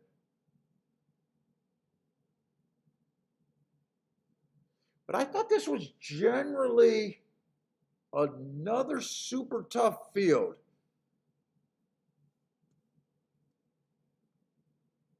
Let's see, we got 10 horses, but 9 betting interests. I'm going to try to do a betting line here. It's been helping me a little bit in these tight races. You know, and even when it makes you sit out, to me, that's good.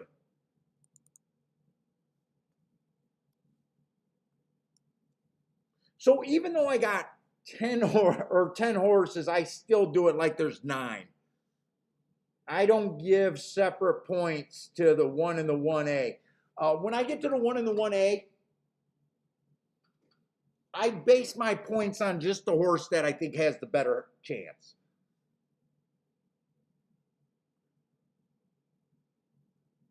So with 9 horses at 120, I think everyone has 13% chance before we do any handicapping. I just like to have that as my baseline. Hi, what's up, Jeff?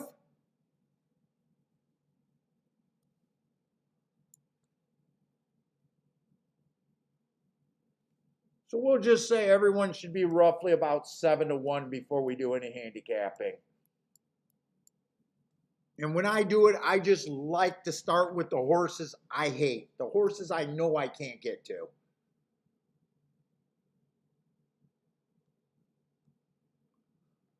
The 3, I just want the points. It's not that I have an opinion. I have no freaking clue where this horse is coming. You know, maybe I shouldn't do what I'm going to do.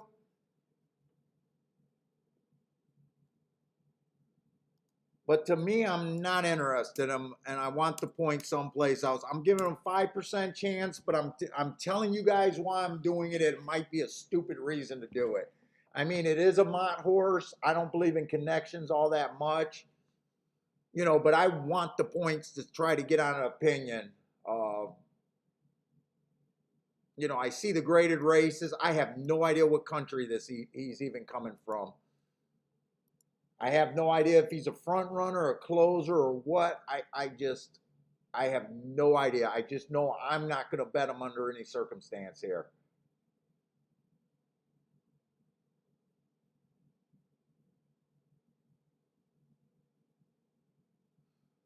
Let's see, I'm going to go through the horses before I start with the morning line, just to get an idea. Let's see, 2 races go on this one. Fastest winner at the first call, average, obviously not a bad race. And last race ran against the early pressing bias. Just average, while kind of having the wrong running style that day. Did not have his same speed. Trying to find a reason why he might. not have had the same speed. He's been consistently going to the lead. I don't really have one. Let's see, the 1A, 3 races ago, inside of the track was good. I think he aired right there when the track was good for him. Comes back, runs on another inside day, getting the best part of the track. And then last race, it was an inside day. He was a little bit outside. Speed figure goes down.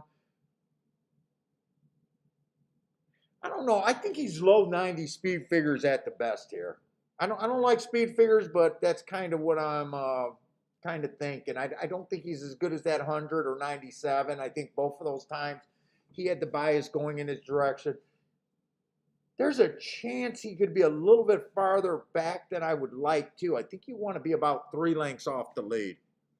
3 is from Argentina. Thank you, Blue Ken. I still can't get to him. I still don't know where those horses fit in, so I'm just going to ignore them. It might be a really bad mistake.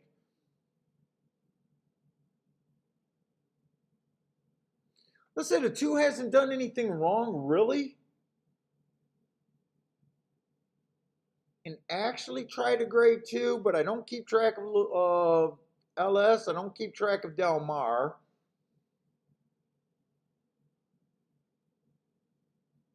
Well, I'm just going to take 7 points away from him, put him at 10-1. I just know that I don't bet horses that I don't know anything about. He's 7-2. It's probably dangerous for me already making an odds line with disliking 2 horses without really having an opinion. It's probably a bad thing for a handicapper to do too much.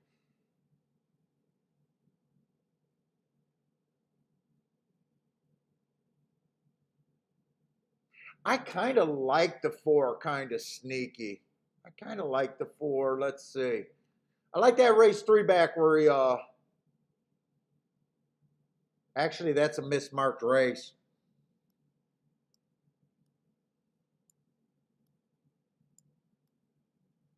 That should have just been a triangle. So that race is not as eye-catching as I thought. 1 tick slower than the fastest winner. Matching strides with the fastest winner. 1 tick slower than the fastest winner. I like that race, but it's not as special as I thought right there.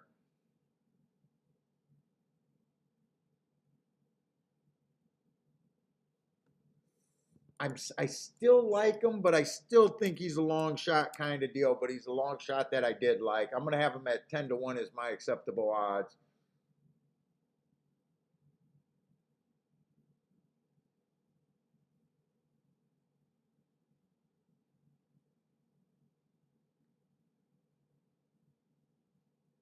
I think the 5's about 10-1 also.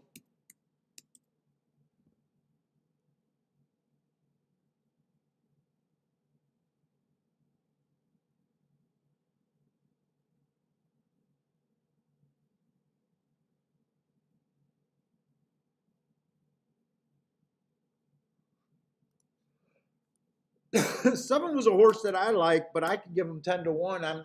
Sometimes I cheat and look at their odds because I'm trying to get more points. 10-1 sounds good, and I can still bet him as an overlay at 25-1 if I want. Let me see how many points I used to see where my opinion is. I'm not sure how good this opinion is going to be, by the way. 10, 20, 30, 40. I used 45 points. Let me just see where we're at. So I do a 120 minus 45. So I got 75 points, and all I got to divide that is how many horses I got left. Let's see, the 1's a single horse. 6 I still think is a player. 8, 9. 75 divided by 4. That's 9-2. Who's not 9-2 in that group? I think the 9 is still playable. Fuck, I like this 8 a little bit.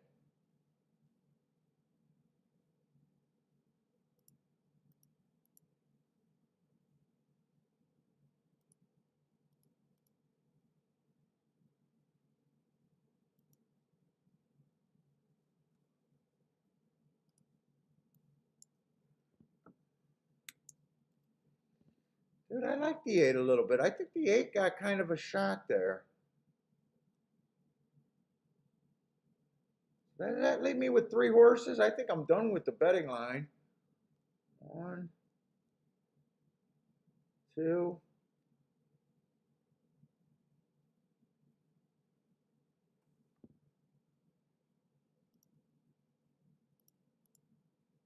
I'm cool right there. 4 to 1 on the ones.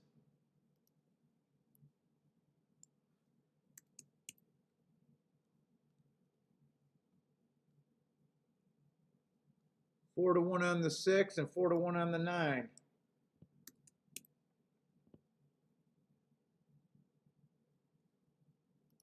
Can I do anything with this betting line?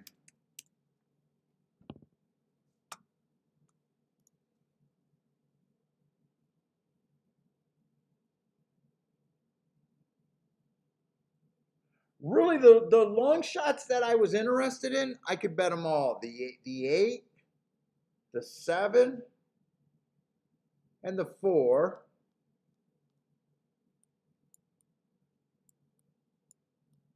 They're all long shots that I was interested in. And then the horses that I did like was a 9, the 6, and the 1, right? 9, the 6, and the 1. I'm just not sure how I'm going to bet 6 horses in a race.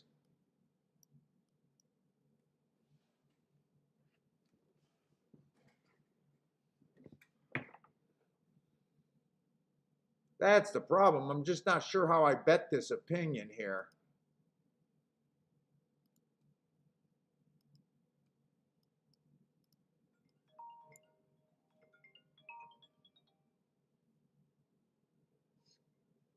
Scam likely. No, we don't need it.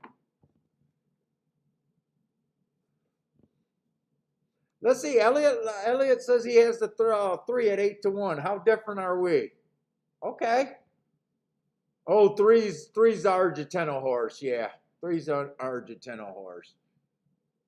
Argentine. Oh man.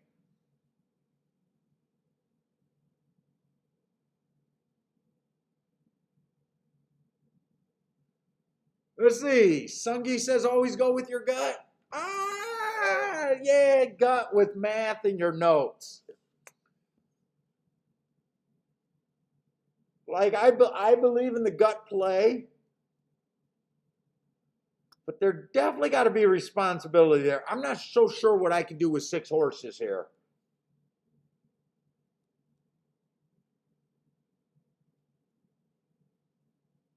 Like the 9's been running really well, except I think he got a track to his liking last race, a speed favoring track, but I think he's getting it again this time. He earned a nice figure of breaking his maiden, but it was still average.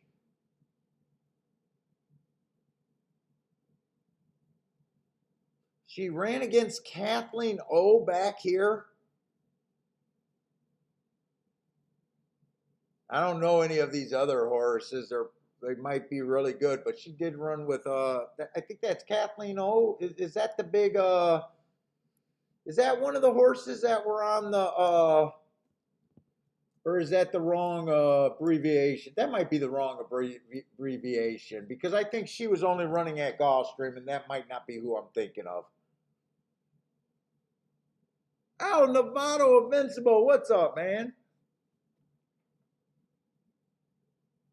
913, you like the 913 too.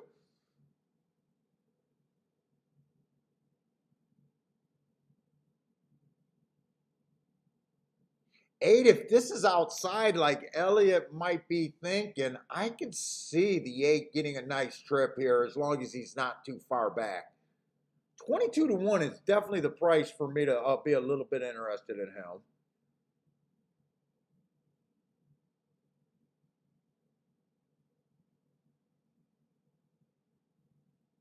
Now the 7 I liked, but I got to be honest, last race the rail was good. And I will say that's a little bit of a disappointing run if that rail was really good. Right running style, had the best part of the track and still finished up the track. I was trying to get alive to that horse. But I will admit, that's not the best running line for what my note says that was going on that day. I think maybe I leave him alone. Because I definitely got to get this off of 6 horses. Let's see, I still think the 6 is fair value.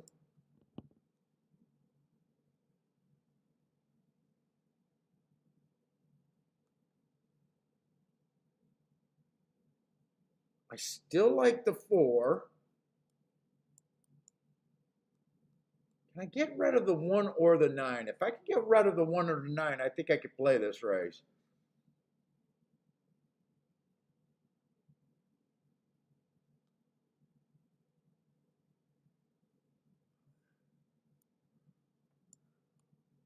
The one has speed. Was a little bit too far back last race.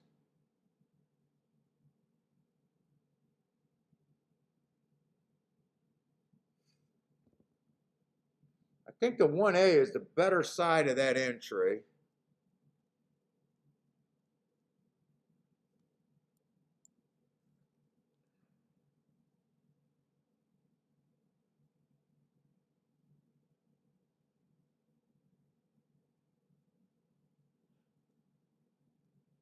I think I'm going to use those horses. I'm going to get away from the 4 horse.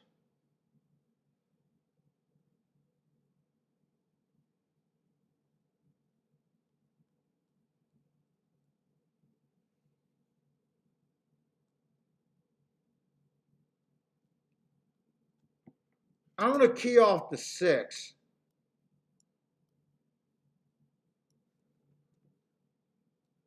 But I'm going to bet that 4 and that 8 to win a little bit.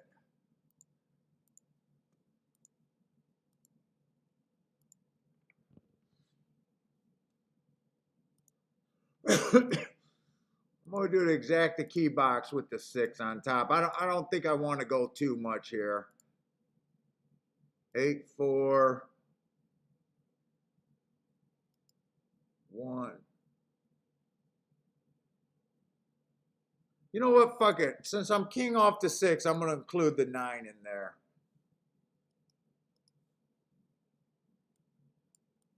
Having that 6 first and second made me think there was another combination there.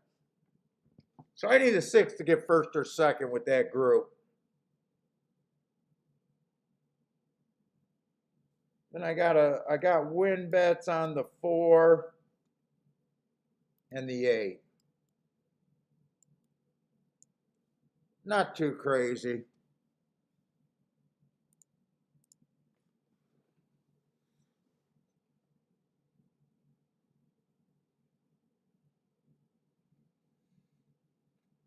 I kind of need this inside to be bad to beat this too, I think. Oh, and 6 is dead freaking last. I did not think this 6 would be that far back. Oh, I don't like this bet already. Did something happen to him? Now he's rushing up a little bit. Ugh. God, he's so far back. I just need the 4 to win here. 4's my only hope. And hope is leaving the building. I think 4 and 6 is just too far back.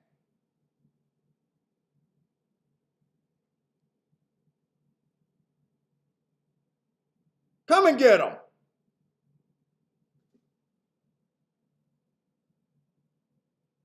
Come on, 1. No, 8. Oh, no, I got nothing. Come on, 6. One more time.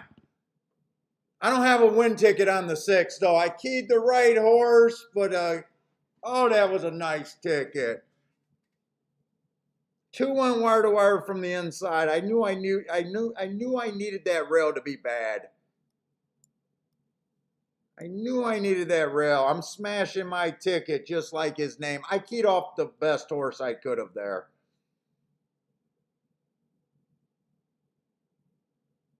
Oh, 6-1 would have been so nice.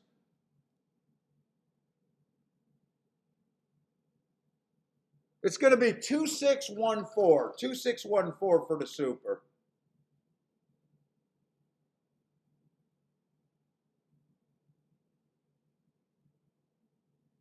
I kept looking at that 9 thinking I didn't think that 9 was too fast.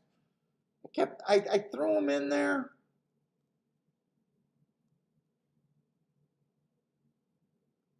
I wish the 6 wasn't a hundred lengths back too. I don't really like the ride on the 6 other than I can't be mad at a horse making that kind of a rally. I just don't like that he was that far back.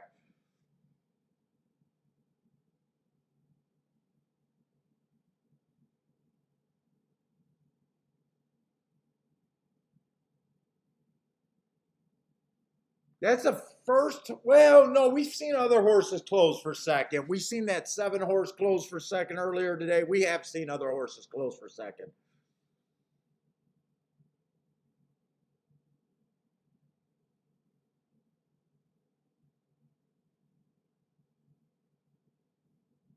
Oh, that would have been so nice to. Well, I would have still missed the exacta though. I would have still missed the exacta.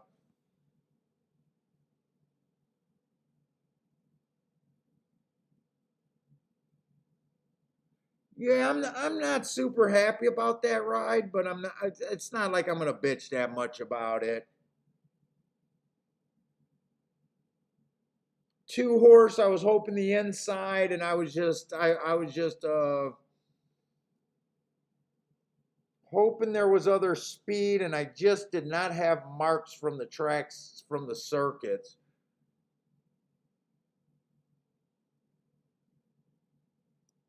But definitely a nice horse. It's not like you could be shocked. He's won 2 out of 4 races with a second and a third. So I mean, the horse runs every time he runs.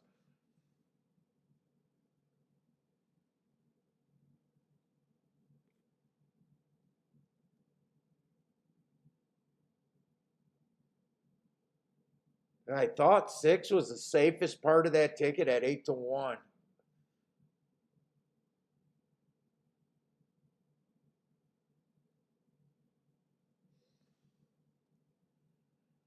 I could have used a 2 instead of the 9, but I was hoping that the outside might have been better. I wanted the 1 on the ticket. I knew I wanted the 4 on the ticket. Yeah, 2 I just didn't have an opinion on. He was one of the horses that I gave the dangerous betting line to. That did bite me in the butt. That did bite me. 6 I thought had a 20% chance to win the race at fucking 8-1. Nice price. Nice overlay on him.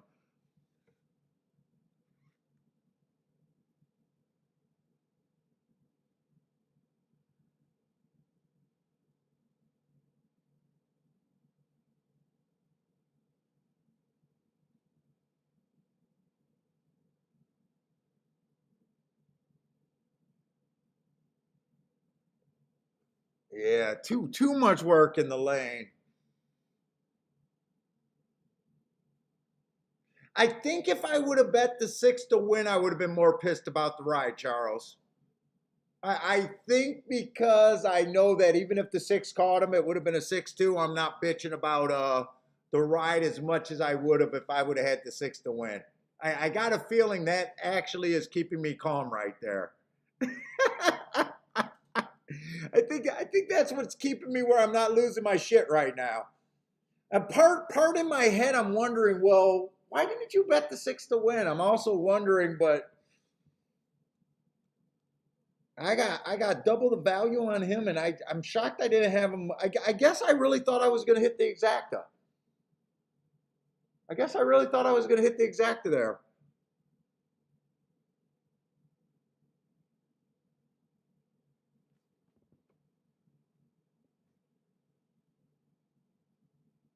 Let's see. It looks like Jeff is happy with that 2 winning. Maybe Hawk is happy with the yes, sir.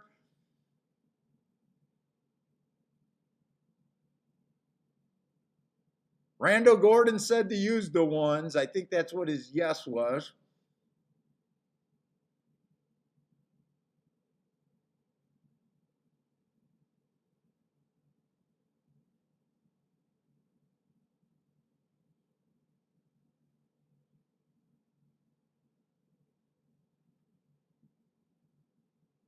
Charles says he thinks, who is Pratt on? Oh, Pratt is on the 7. All right, that was an exciting finish.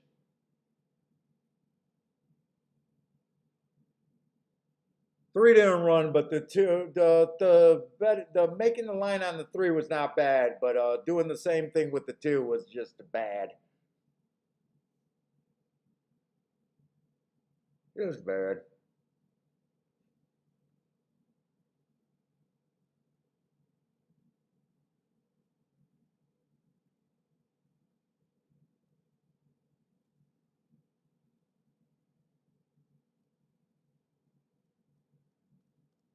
Let's see what we got. 1 or 2 races left. 2 races left. 2 turf races, a turf or a turf sprint and a turf route.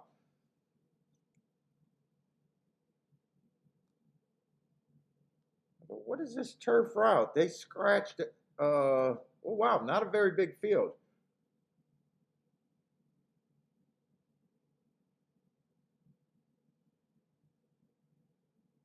Ah, William got a pit. I'm going to meeting Toga race 9. 1, 2, 6 in a box. Good luck.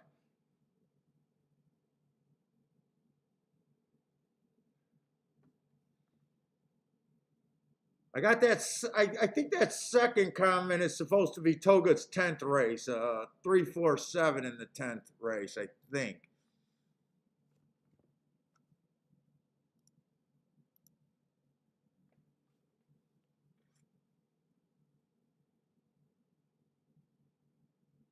Yeah, the 9 wasn't fast enough. 2 got the lead in the inside.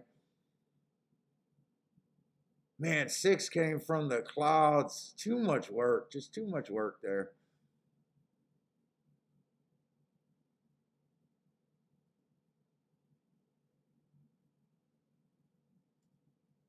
Just not good enough.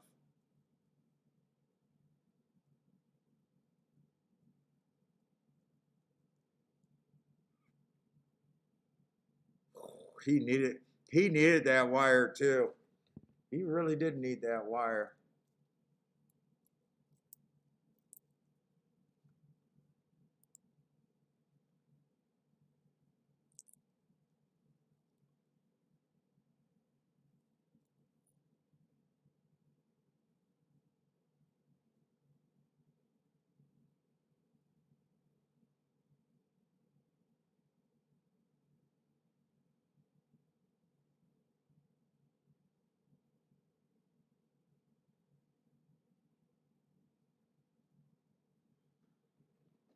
Let's say no crazy prices in this race so far over there at Saratoga. They did go wire to wire, so you know I've been doing good with thinking that they're gonna back up on the turf, right? Man, right now I'm a little not so sure. Let me make sure I got all the scratches. Let me look at the 10th race real quick. I might want to look at a double here a little bit. Let's see, I got the 2 scratched and the 5. I might want to play a double.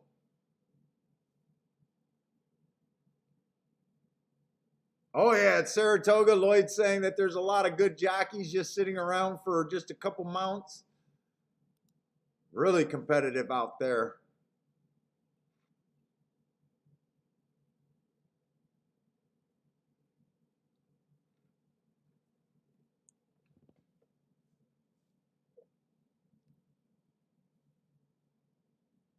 Have we even seen Gaffion today?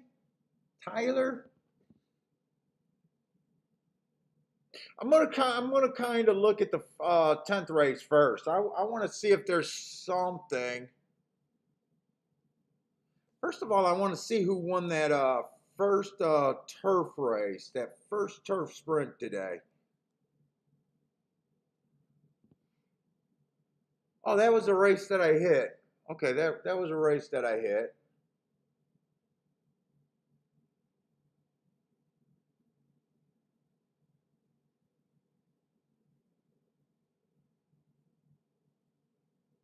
Two had to have come off the pace, right? I think 6 and 4 was dueling.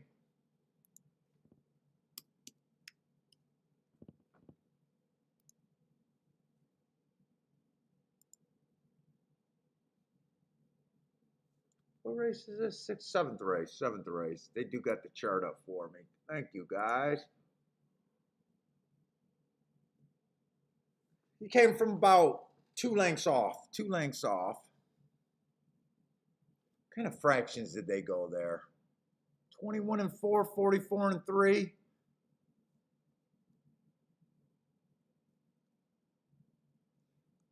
"21 and 4. Let me write them down. I want to see something. 44 and 3. What would that be around?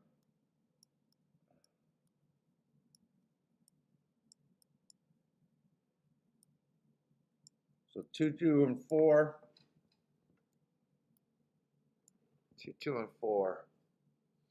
They stalk there. I'm pretty sure that's all they've been doing on the turf so far this year is stalking for the route or for the sprints.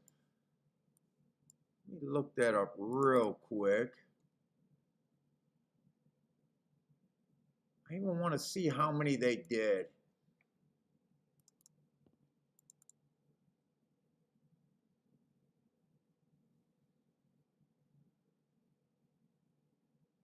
They've only ran 5, 1 wired, 4 stalked. So they ran 6, 1 wired, 5 stalked now. Let me see what they did last year. Is that, I think last year it was like 63% stalked. 62%. So that does correlate to last year. God, I'm such a sucker for speed, though.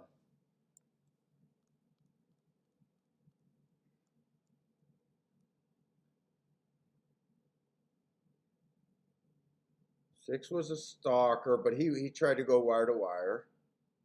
He'd do it with the 4.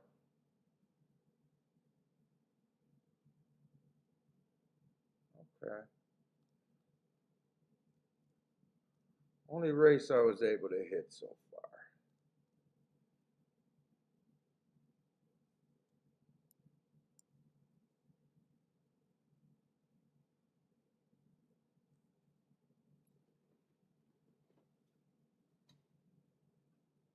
Brian, wasn't that wire to wire race at a mile? I think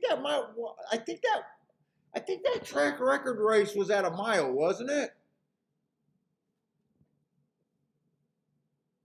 Wasn't that? Hold up, I want to look at that because I think that was at a mile. I want to say that was the second day of the meet.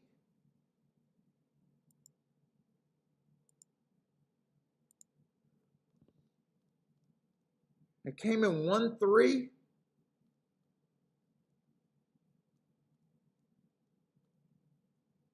That was either the second or third day of the meet. Wait a minute, no, it didn't come in 1-3. I think it came in 6-1 or something like that. What race was that?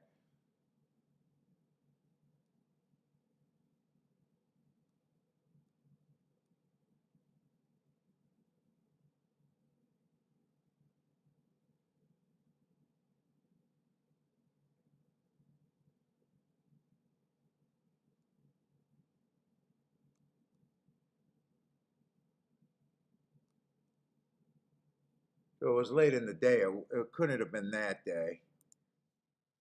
Couldn't have been that day.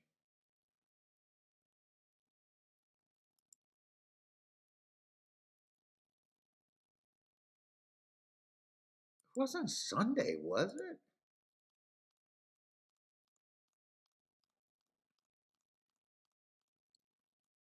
I can't even find that race. Wasn't Sunday.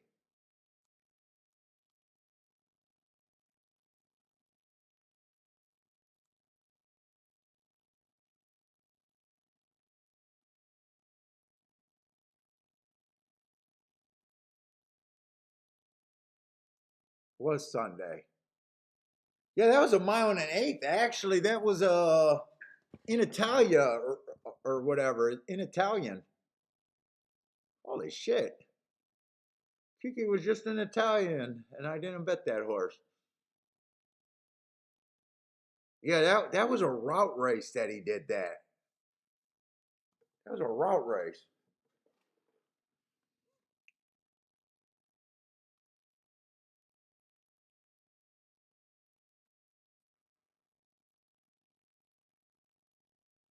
I think I mostly like the 3 and the 4 next race.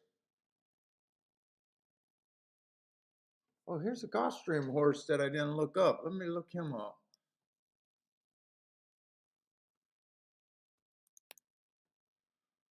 Still got 16 minutes. I want to make sure. Oh my God. I gotta wake up so bad.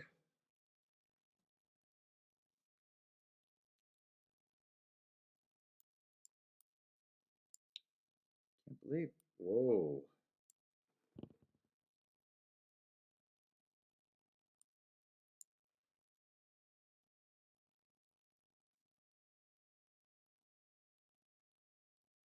Dude, it feels like there's a lot of speed in that last race.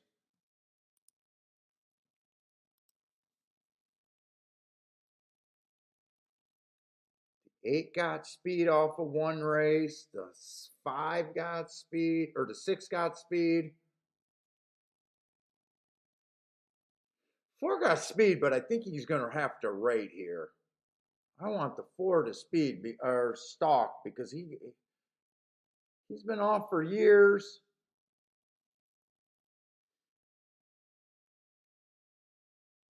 I want this guy to stalk. And I want the 3 and the 4 to stalk.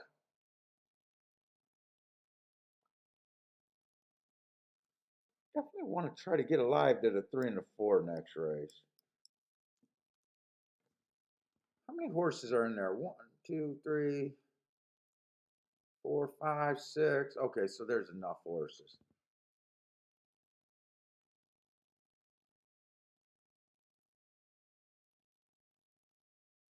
Six is probably going to be the favorite.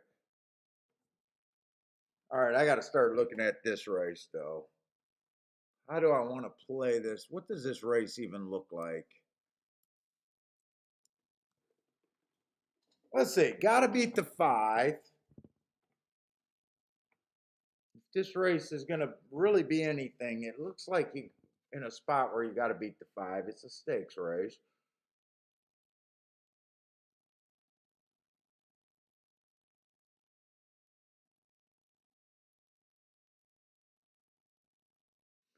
Two races ago, I ran against the inside stalking closing bias.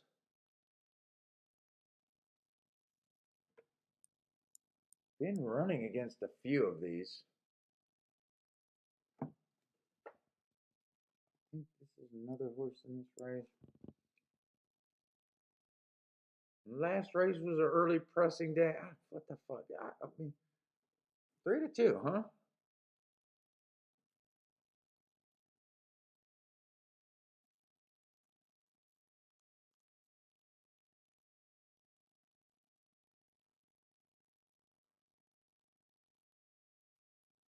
July 2nd and May 6th. I want to see who he ran with. July 2nd. So he ran with the 2 before. He ran with this horse before.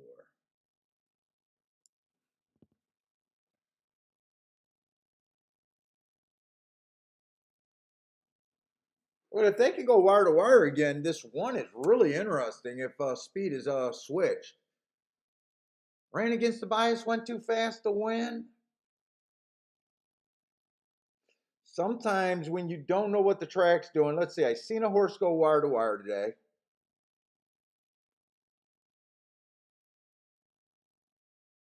The story to him is definitely the best, one of a good story at a good price. I believe in building stories to get to a price, not stories about why you should bet low price horses. So I do like his story. I like 3 races ago where it was an inside stalking closing day. He ran against the bias. He ran with the 5 horse, but he was running against the track that day. He may or may not be running against the track today. We don't know.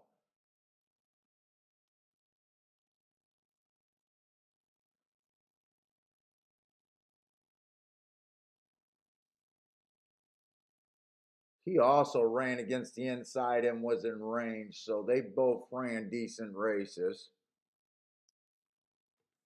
But the one was faster than him early. I do like that.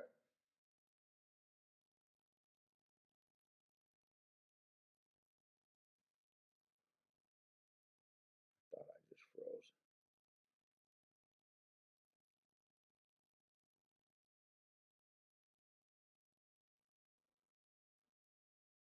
Let's see. 2's mostly a sprinter stretching out, just been slow.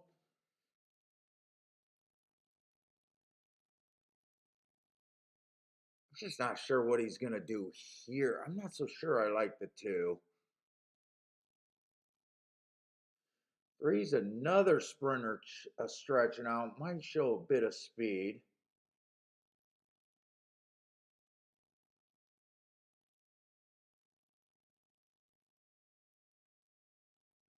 Dude, no one's done anything special here.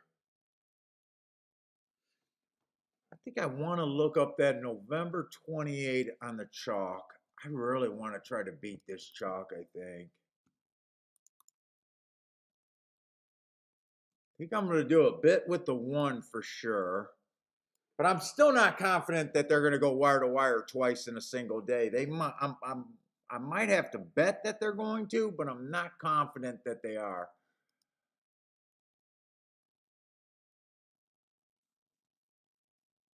That was a stalker day. I mean, I don't like him or dislike him. He's just so blah. I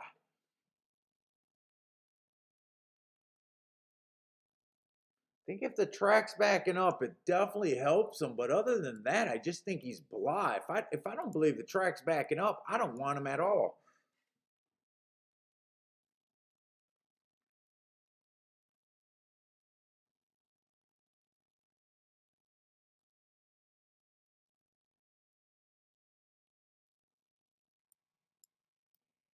But I don't see a lot of other places I can go. Where else can you fucking go?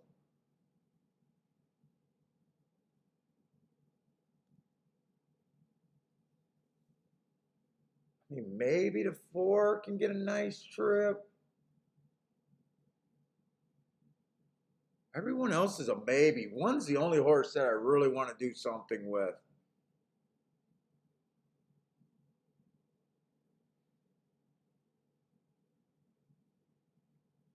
Can 2 benefit with this? Can 2 close?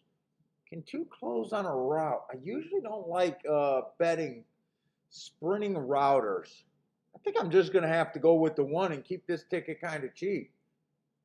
I don't really have a big opinion here.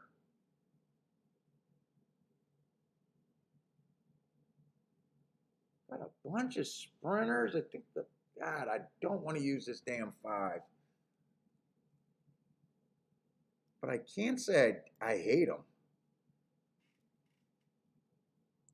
Let's see. I'm definitely doing something with the 1 here.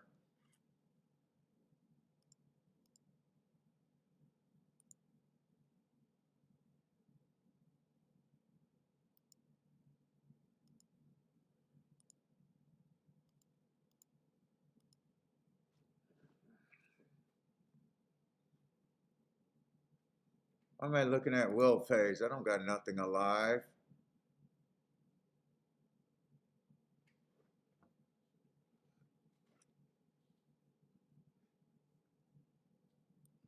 I wanted to try to get alive to the 3 and the 4.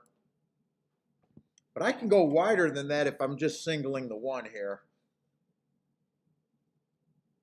The 1 wins. I definitely want to give myself a shot to hit that second leg.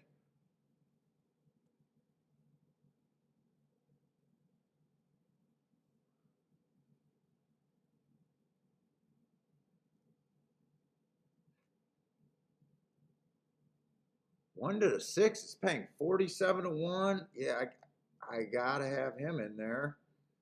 47 to 1.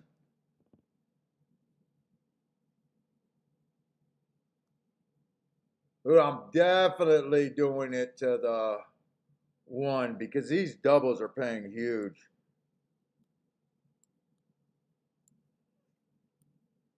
I'd even go wider, but let me see.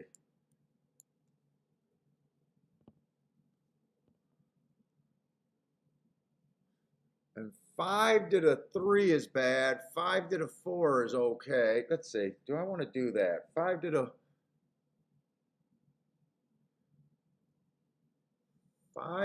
4 is okay.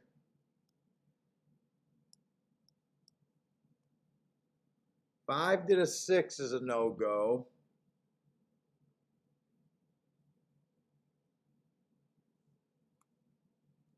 I could do those if I want.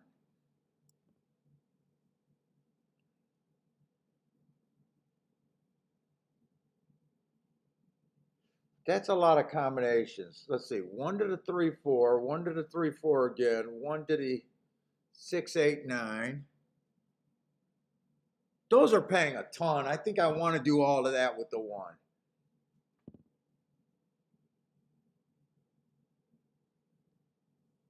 One has to go, I think 1 would have to go wire to wire.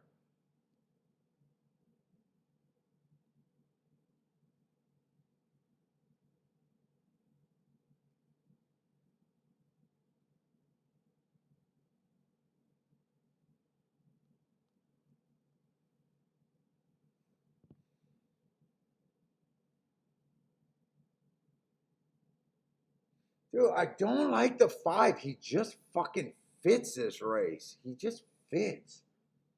I don't want to use him, but he freaking fits.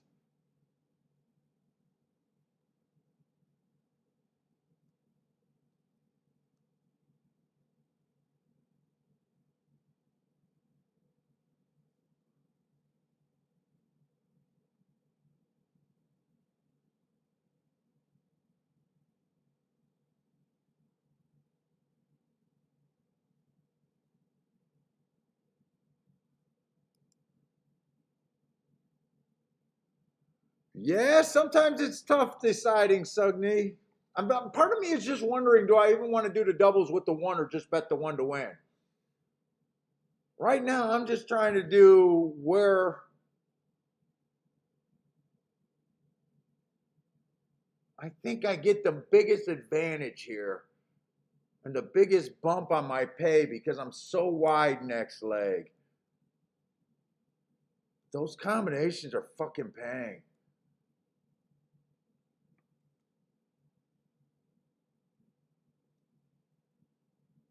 And they're not coming down.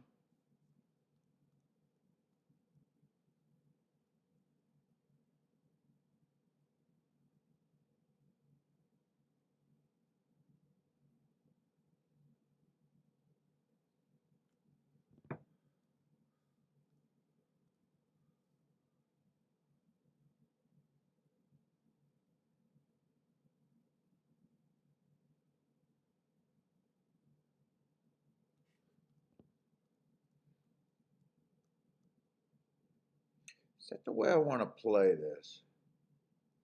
Let's see, who do I really think can win this race?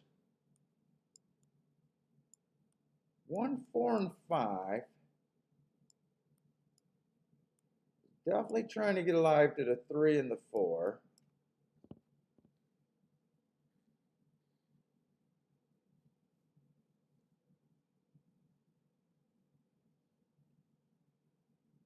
No, I think I'd go for the 1. I think I'd go for the 1.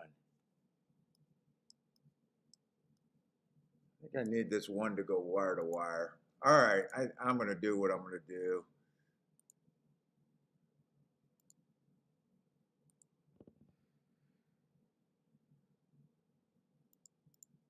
One to the 3, 4.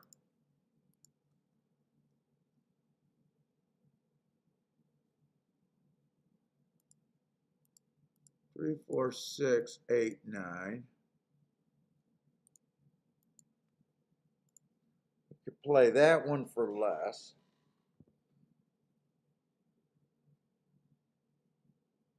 Then 5 to the 4, 8, 9. I got to play 5 to the 4, 8, 9 for as much as 1 to the 3, 4 though.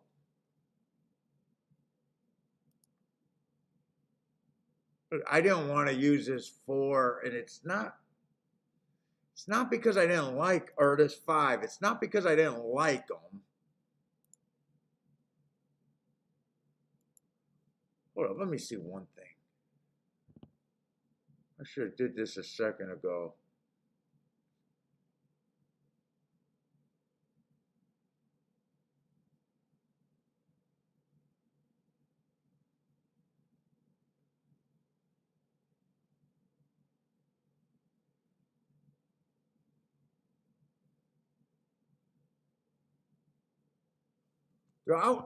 I'm gonna do something dumb. I'm gonna cancel that ticket with the 5. I'm using the 4 instead.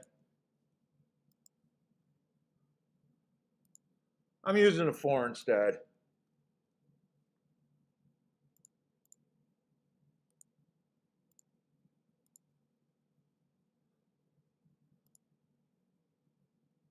What were those other 2 horses?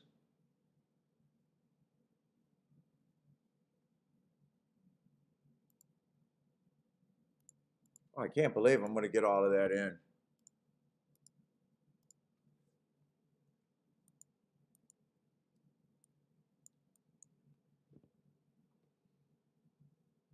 But I do have the 3. So I got the tickets with the 1, and then I used the 4 instead of the 5.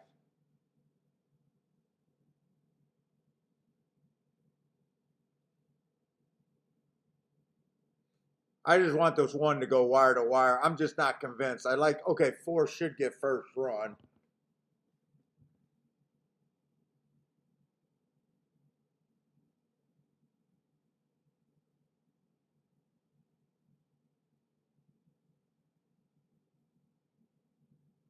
Four, just get first run over this 5. If the 1 loses, just beat the 5 for me. I gotta go pee.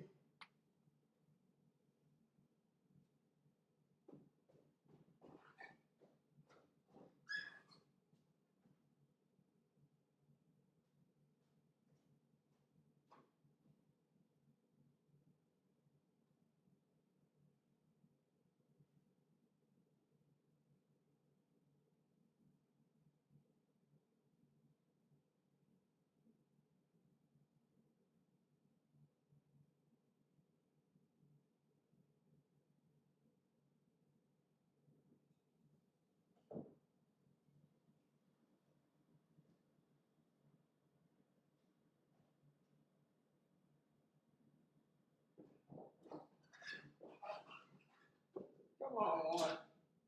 Tell me you're still up there.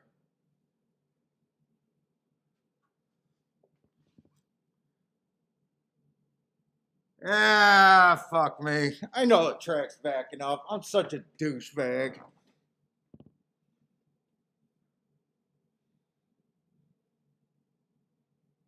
I don't like what I did there. I don't like what I did there. I'm hoping the 6 at least beat the 5, so I don't got to be upset with myself. I'm hoping the 6 at least beat him.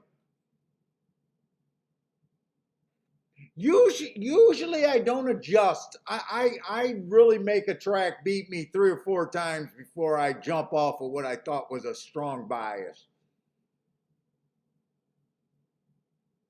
Come on, 6. Just beat him for me. 6-1, easy, I think. Oh, Novato Invincible with the 652. Nice job. Hawk likes that. Dude, I keep looking at this 6-2, and I just kept saying I don't know if he's going to be able to close like that for a route. I don't like sprinters stretching out routing sometimes. God, that would have been a nice ticket. I'm so bad. I'm so bad on that one.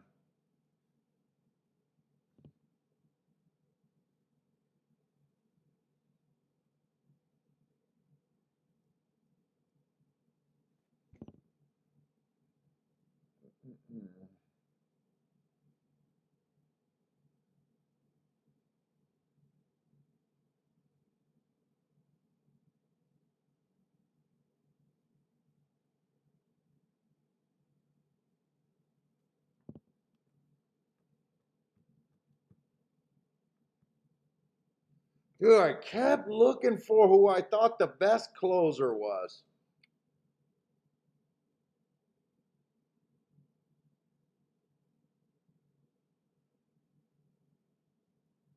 Kept looking for it. I just couldn't put it on this 6.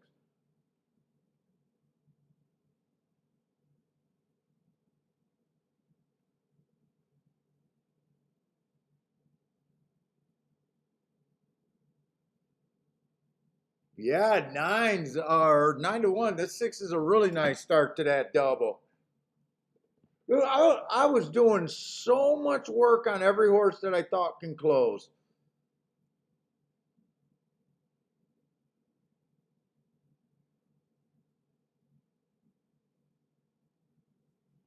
Every horse that I thought could close.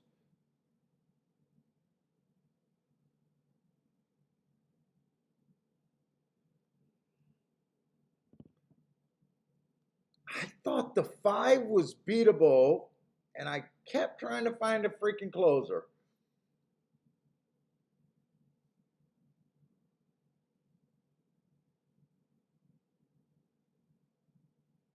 Yeah, I think the try was actually easier than the double. Throw off the 1 because of the speed. Two's a closer. The problem is he's never ran a route. 3's probably not a closer.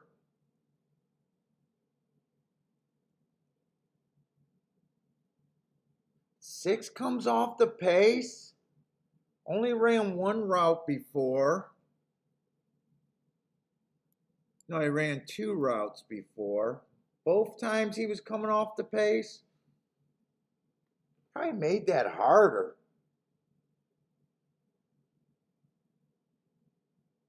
All right.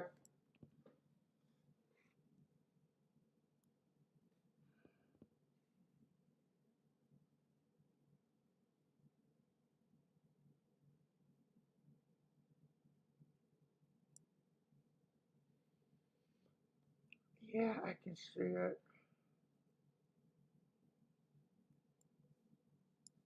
This one right here. 24-1.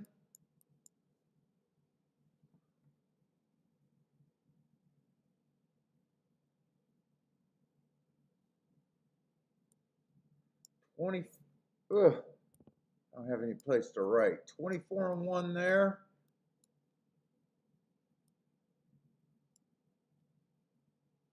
24-4 there. That's a 24-4. Those are the only 2.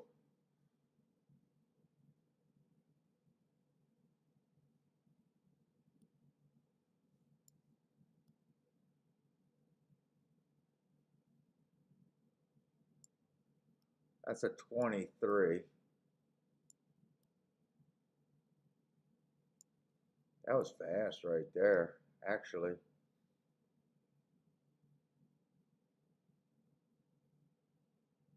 That's a 24-4, but that wasn't on the turf. What is his?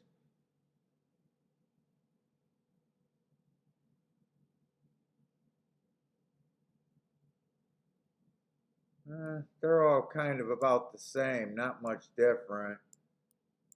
24 and 2, this one's fast right here. 23 and 3, fast right there. God, I was trying to find a closer so bad. So bad, couldn't make it happen.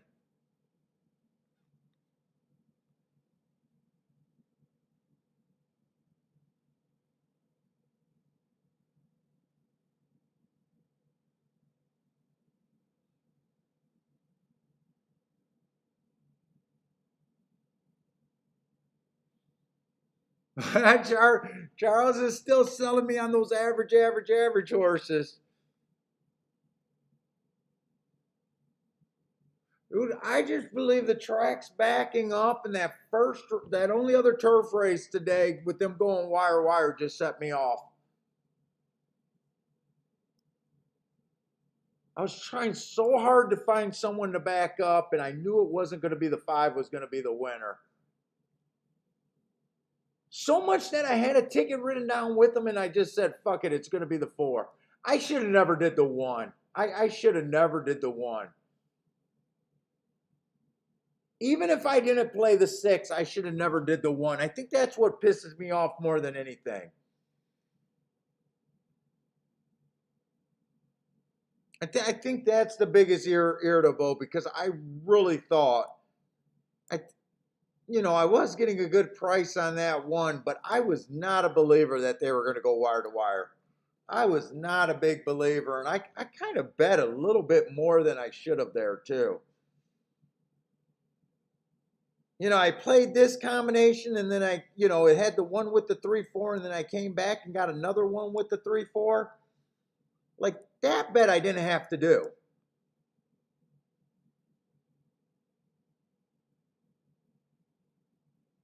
So I ended up paying a little bit more than I should have there. Let's see, this 3-4 is for next race. All right, we'll see. I got next race. I'm glad I didn't bet the 1 to win. I was even thinking about I should just bet the 1 to win, and I knew I shouldn't have done that.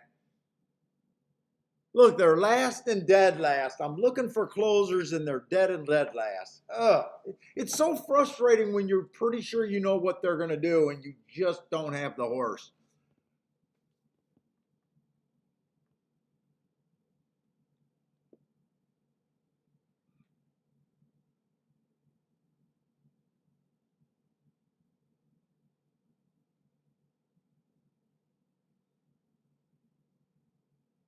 Oh, yeah, I'll get it back. Shit, look, I'm not worried about it. It's just,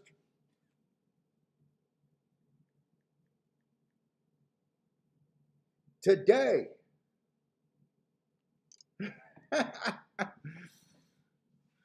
I'm not worried about it. I got to play this track for 2 more days at least this week, so I want to give myself a really good chance with the review and what I've been thinking.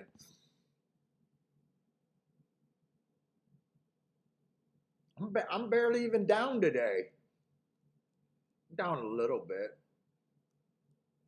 Only hit 1 race today.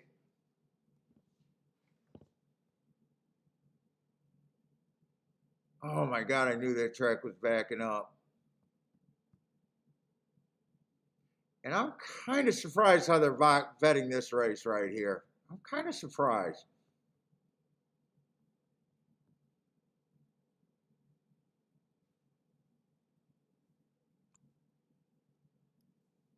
I'm surprised how they're betting this race right here.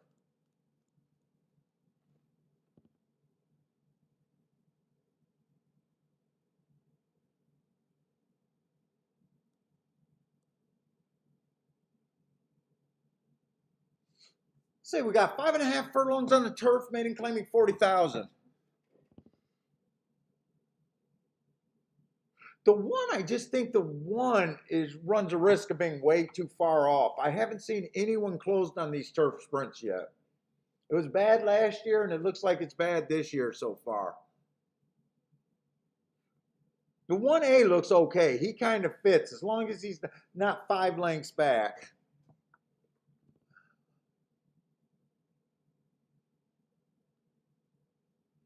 But But I thought the 3 fit, the 1 I thought, or the 3 I thought fit. 3 races ago went too fast to win on a bad rail early pressing day. Stalked his next race. And then last race went too fast to win while stalking. I think if he runs that race, he'll be really tough. I really like the 3 and the 4.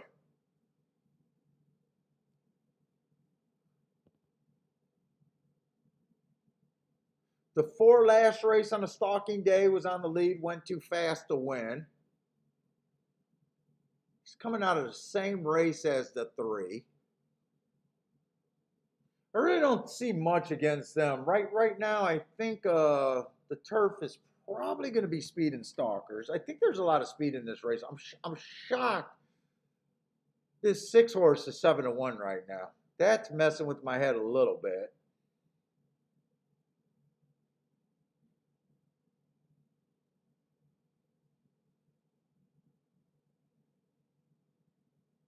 If it is stalkers, look, these are lightly raced horses, and they are danger.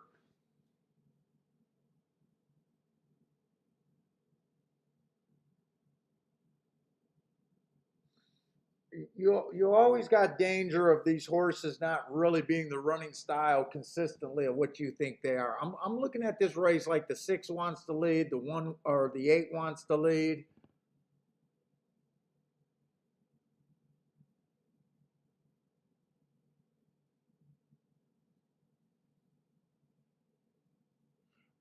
I even was trying to get to the 9 a little bit here. Wonder if I really want to play this race. I'm gonna really see where they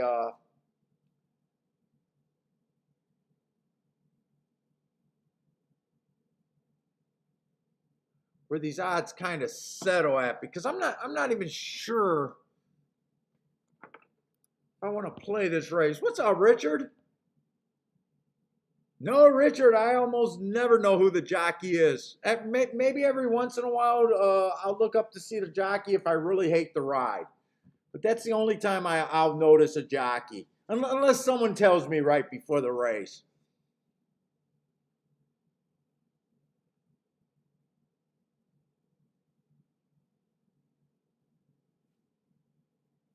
Let's see, what's up, Gizmo?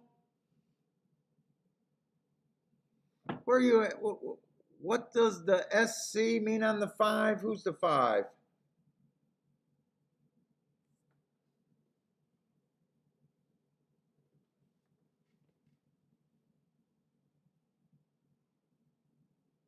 SC. Trying to figure out where you're even looking at on the 5. You mean the 5 that's scratched? That can't be what you're talking about, the SCR, right?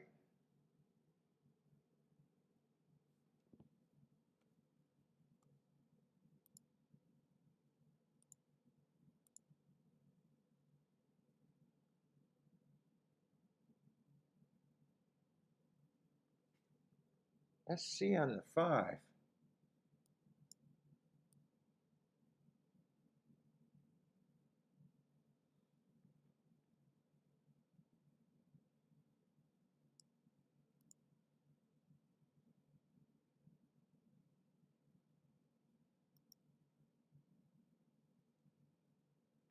Oh, I'm not saying that. I have no idea what you're looking at. You're saying you're looking at Saratoga. If the 5 was scratch, it would be dined out. Instead, it says SC where the odds should be. You must be looking at a different website.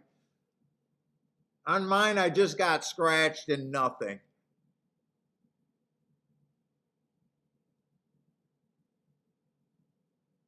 Holy crap! How is there $1 million 5 a wait? Oh no, that's 1,000. Oh my god, I'm super tired. I thought that was for $1 million, 5 a 6.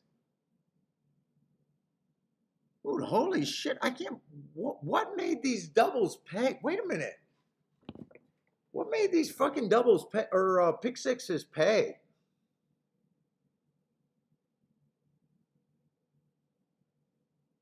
Wow, what made them pay? What? There wasn't a price. Well, there was a 9-1 last race. That's right, 9-1 last race. a 2-1, 9-2, 3-2, and a 4-1. They must do their pick sixes for $1 or for $2. For $1, they must do them for $1 over there.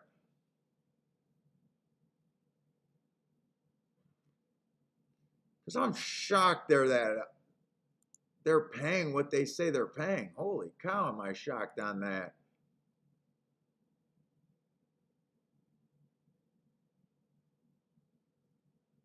Or was I looking at something weird? No, I'm not looking at anything weird.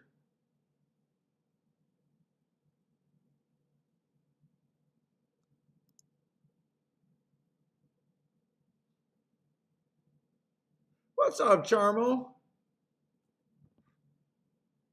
Oh, no, no problem, Gizmo. Fuck, I'm always looking at stuff.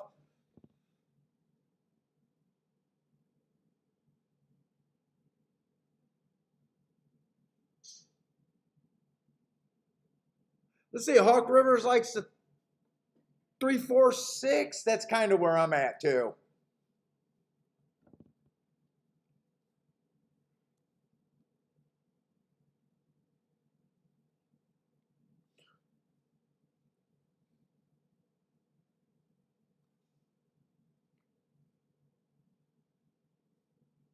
And is that right? The 7's 2-1. Wow.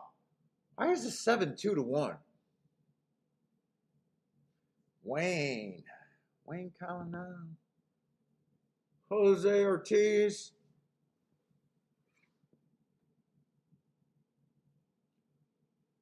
Who knows? Who knows about that horse? I just got to ignore that horse.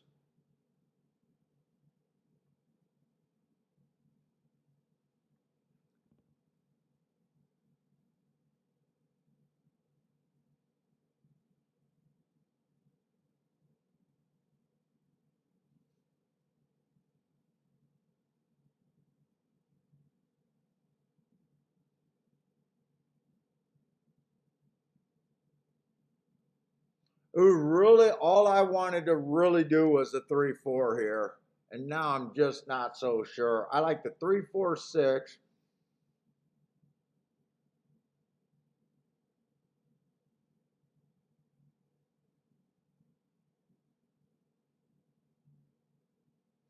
Let's see, I'm not that invested today. I'm not that much invested today. Let's play this race. I do want to look up one more thing.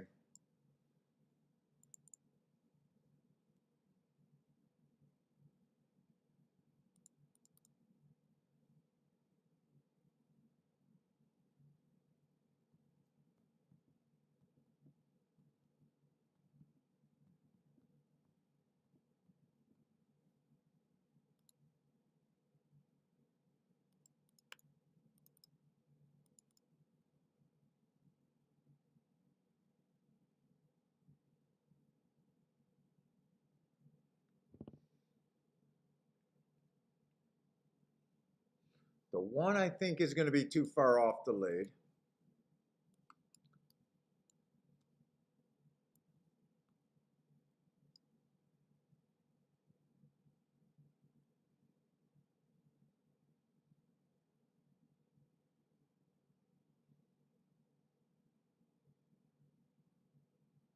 The 1A I definitely think has the best chance of the two.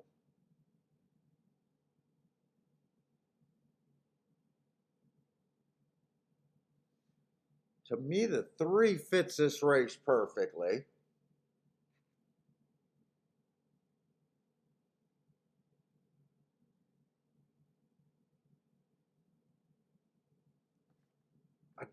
I'd love to bet the 4 if the 4 would just freaking rate.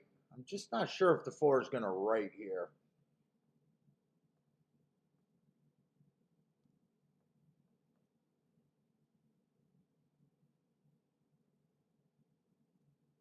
I have no idea what to do with the 7.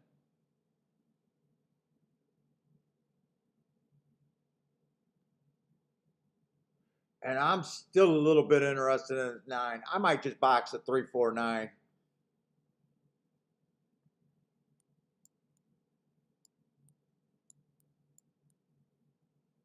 I have no idea what to do with the 7, and that's another question that I don't feel like playing with right now.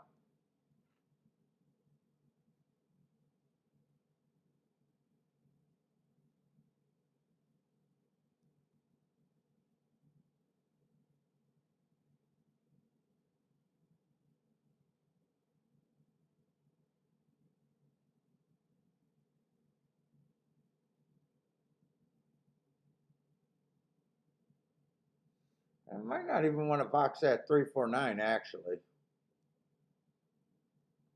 Maybe key the 9.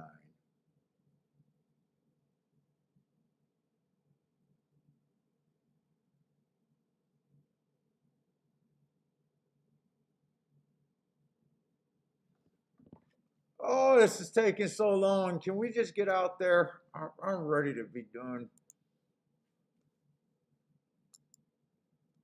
Whoop. I want that page.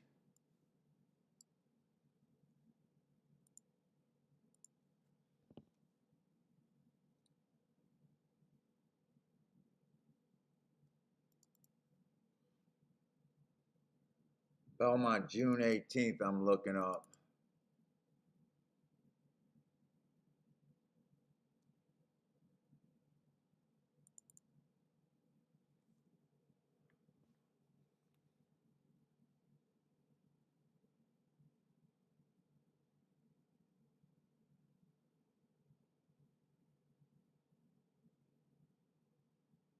You know what? I just looked up the chart for that the race, the 3 and the 4 are coming out. I think that was a really good race. I think that was a really good race that the 3 and 4 is coming out. The pace of that race was 6 lengths faster than allowance 1X that same day at the first call. 12 lengths faster at the second call, and stopped the clock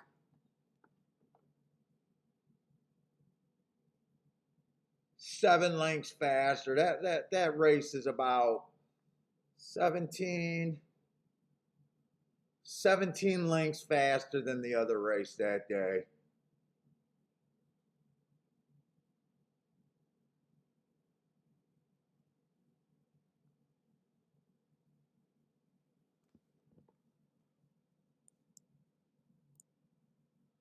I think I am going to play this race now.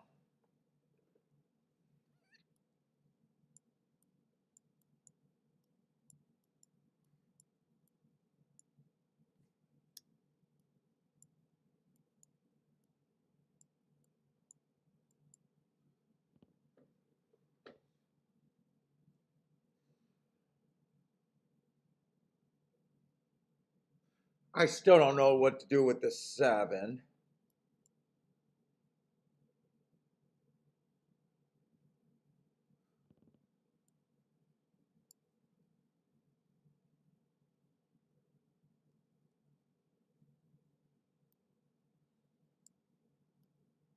I think that's how I want to play that race.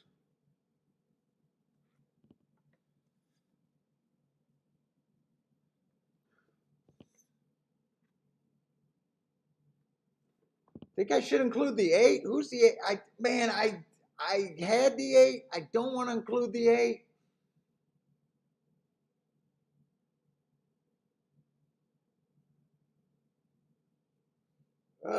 Basically, if I include the 8, then I'm gonna have everyone but the 7.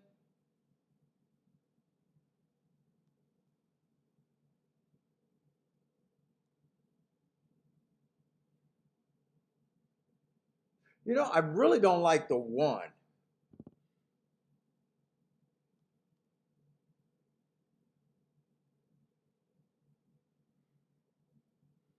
I really don't like the 1 and the 8 are interchangeable to me almost.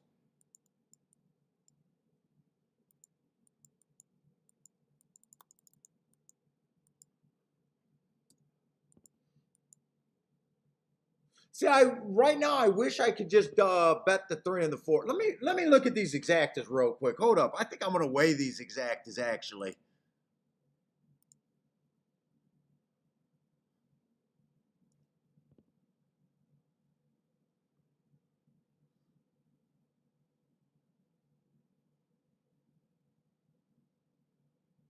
Oh shit, no. I did not know how bad these payouts were. Hold up, hold up. No, no, no.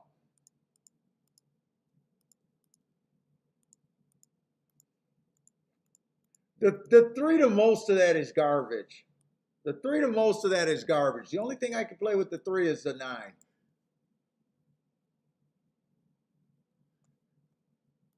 I can play 3 with the 9-8. And everything else with the 3 is $16 and under. That's all I'm doing with the 3 there.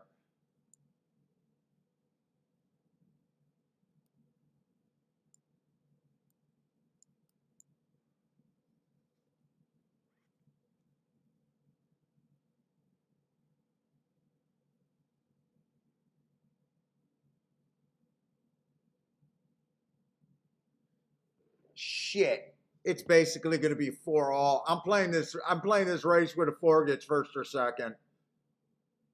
It's basically a 4 all.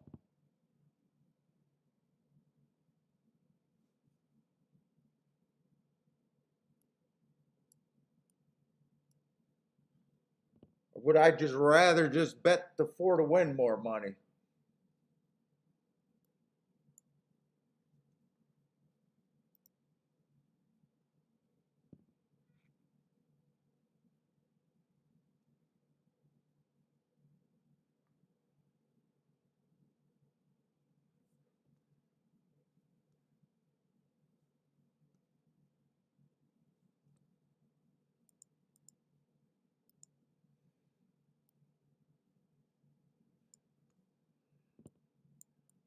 But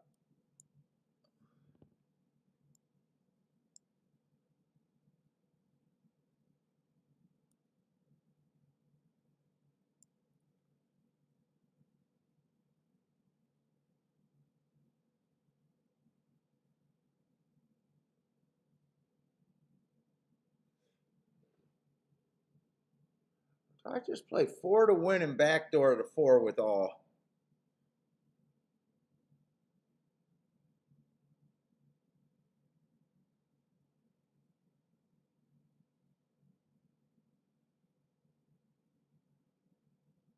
Dude, I actually think that's the better way to take. Just play 4 for more money.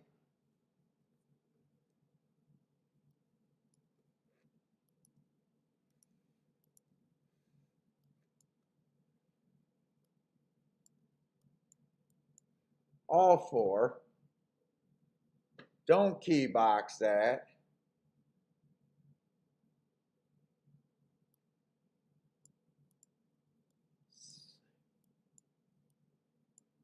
I want 3, 4 for more because I'm going to have to.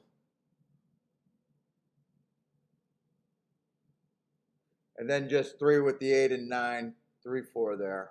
I think that's the way I play this. And just bet more on the 4 to win.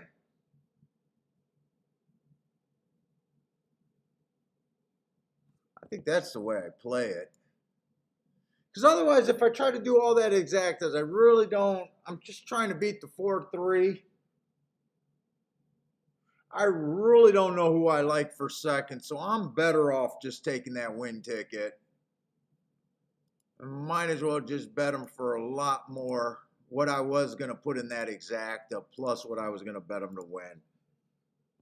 That's the best way, I think, for me to do it.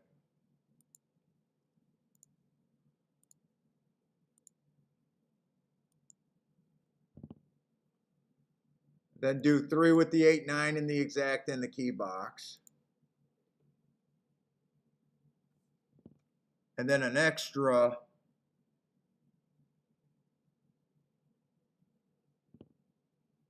I want to weigh these. I'm weighing the all 4 too. I'm weighing the all 4. I want the 3, 4 for more.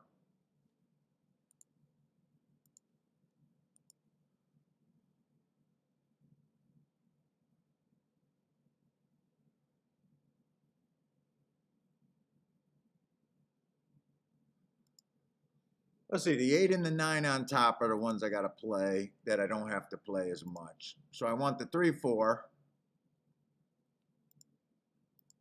8 and 9 with the 4.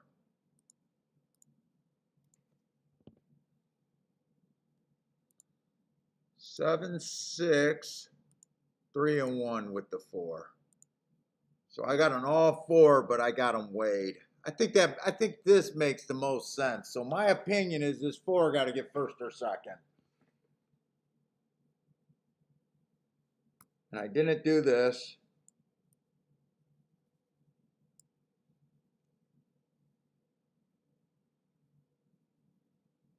And I didn't have to go that crazy.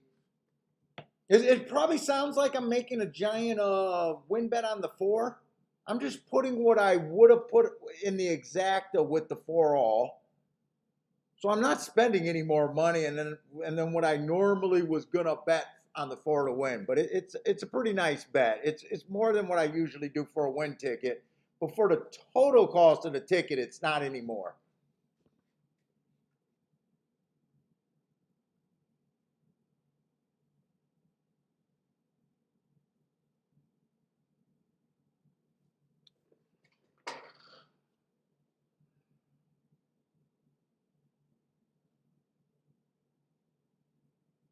Come on, 4, first or second, that's the opinion.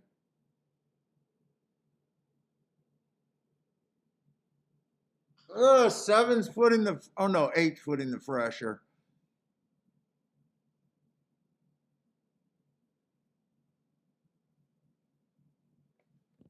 Dude, why do I feel like oh, it was ash that was on my face.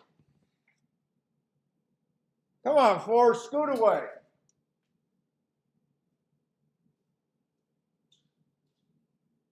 Scoot away.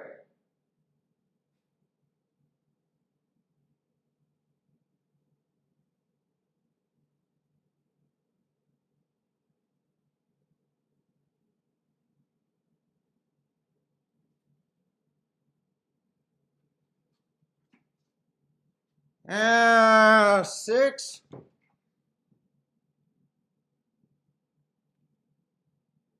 All right. 6, 3.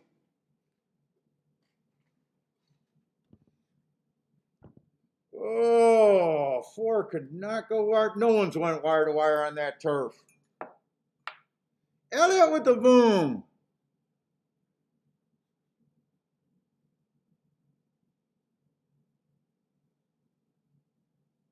God, that's a nice price on that 6 horse.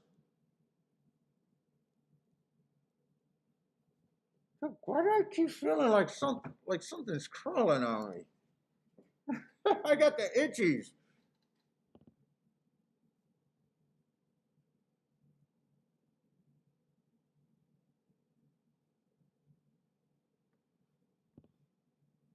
Nine got third.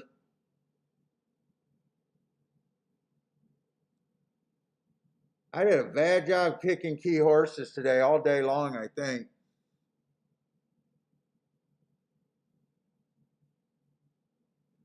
Holy shit, 21 and 1, 43 and 4. Wow. 6-3 exact, this should be nice.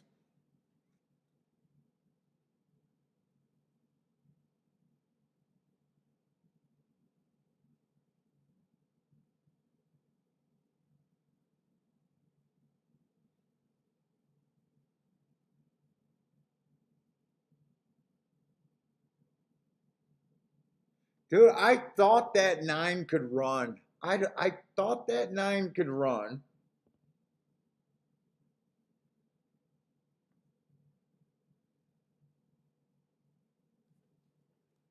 I just thought the 5 was going. Dude, I thought the 6 was going to. I gotta watch that race.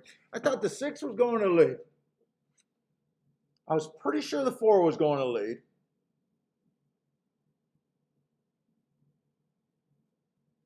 6 rated. I knew it was a dangerous race. Nice hit, Elliott. I think I remember Elliott saying he was boxing a 3, 4, 6 there. Wasn't that Elliott?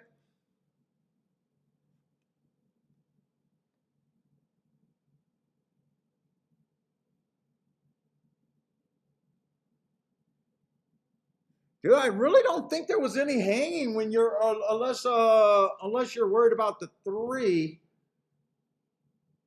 Four should have quit at that pace. That pace is fast.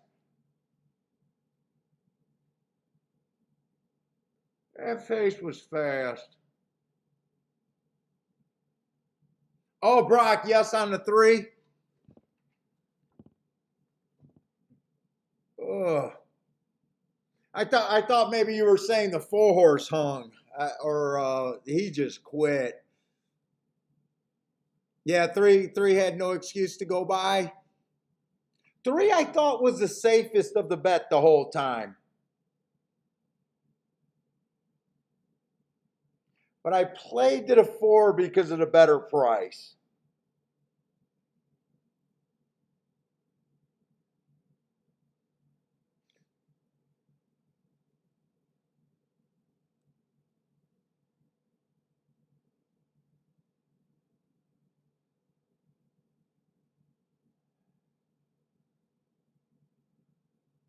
I don't like what I did on my last two bets. I really don't. We came into that race. I came in that race saying all I liked was a 3, 4, 6, 8. I came in that race, all I liked was a 3, 4, 6, 8.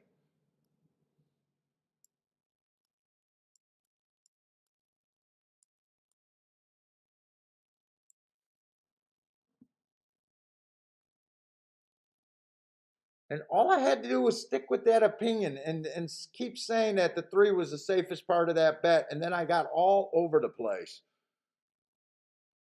I got all over the place. I don't think I liked how I bet the last two races. Last race I took a speed on the turf route and it didn't work out. I don't think I like that.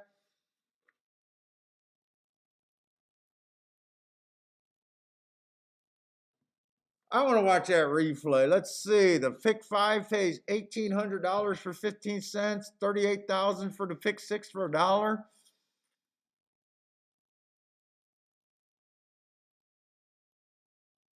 And I was actually in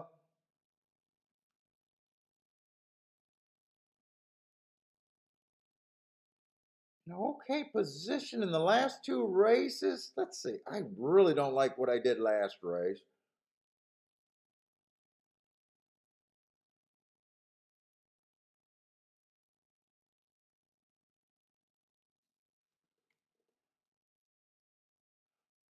And in this race, I just got off of what I like. Let's see. They went too fast. Let's see. The three kind of came out a little slow.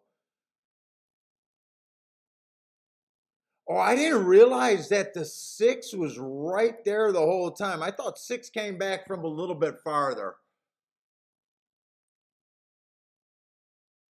So speed did hold up pretty good. It's just the four horse didn't hold up that good.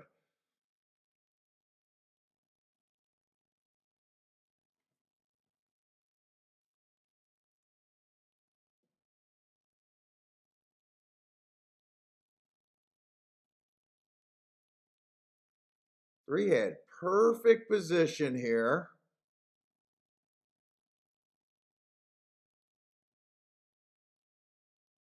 Yeah, I didn't realize that the six was the horse dueling the four. So six really ran a nice race. Six really ran a nice race. And you're right, the three did hung. The three did kind of hung. And I'm not sure he gave the hardest ride right there. Brock, I'm with you on that ride. I don't think I like that ride either. I'm with you on the three. I don't think he worked him as hard as he could have. Now it might just be visually, but he kind of got this horse a little bit behind horses in the backstretch. Oh, look, he just looked weird.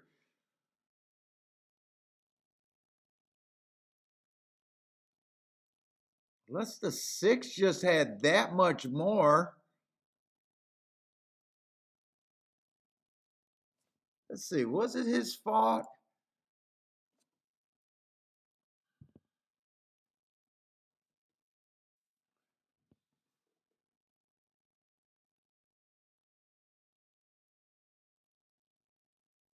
He's riding. He's pushing him a bit. He's pushing him. I didn't think. I guess I didn't see the whipping him.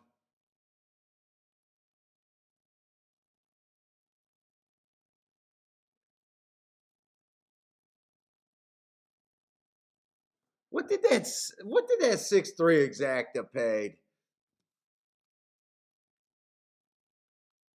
Because at first I was gonna key them both, and then I got off of that when I 6-3. What did 6-3 pay?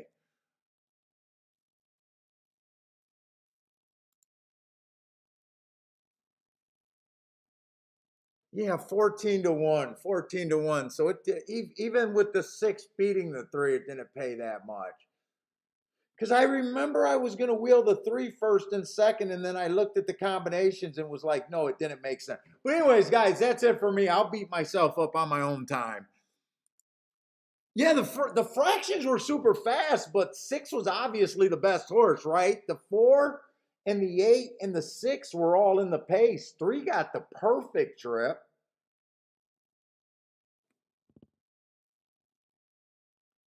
And look, I shouldn't be mad because I'm just mad at myself. Look, the 6 went, Matt Strides with the fastest winner of the day, went too fast to win at the half. Matt Strides with the fastest winner at the second. He's the best marked horse by far. I mean, that is the best marked horse.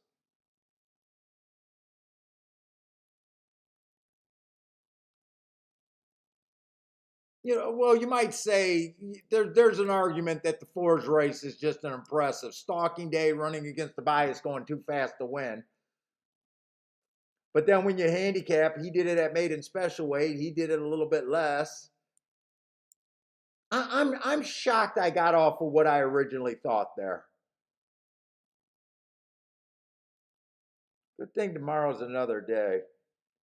I mean, he ran well. I mean, if you say the fractions hurt the 4 and the 8, I mean, the 6 was on him too. I don't know. Anyways, guys, good luck. If you guys are playing tonight, good luck. Yeah, I now I know why I didn't have the exacta. For the longest time, I'm sitting there like, how did I have the exacta? But 14-1, he would have been better just to bet to win, right? At 14-1, right, Charles? That he would have been better to take the $12 and not need the exacta.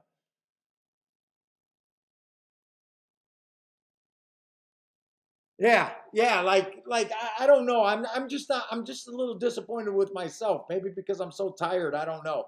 I'm just a little more disappointed in the last 2 sequence. And it wasn't even that big of a day because I bet even though I made a bigger win bet, I bet the same amount as what I would have done with the exacta. So I'm not even that upset about the loss today.